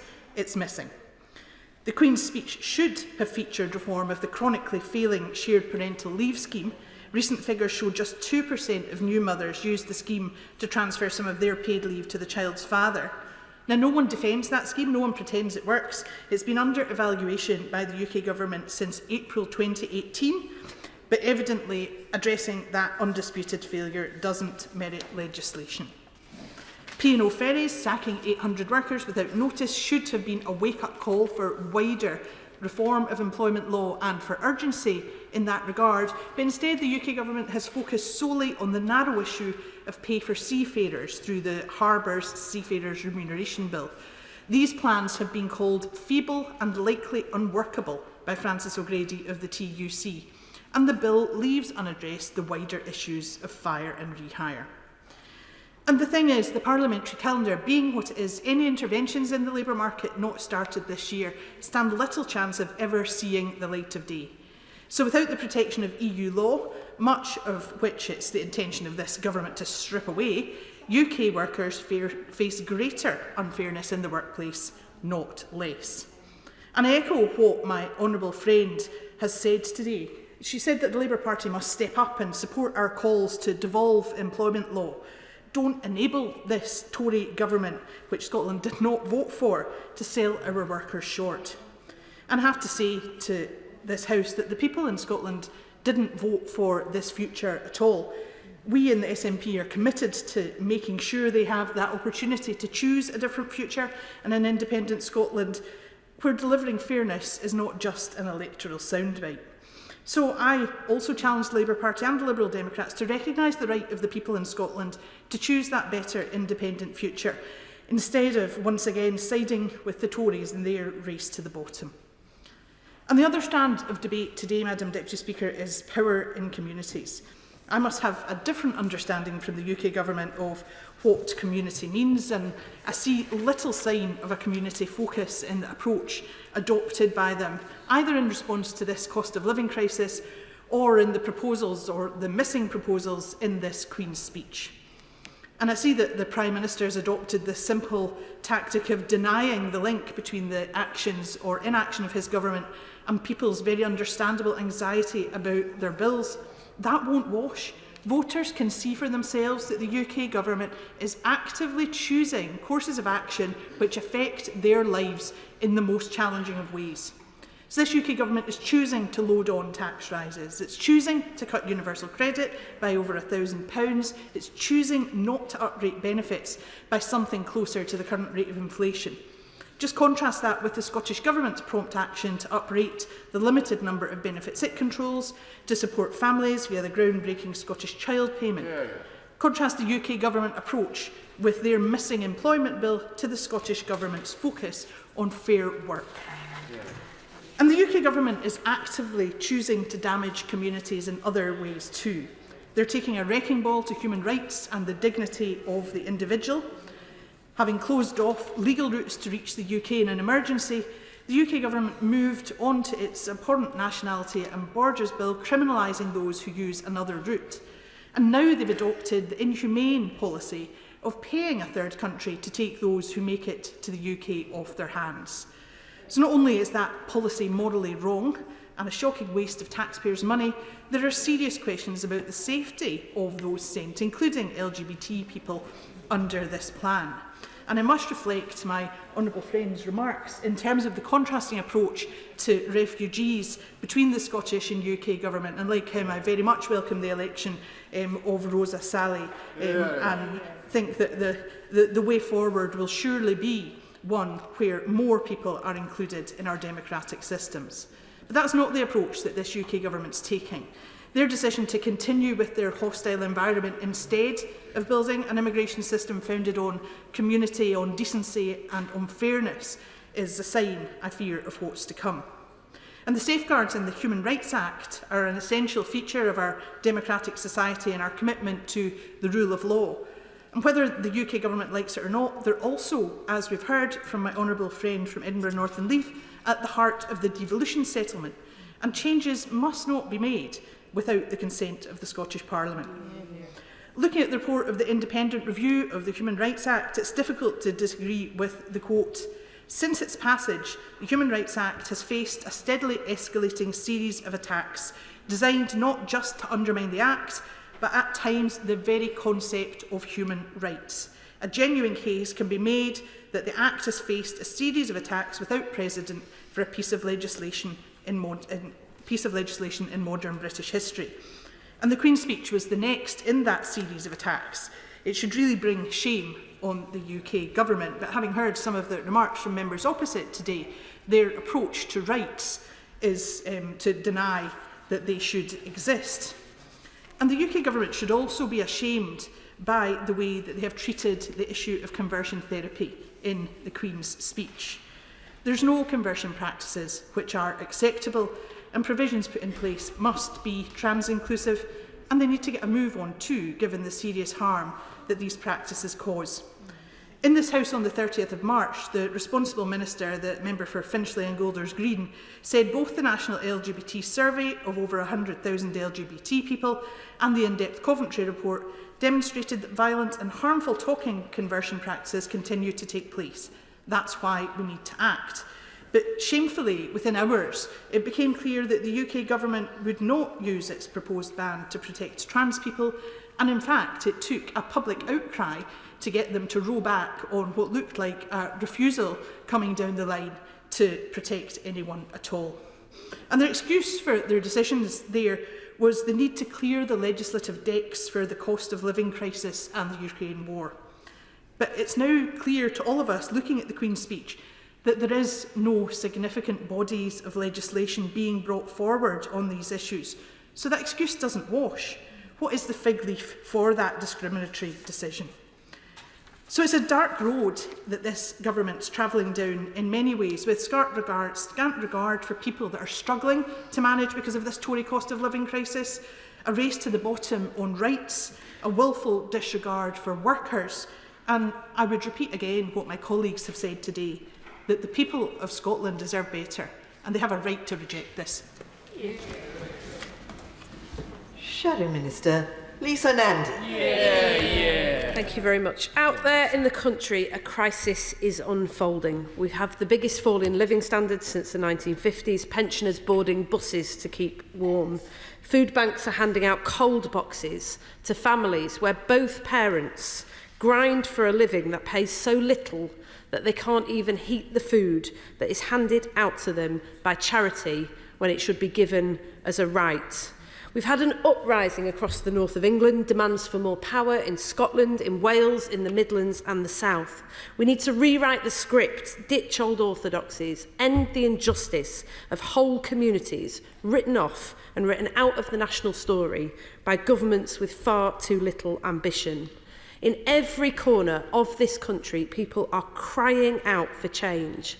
And this government's big idea is referendums on street names and an al fresco dining revolution. Is this it? Seriously, is this it? Can't they see how absurd it is to tour TV studios talking about a Medici-style renaissance of our towns, villages and cities, when high streets are falling apart and many town centres in every part of this country are now no-go areas for people who live there? When homes, as my friend the member for Sheffield Hallam said, are cold and damp and communities are broken apart by policies that force people to move into insecure housing miles away from friends and families. And while they tour the country reading out lists of leisure centres that have had a lick of paint, funded by a small refund of our money that has been taken from us over a decade, on every measure, wages, homes, transport, life expectancy, the gap is growing and Britain is going backwards. Aren't they ashamed to stand there and say they're getting the country firing on all cylinders, spreading prosperity, widening opportunity, when Bloomberg this week showed that in 9 out of 10 constituencies, the salary gap is widening? Almost everywhere, homes are unaffordable, and public spending has fallen behind London in every single region of England in the 2 years since this government was elected and took office with a promise to level us up. Are they not ashamed? I thought it was pretty brave of this government to enshrine the levelling up missions in law, given that appalling record. But then I read the small print. And it turns out they're not even doing that. The big flagship promise, and they're not even delivering that. Tucked away in this 325-page bill, it says the Minister may revise the current statement of levelling up missions so as to change the mission progress methodology and metrics or target date.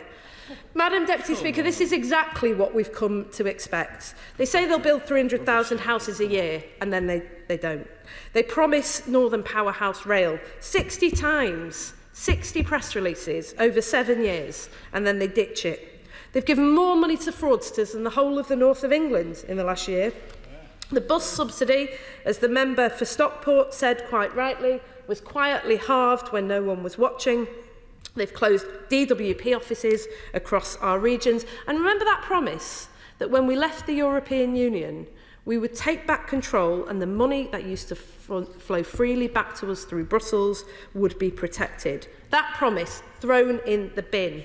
The Cabinet is meeting in Stafford today, and frankly, Madam Deputy Speaker, I do not know how they have the nerve. Stafford is one of those places. £35 million has been lost from Stafford because of this government's decision to hold on to money that belongs to us. £1 billion taken from communities in England. I'm starting to think they're just incapable of keeping any simple promise. After all the talk, all the spin, the only people that seem to have taken back control are a small group of ministers in Whitehall. Any government worth having would have used this Queen's speech to get money into people's pockets, scrapping business rates, bringing in a windfall tax on the big oil and gas producers to get money off people's energy bills.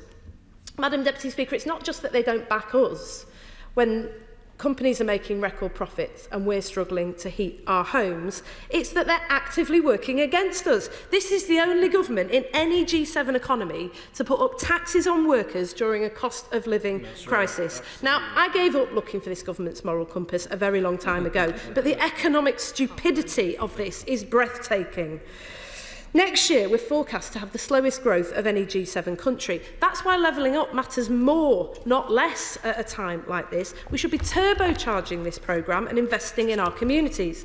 In the 9 years leading up to the pandemic, almost a decade of Tory rule, only 2 of the 38 OECD countries invested less than Britain.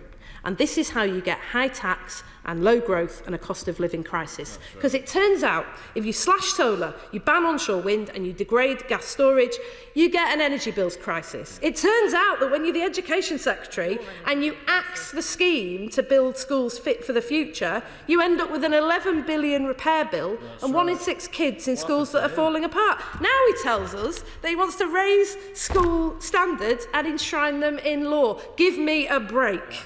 You see, the difference between us and them is that we believe in our communities and we're prepared to back them. We would invest 28 billion a year, every year, for a decade to bring back the good jobs that underpin our local economies, so kids from Barnsley to Aberdeen have choices and chances to leave if they wish and to stay and contribute if they can, so that geography is no longer destiny. Remember that phrase? And young people don't have to get out to get on. Madam Deputy Speaker, this is not a plan. This is a 325-page obituary of the government's levelling up programme. This press release that I have here promises real power, but I think we've learnt by now not to trust the spin. Because remember the Secretary of State who promised to throw open doors to welcome refugees from Ukraine? But he didn't, did he? 200,000 families came forward in Britain to provide a home to people fleeing Vladimir Putin. Only 26,000 of them have been able to make a home here. After years of delay and agony for leaseholders, he said he'd make developers pay, but he didn't, did he? No. Because we got a meeting and then another press release, but for all the agony continues. So what does this promise to implement the biggest shift of power from Whitehall in modern times actually amount to? Well, first of all, the right to a better home that was published literally, I'm not joking, while the Secretary of State was on TV abandoning his commitment to actually build them. What on earth is the point of the right to something that doesn't exist? An announcement to make it easier for councils to bring boarded up properties back into use, an idea so good that when we called for it back in September, they said it was a rehashed and failed policy first proposed by Jeremy Corbyn. I didn't realise that the Secretary of State took his advice from Jeremy Corbyn. It goes to show, they went on, that Labour have absolutely nothing new to offer to our country. I'm pleased to see they've come round to our way of thinking. But seriously, how many times do they think they can do this? The flashy headline-grabbing offer, and then you look at the small print. So what is this power? A share of the infrastructure levy, but only if you set up a town or parish council. More powers, but only if you take a mayor, and only if you live in an area that the Chancellor has deemed economically viable and not written off like large swathes of the country. And even then, only a privileged few friends of the Secretary of State seem to get any of the powers that they need. My honourable friend, the member for Barnsley Central, was an outstanding mayor for South Yorkshire. But imagine what he could have delivered for the people of South Yorkshire if he had had the powers that he was clamouring for throughout his entire time in office. And you know what, Madam Deputy Speaker, right as I went through this bill, it turned out that the only thing that we actually get the right to decide for ourselves is what our mayor is called. I'm not joking. 3 pages, I'm actually not joking. 3 whole pages in this bill are dedicated to giving us the right to pick a new name for our mayor. A Medici-style renaissance this is not. In fact, it's just patronising nonsense, or as the member for East Renfrewshire said, a load of baloney. The Secretary of State brags in his quote that accompanies the press release that he's going to allow every part of England which wants a London-style mayor to have one. Can I just say gently again to the front bench on the other side that not everywhere in this country wants to be London. We're proud of London, we love London, but not everywhere wants to be the same. I certainly will. I think the right honourable member for giving way. On the topic of Labour mayors, I wanted to know if the right honourable member shared my concern that the Labour mayor for Cambridge and Peterborough is currently under investigation for bullying a huge number of staff at that authority. I would be very careful if I were him to try and give our side lessons about bullying, given the allegations that were found to have merit against the Home Secretary and many other members of his front bench. I think, you know, you wrestle with a pig, you get covered in stuff. And I would just be very careful if I were him at using this place to try and throw mud at us. If only the Secretary of State had come to us and said that he couldn't do it. If only he'd just said to us, look, the Treasury has blocked it, Number 10 has ditched it, the Cabinet Office has laughed at it. If he'd come to us and said, work with me, because together we might achieve this, we would have been far more sympathetic today. But instead, what we get is 325 pages that marks the death of the government's levelling up agenda. Well, if they won't do it, we will. Like my friend, the member for Easington, said, we will proactively defend and support the people who power this country. We won't stand aside when workers are thrown on the scrap heap. It really does make a nonsense of claims to level up when you have a shower of ministers who don't lift a finger to help hundreds of P&O workers until the news is made public. Today, GMB and Deliveroo have shown that the jobs of the future can be jobs you raise a family on, dignity, security and respect. And as the member for Watford, who is here to listen to these winding up speeches, said, he's run an admirable campaign to protect the tips of hard-working staff from unscrupulous employers. But where is the employment bill that's been promised 20 times? Seriously, where is it? We will put money back in people's pockets through a windfall tax so they can spend on our high streets and our town centres can thrive again. We'll aggressively chase down the jobs of the future, not an empty procurement bill, not a government that promised to bring renewable jobs to Britain and then awards a contract to build wind farms in Fife to a yard in Indonesia, but a real strategy to make, buy, sell more in Britain. We'll close the gap that's seen only 2 regions of the UK prosper in 19 of the last 20 years and 12 years of managed decline of our nations and regions under the Tories.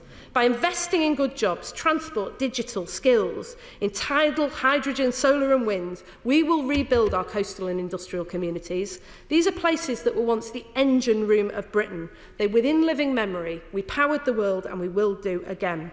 Whether it's shipbuilding in Glasgow, textiles in Preston and Burnley, mining in Wales and Wigan or fishing in Grimsby, the people that make our great towns and cities were the people who drove Britain forward, and they deserve so much better than this.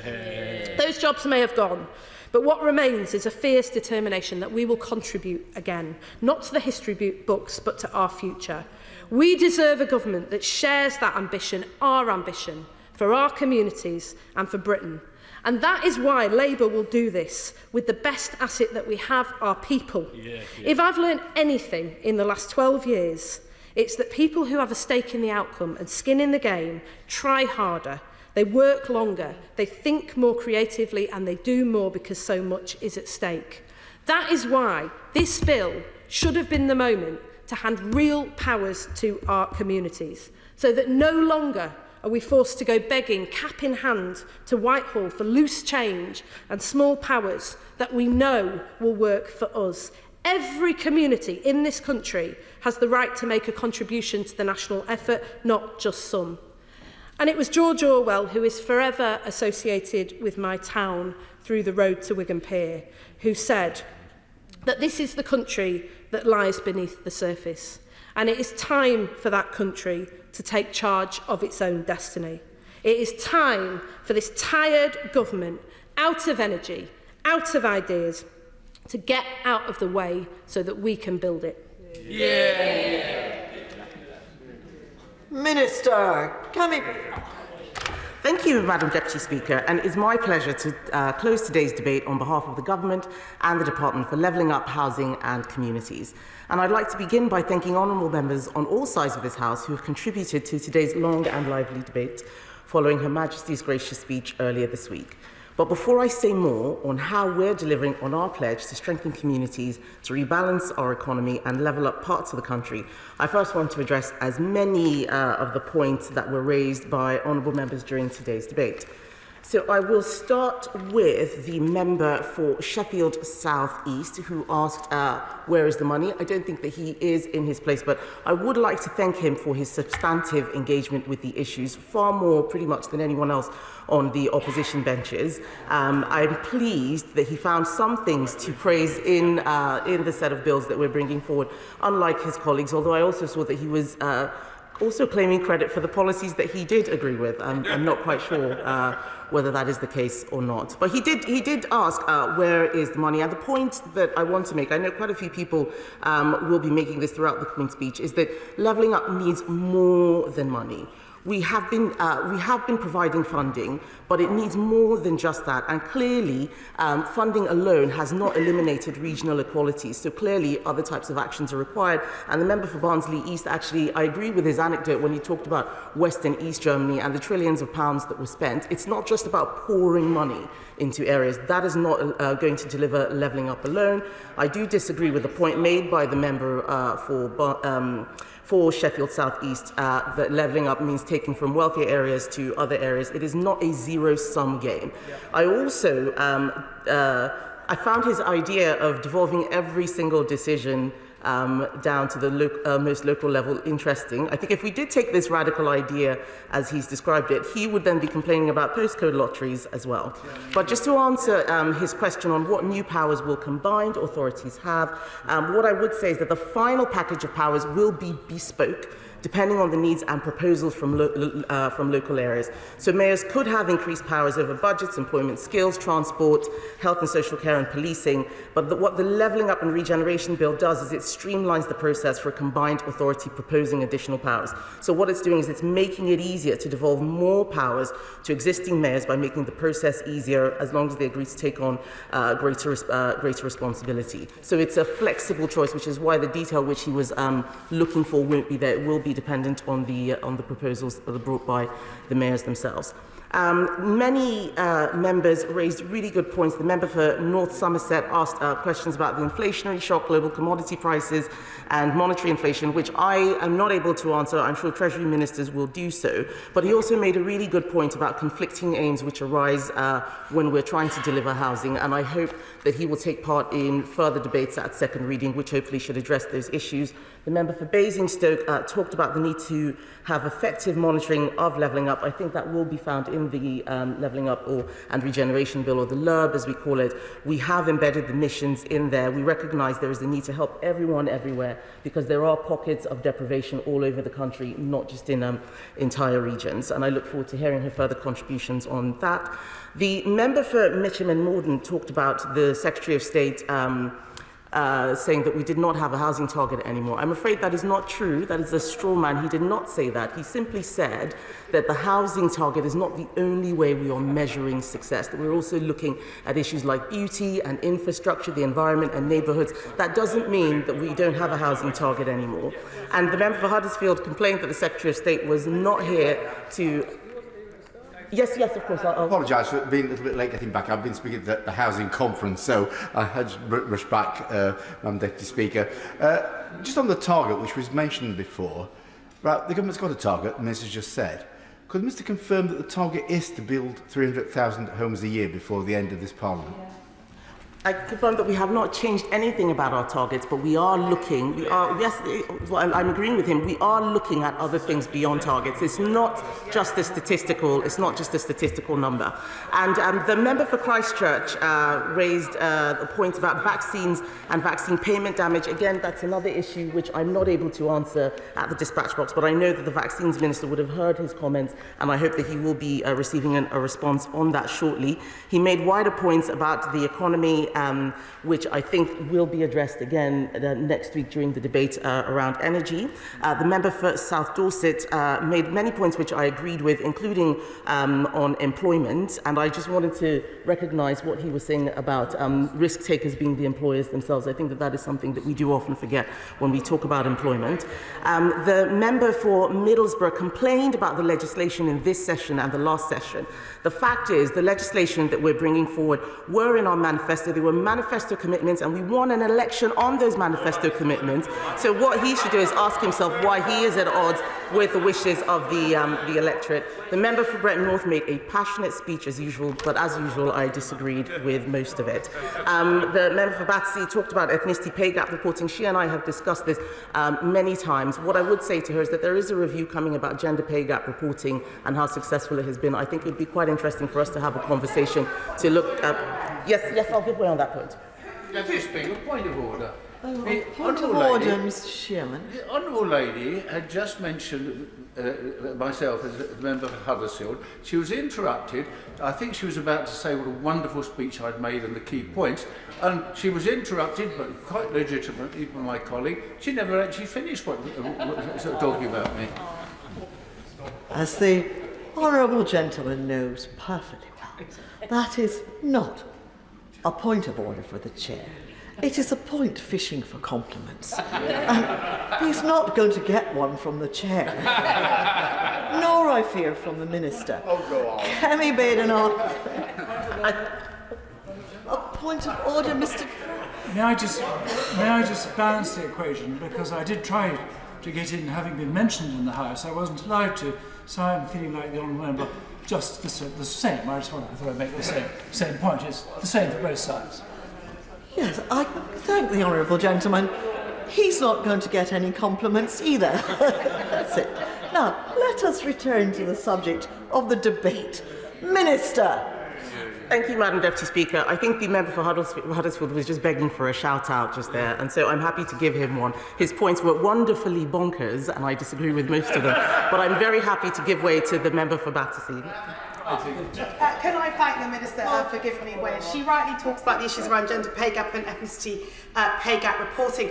Does she agree with me that it's also time to now review disability pay gap reporting so that we can address the disability employment gap, but more importantly, we can get that data, impairment-specific data that will really highlight some of those flaws that we have in relation to disabled people and employment? Minister. I think she raises a good point. On disability pay gap reporting, the metrics which we would be using would be quite significantly different. There are issues around ability, which means that disabled people are at a serious disadvantage compared to others. But I think that that's something that we are exploring already. It's certainly something that we keep under review. And of course, I'm happy to take those conversations offline and discuss them later. The member for Sheffield Hallam talked about social housing regulation. She made some good points, and I think when my colleague, the Minister for Homelessness and Rough Sleeping, is taking that bill through the House, there'll be many things that he'll be able to answer, which I cannot do at this point. The member for Watford spoke very movingly about loneliness and has been a powerful advocate for fairness in the workplace, and his tips bill and mental health first aid in the workplace 10-minute rule bill are evidence of this. I also note the points made by the member for Gedling. I think you'll find that they'll be addressed in the Renters Reform Bill, and we can provide further details on that in due course. I was amazed that the member for Enfield North said that the white paper, the Levelling Up white paper, was thin. It was nearly 400 pages. I mean, this is proof that Labour MPs don't bother to read anything. With 400 pages of policies and ideas, it's quite frankly insane to pretend that that white paper is thin. I would encourage them to engage with the content. Now, the fact that the majority of this debate has consisted of members opposite asking where is the employment bill simply shows the paucity of their arguments. We have promised an employment bill, but the vast majority of legislation to improve workers' rights does not need to come in a package titled employment bill. I was in the Treasury when we implemented probably the greatest employment protection scheme ever devised in this country, the furlough scheme. It did not need any, no, I'm not giving way on this point because many members have risen. I think they should listen to the point I'm making rather than interrupt it. The fact is the greatest employment protection scheme ever devised in this country, the furlough scheme, was an example of how this government acts innovatively, nimbly and quickly to deal with the serious issues of the day. Since then, we have already... I'll give way. The Minister for giving way. She can't have it both ways. She can't give opposition members any trouble saying all the bills tabled this time are manifesto commitments.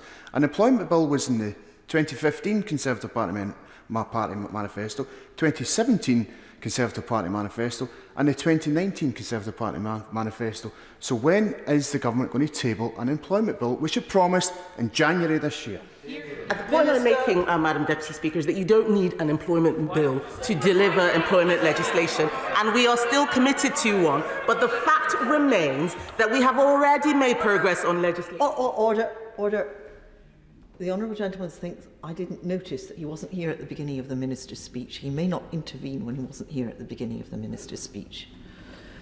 Minister.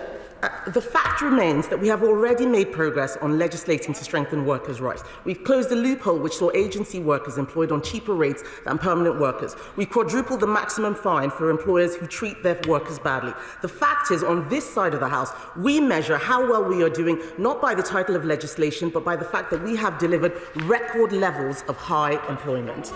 And moving to the points made by the Honourable Lady on the front bench, she criticises us for not doing enough on the cost of living. But I will remind the House that the last autumn budget, when she and all of her colleagues had an opportunity to reduce the cost of living, like the rest of them, she voted against measures in the autumn budget to reduce the universal credit taper reduction, which effectively would have given £1,000 tax cut for low-income families, something which would fail to support those on the lowest incomes. So we don't buy their argument that they are interested in the cost of living, because when the legislation comes forward, they vote against it. She also criticised the Levelling Up and Regeneration Bill, just as she did the Levelling Up White Paper. I remember her comments during that debate. They were all sneering and no substance, from someone who clearly, again, had not taken the time, like the member for Enfield North, to read it. She is constantly playing catch-up because her immediate priority is to criticise instead of engaging with the policy detail. And that's why the 5-point plan, which she wrote in January, consisted of 5 recycle policies we're already carrying out and some sour finger-pointing. That is not an action plan. The fact is, we have done quite a bit on the cost of living. We're supporting families with the cost of living with £22 billion worth of support in 2022-23 and delivering the biggest net cut to personal taxes in over a quarter of a century. Our plan for jobs, as I mentioned earlier, is bringing unemployment back below pre-pandemic levels. We're delivering £9.1 billion energy rebate with 150 council tax rebate. We're increasing the value of the Warms Homes discount to £150 and expanding eligibility to cover nearly 3 million households. We're protecting, I'm not giving way because they don't want me to list these things. We're protecting the vulnerable, including pensioners with winter fuel payments of up to £300 and cold weather payments of £25 a week. We delivered a record cash increase in the national living wage, meaning a £1,000 salary boost for full-time workers. We've raised the national insurance threshold from July, saving an average worker £330 a year. We've cut fuel duty by 5p for £12 a month. And as I mentioned, we've cut the universal credit taper rate. No, I'm not giving way, because the selective amnesia of members opposite never ceases to amaze me. They refuse to acknowledge the policies which they know we've carried out, which they agree with. They pretend money isn't being spent when we have spent it, and not just spent, but spent unprecedented amounts. So there is no use giving way for them just to repeat the same arguments that they have been making over and over during the course of the debate. Now, I will move on to the comments made by the member for Barnsley Central. He talked about levelling up funds and money for local government. As local government minister, he knows that this is something that I care very passionately about, and I do know that I'll be working, I know he's no longer the mayor, but I will be working with local government leaders across the country. We've boosted funding to councils by £3.7 billion this year, an increase of over 4.5% in real terms, which will ensure councils have the resources they need to deliver key services, and the poorest areas will receive 14% more per household than the least deprived areas. So in terms of who got levelling up funding, the truth is all of this is based on the quality of the bids. We can't guarantee that every bid is going to be something that we can fund compared to what's being presented by others. The other thing that members opposite say is that we've done absolutely nothing for the last 12 years. Just to remind them again that in the last 3 years alone, we tackled the greatest public health emergency in a generation. We delivered a historic funding boost to the NHS. We've ended the cruel lottery of social care costs with our £36 billion health and social care plan. We've led the world in the fight against climate change with our COP26 presidency. And we've also tackled crime, closing over 1,500 county lines. We've delivered for the whole United Kingdom, Madam Deputy Speaker, securing vaccines for all 4 nations and agreeing the largest funding settlements since devolution. I'll give way. Thank you for giving way. If the Conservative government have done all of these wonderful things, how come my constituents can't afford to eat? I'm afraid the Honourable Lady is being disingenuous with her question, with the way she's presenting the argument. She knows. I will withdraw the remark. I will withdraw the remark, Madam Deputy Speaker. She knows that I do not know the specific circumstances of her constituent. What I can tell her is what the government is doing. I would ask her, given that we have devolved so much policy to the Scottish Government, is what is the Scottish Government doing to help her constituent? And I will go back to saying what it is that we have been doing in this country. And the fact is we have delivered for the whole United Kingdom, securing vaccines for all 4 nations and agreeing the largest funding settlement since devolution. And it is also ridiculous for us to be criticised for not devolving more by Labour members opposite. In 13 years of Labour government, there was no devolution except in London. We created so many devolution deals. We even provided jobs for 3 Labour MPs, including Tracy Brabin, Andy Berman, and until recently, the member for Barnsley Central. And they say that we're doing nothing on employment. I'm afraid, Madam Deputy Speaker, that many of the claims they're making are simply not credible. But in conclusion, I would just like to say that the Queen's speech set out the government's ambitious level. Order. This is just getting a bit too much. I can't hear the Minister.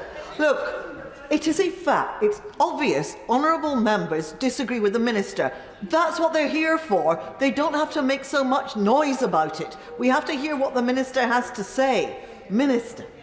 Thank you, Madam Deputy Speaker. It's because they don't like it up and they know that the points are making are hitting home.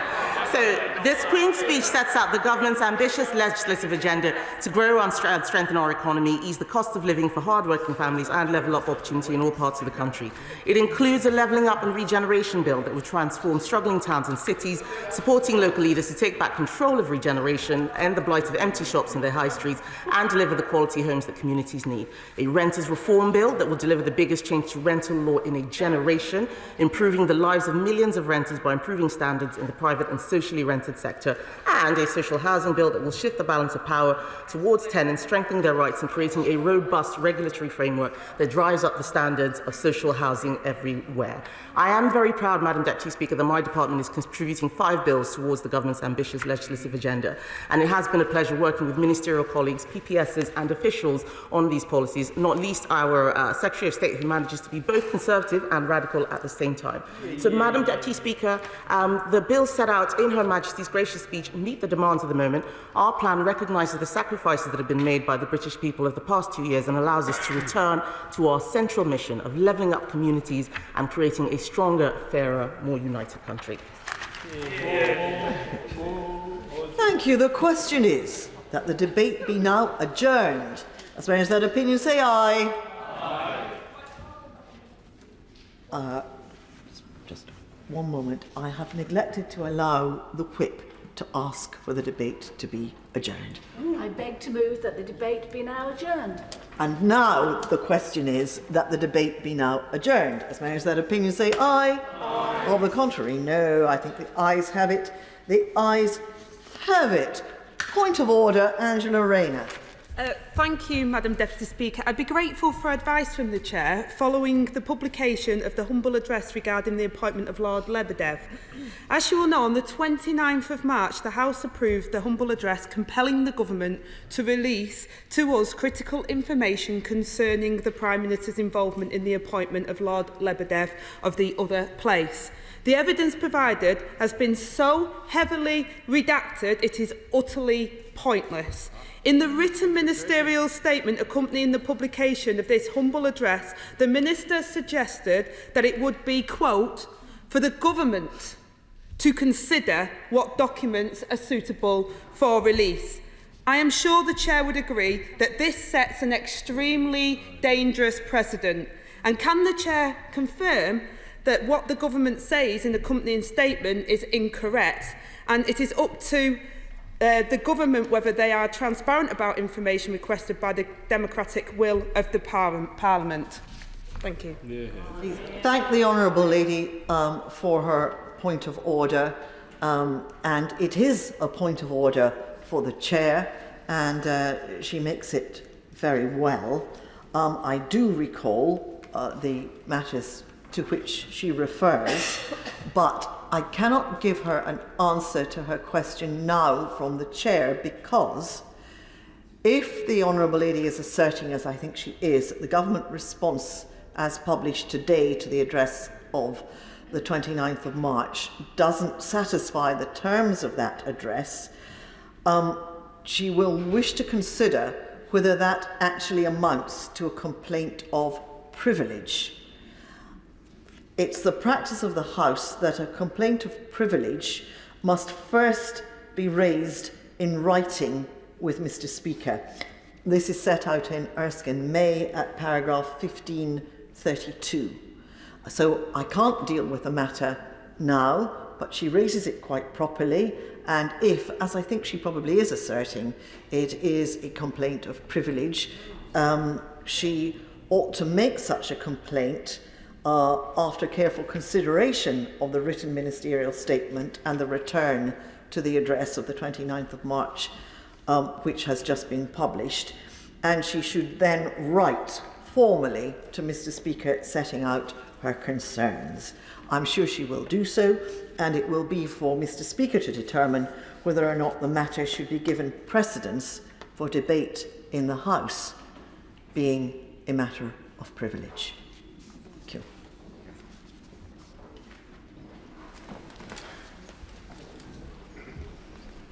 I beg to move that the House adjourn. I beg to move that the debate be now adjourned. No, we've done that one. It's I beg to move that the House do now adjourn.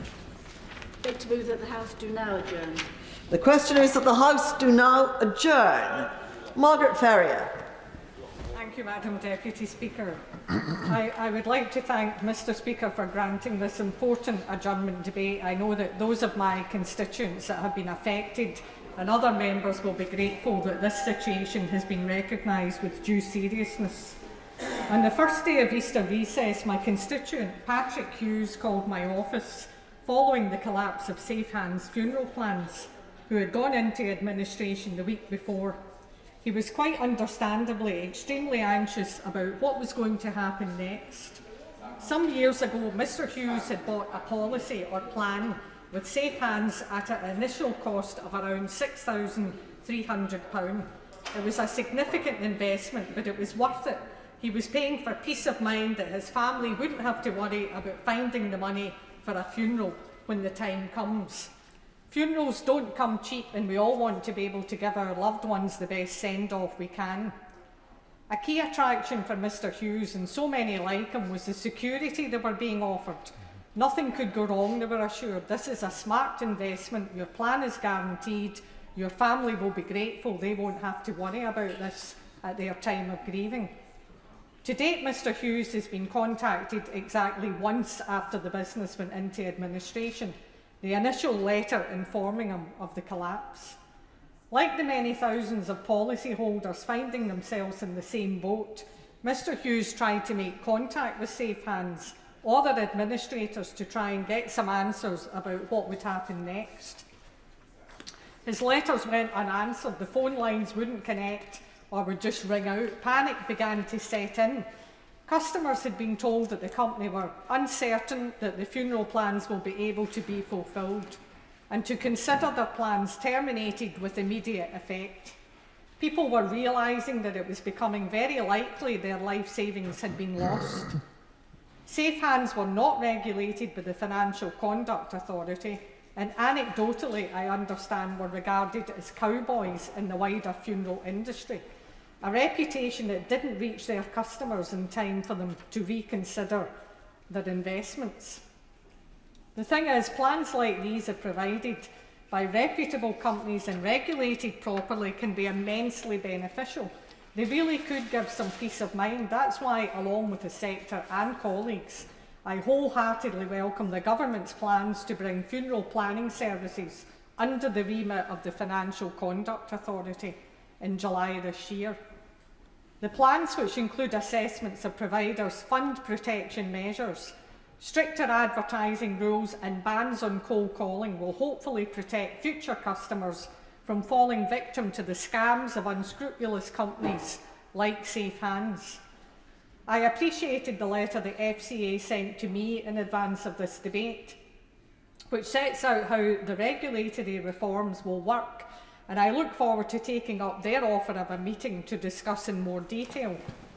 I'm happy to give you. I'm grateful to my honourable friend for giving way and commend her for securing this debate. As an example of the kind of advertising this company have been doing, she mentioned the fact that they promised that customers' money would be kept in an entirely separate independent company. Is she aware that the trustees set up a company called SHFT Properties Limited, and that every single person who has ever been a director of that company was also a director of Safe Hand Plans Limited? Does she share my frustration that the directors of companies who can repeatedly tell such blatant lies in order to con their customers are allowed to carry on being directors of other companies to this very day, despite the chaos that is left behind in the wreckage of Safe Hand Plans? I'd like to thank my honourable friend for his intervention, and I have more specific thanks to give him a little later in my speech.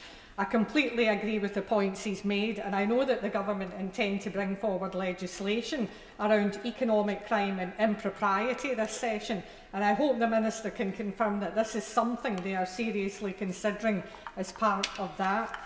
I was particularly happy to see the clear focus on consumer protections, and I fully agree with their approach that looks to make sure customers pay a fair price, the plan meets their needs, the money is looked after responsibly, and they have all the information they need to make an informed decision.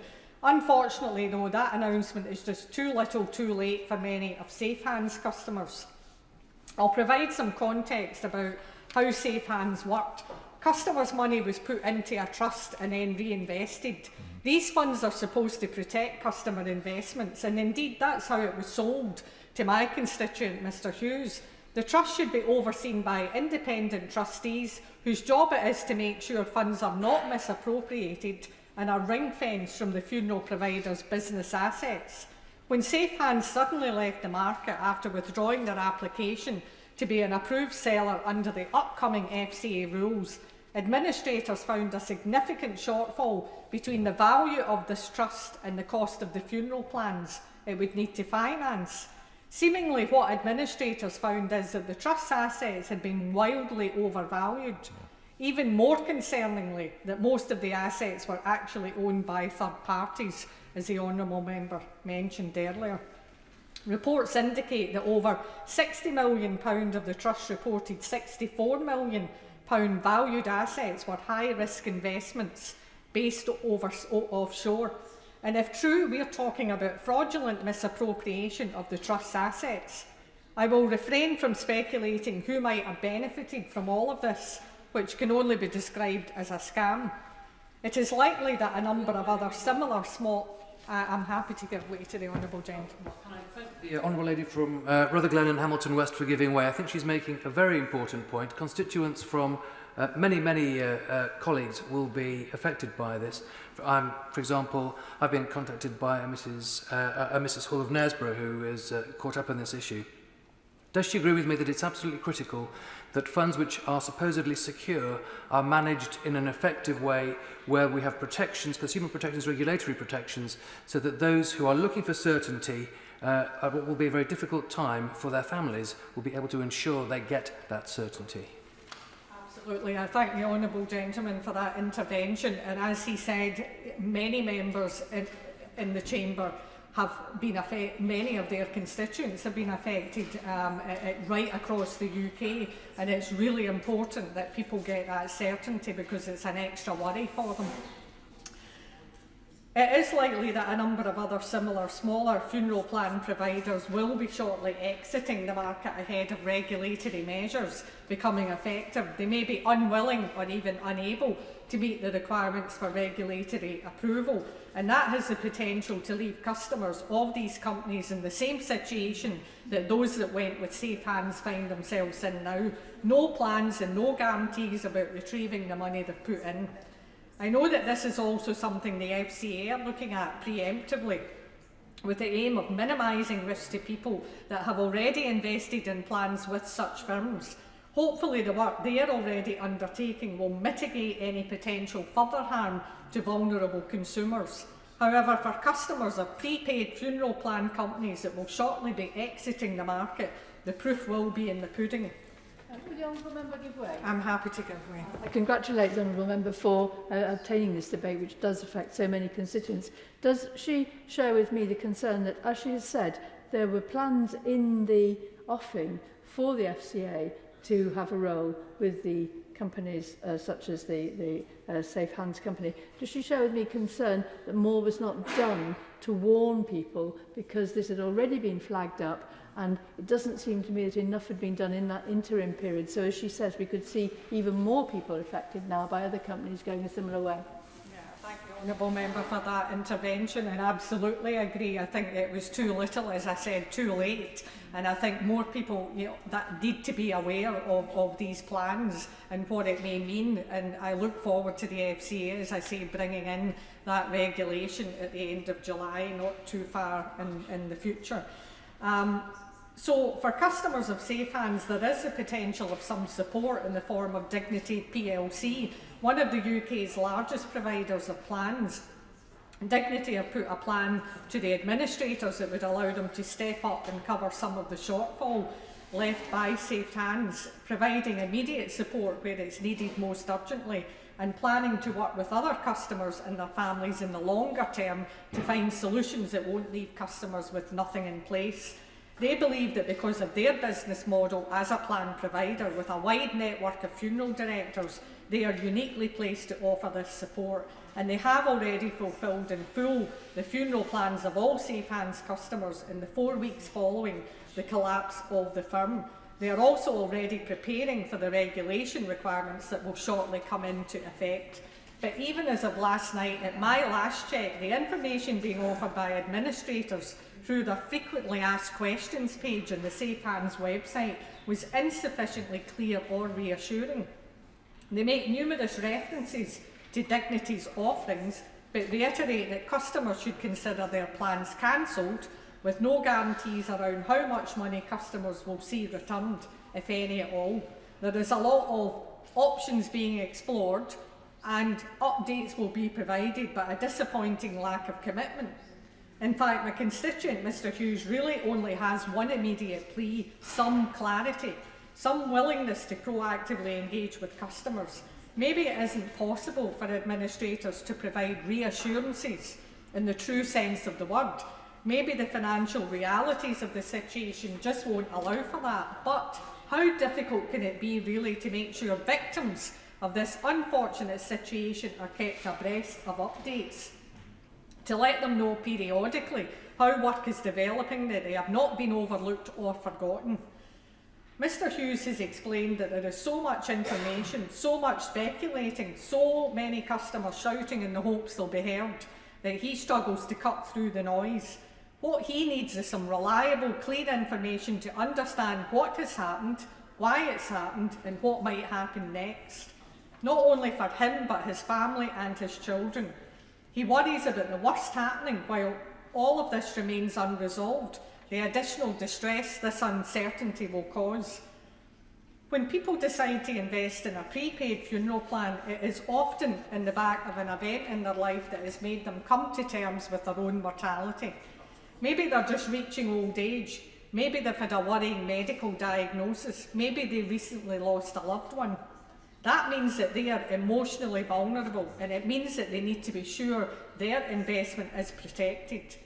Particularly when you consider that the majority of those that will choose a prepaid plan are doing so because their estate might not leave much more than the cost of a funeral for their children or family, if it would even cover that much. We are in a cost of living crisis at a time when people are struggling with the stress of paying their energy bills, putting food on the table, or meeting their general living costs. It is absolutely unthinkable that, resulting from the collapse of Safe Hands, some of those people will face the added stress of trying to finance the funeral of someone they care about. A funeral that, as far as they were concerned, was already paid for either partially or in many cases in full. Of course, I understand that any business needs to turn a profit. It's the nature of the game. In a highly emotionally charged market like this, based on one of the few guarantees we have in life, death, sensitivity is required. To prey on this customer base is absolutely disgusting, While safe hands certainly do not represent the standards of the industry as a whole, whether intentionally or not, we already know other firms have put their customers' money and funeral plans at risk by not seeking approval ahead of regulations.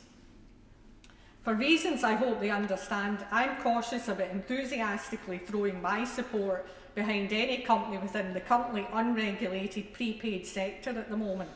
But I would like to thank Dignity for proactively reaching out and sharing some information with me ahead of this debate.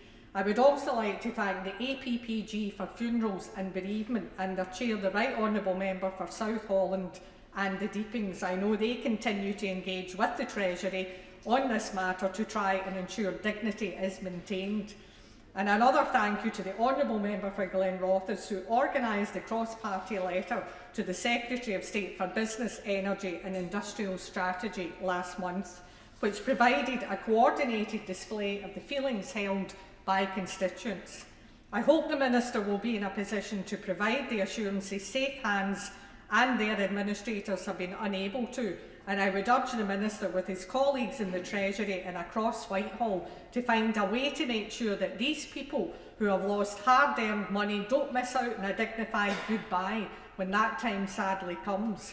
For Mr Hughes and the 46,000 others like him, for their families and friends and the people who love them most in the world. Thank you. Just before I ask the Whip to move the 5 o'clock adjournment, I refer back now to the decision taken by the House a few moments ago to adjourn today's debate. And I will ask the Whip to please name a day on which today's debate shall be resumed. Monday the 16th of May. Monday the 16th of May. Thank you. Now we move the adjournment, please. Beg to move this House do now adjourn. The question is that this House do now adjourn. Honourable Member. Madam Deputy Speaker, thank you for squeezing me in, and my apologies to the Minister who wasn't anticipating me bombing up for 2 minutes, so I hope he will allow me. Can I commend the Honourable Lady for securing the debate? I know I warned that I was going to intervene. She got slightly more of an intervention than she perhaps anticipated. Like her, I've had numerous constituents contacting me who have had safe hands policies and are in deep distress over what is occurring. Some of them with relatives very near the point of death, unsure what was going to happen to them. Like her, I welcome Dignity's proactive approach to this, but I remain deeply, deeply concerned that there will be many more firms in a similar situation withdrawing from the market before FCA regulation takes full effect. I'm not yet clear that Dignity has the capacity to cope with that level of demand, nor the industry as a whole has the willpower to address this issue. And that reminds me to a certain extent of the Fairfax scandal of about 10 years ago.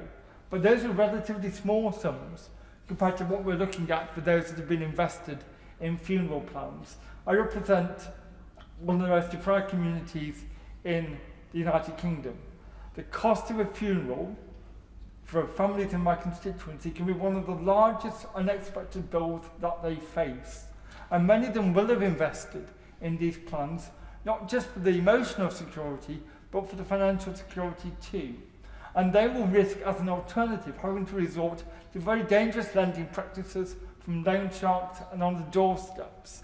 So I urge the Minister to try to explain what more he can do. Can I also urge him, I know he's working on this, to accelerate the pilot scheme for no interest loans I know he is working on. Because to me that is the perfect vehicle, I think, for trying to deal with these large, unexpected costs that allows the state to provide, as an interim solution, to give people more financial stability. This is a genuine worry for dozens, if not hundreds of people across my constituency, and I join the Honourable Lady in looking forward to hearing what the Minister has to say. Thank you, Madam Deputy Speaker. Minister John Glenn. Thank you very much, Madam Deputy Speaker. And let me firstly thank the member for Rutherglen and Hamilton West for securing this important and timely debate on what is an incredibly emotive subject, and I thank colleagues from across the House for the contributions that they have made.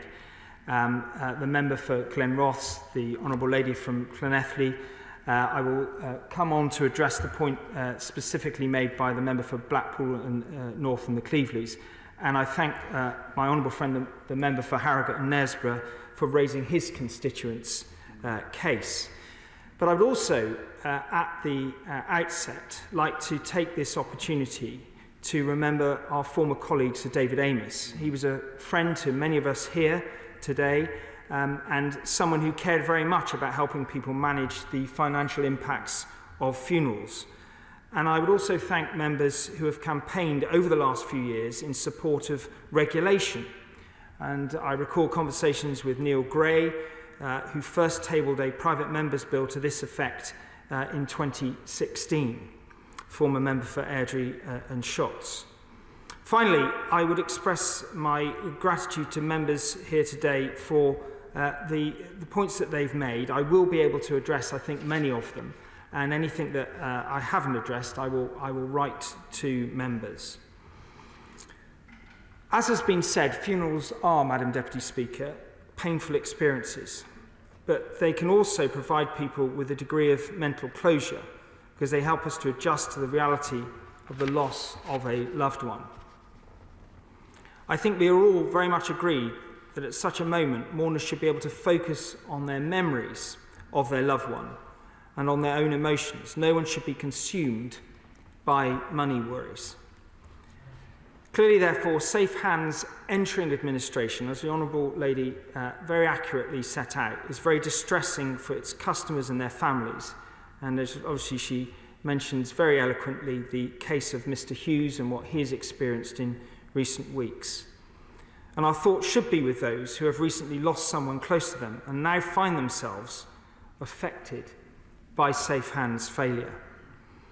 Now, as has been referenced, the Dignity, one of the UK's largest funeral plan providers, have stepped in to provide funerals on behalf of Safe Hands customers in the immediate period after the firm entered into administration. And I would echo the Honourable Lady's words in expressing gratitude that they have stepped up to the mark and they've agreed to do that for a further 6 months. I regret the fact that her constituent doesn't have clarity on exactly where that leaves him. But of course, Safe Hands themselves will be entering the administration process, and that will need to be concluded before wider issues can be looked at. But I met with Dignity just yesterday with my officials in the Treasury, and they reiterated their commitment for the next 6 months. It's been very welcome to see a funeral plan provider taking that responsibility for protecting the sector's customers and upholding the industry's reputation. And I had the privilege of meeting with the Right Honourable Member for South Holland and the Deepings and members of the APPG and industry a few weeks ago to discuss what was happening with this very difficult case.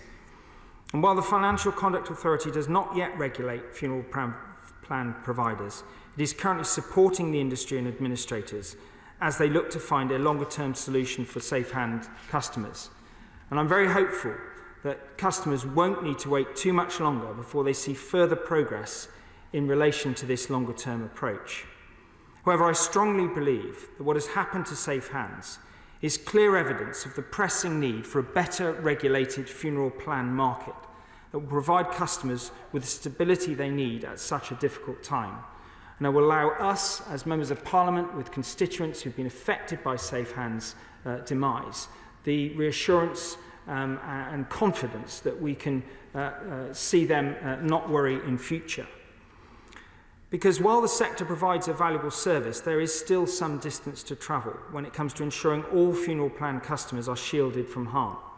Indeed, major reports and work carried out by the Treasury and the Financial Conduct Authority revealed examples of consumer detriment in the sector. And as a result, last year we legislated to bring providers and intermediaries within the regulatory remit of the FCA. And this change means, Madam Deputy Speaker, that from July the 29th, funeral plan providers will be subject to robust and enforceable standards for the first time. And these standards will benefit consumers in a number of ways. For instance, by giving them clarity about what is covered by their plans and ending high-pressure and misleading sales tactics. In addition, for the first time, funeral plan customers will be able to access a redress scheme, which will be provided by the Financial Ombudsman Service.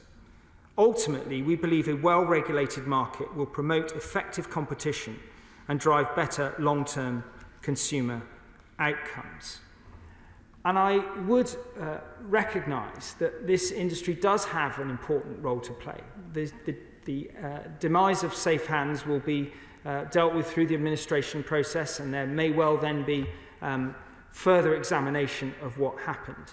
But my determination is that we will get this regulation right, and we will provide the security to the industry. The vast majority of firms in that industry are doing the right thing presently, and once they've adjusted to that new regime, I'm clear that we will be able to have confidence going forward. But the government recognised that this new regulation presents a major change for providers. And that's why we introduced an 18-month transition period before the new rules came into effect. And this has given businesses time to take the right steps to familiarise themselves with the new requirements and to help them to prepare to adopt them. Of course, we recognise that it is paramount that we minimise any disruption to customers because of these changes. And that's why, Madam Deputy Speaker, the FCA has said that providers that decide not to obtain authorisation or cannot obtain it should transfer their plans to a provider that will operate under the new rules. Alternatively, businesses should wind down in an orderly way before the regulation comes into force. And on that note, members may be also aware that last month the government made a supplementary statutory instrument, and this will make it easier for that transferal process for funeral plan providers seeking to exit the market to transfer their existing funeral plan to a regulated funeral plan provider. And that was something I discussed with Dignity yesterday. They welcomed that, and it should ease that process for the relatively small number that will find themselves subject to a plan where the provider will not go into regulation, and they'll be able to port it to one of the bigger industry providers. Now, clearly, there is a possibility when bringing a sector into regulation for the first time that some providers will be unable to meet the authorisation threshold.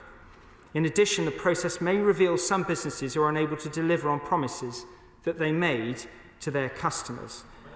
I'm very happy to give way. He is understandably focusing on the new regulatory regime that's coming in, and I think he is aware of some of my concerns about the adequacies of the FCA as currently set up. But there should have been other regulation. Who should have been regulating the activities of the trust? Who should have prevented them from engaging in wildly speculative, insecure investments directly against the promises they made? Who should have been regulating the fact that in the first 2 years of accounts for Safe Hands Plans Limited, there were demonstrably and very obviously false statements in those statements that were never picked up by Companies House? So does he accept that, regardless of the changes to regulation of funeral plans companies, there appear to be serious regulatory failures elsewhere again? Well, I thank the honourable gentleman for his point. He's making some points somewhat speculatively, but with some valid specific concerns over the journey that Safe Hands went on. Now, obviously, until that administration process is concluded, other investigations will not be able to take place. But, of course, the driver for the regulations that we're now bringing in was the fear that existed from members across this House a few years ago. The important thing is that we give reassurance going forward, but there will be a day of reckoning for the directors of Safe Hands to account for what happened. But the administration process is what must happen first. So I can't say any more on that, but his very relevant points are noted. I must stress that an inability to meet these new standards of regulation due to issues with conduct, business models or trust arrangements does not mean the regulation is at fault. Rather, bringing the sector into regulation exposes the unsustainable practices, which left unchecked could ultimately worsen and impact more consumers. As the famous adage says, Madam Deputy Speaker, Sunlight is the best disinfectant, and by regulating in this instance, we will turn the spotlight onto businesses operating with unworkable models and prevent consumer harm. At this point, I might just refer to my friend, the Honourable Gentleman for Blackpool North and the Cleveleys, who asked about the no-interest loan scheme that we've been piloting. It is being piloted in the South Manchester Credit Union. I hope to visit Manchester the week after next.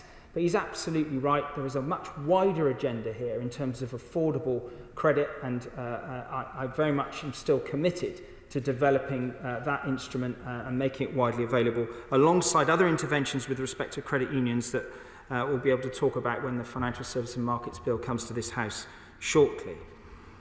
But it is right that the government acts to protect consumers, many of whom will be elderly or vulnerable, with a robust, proportionate regulatory framework. In addition, a well-regulated market will promote effective competition and drive better long-term outcomes for consumers.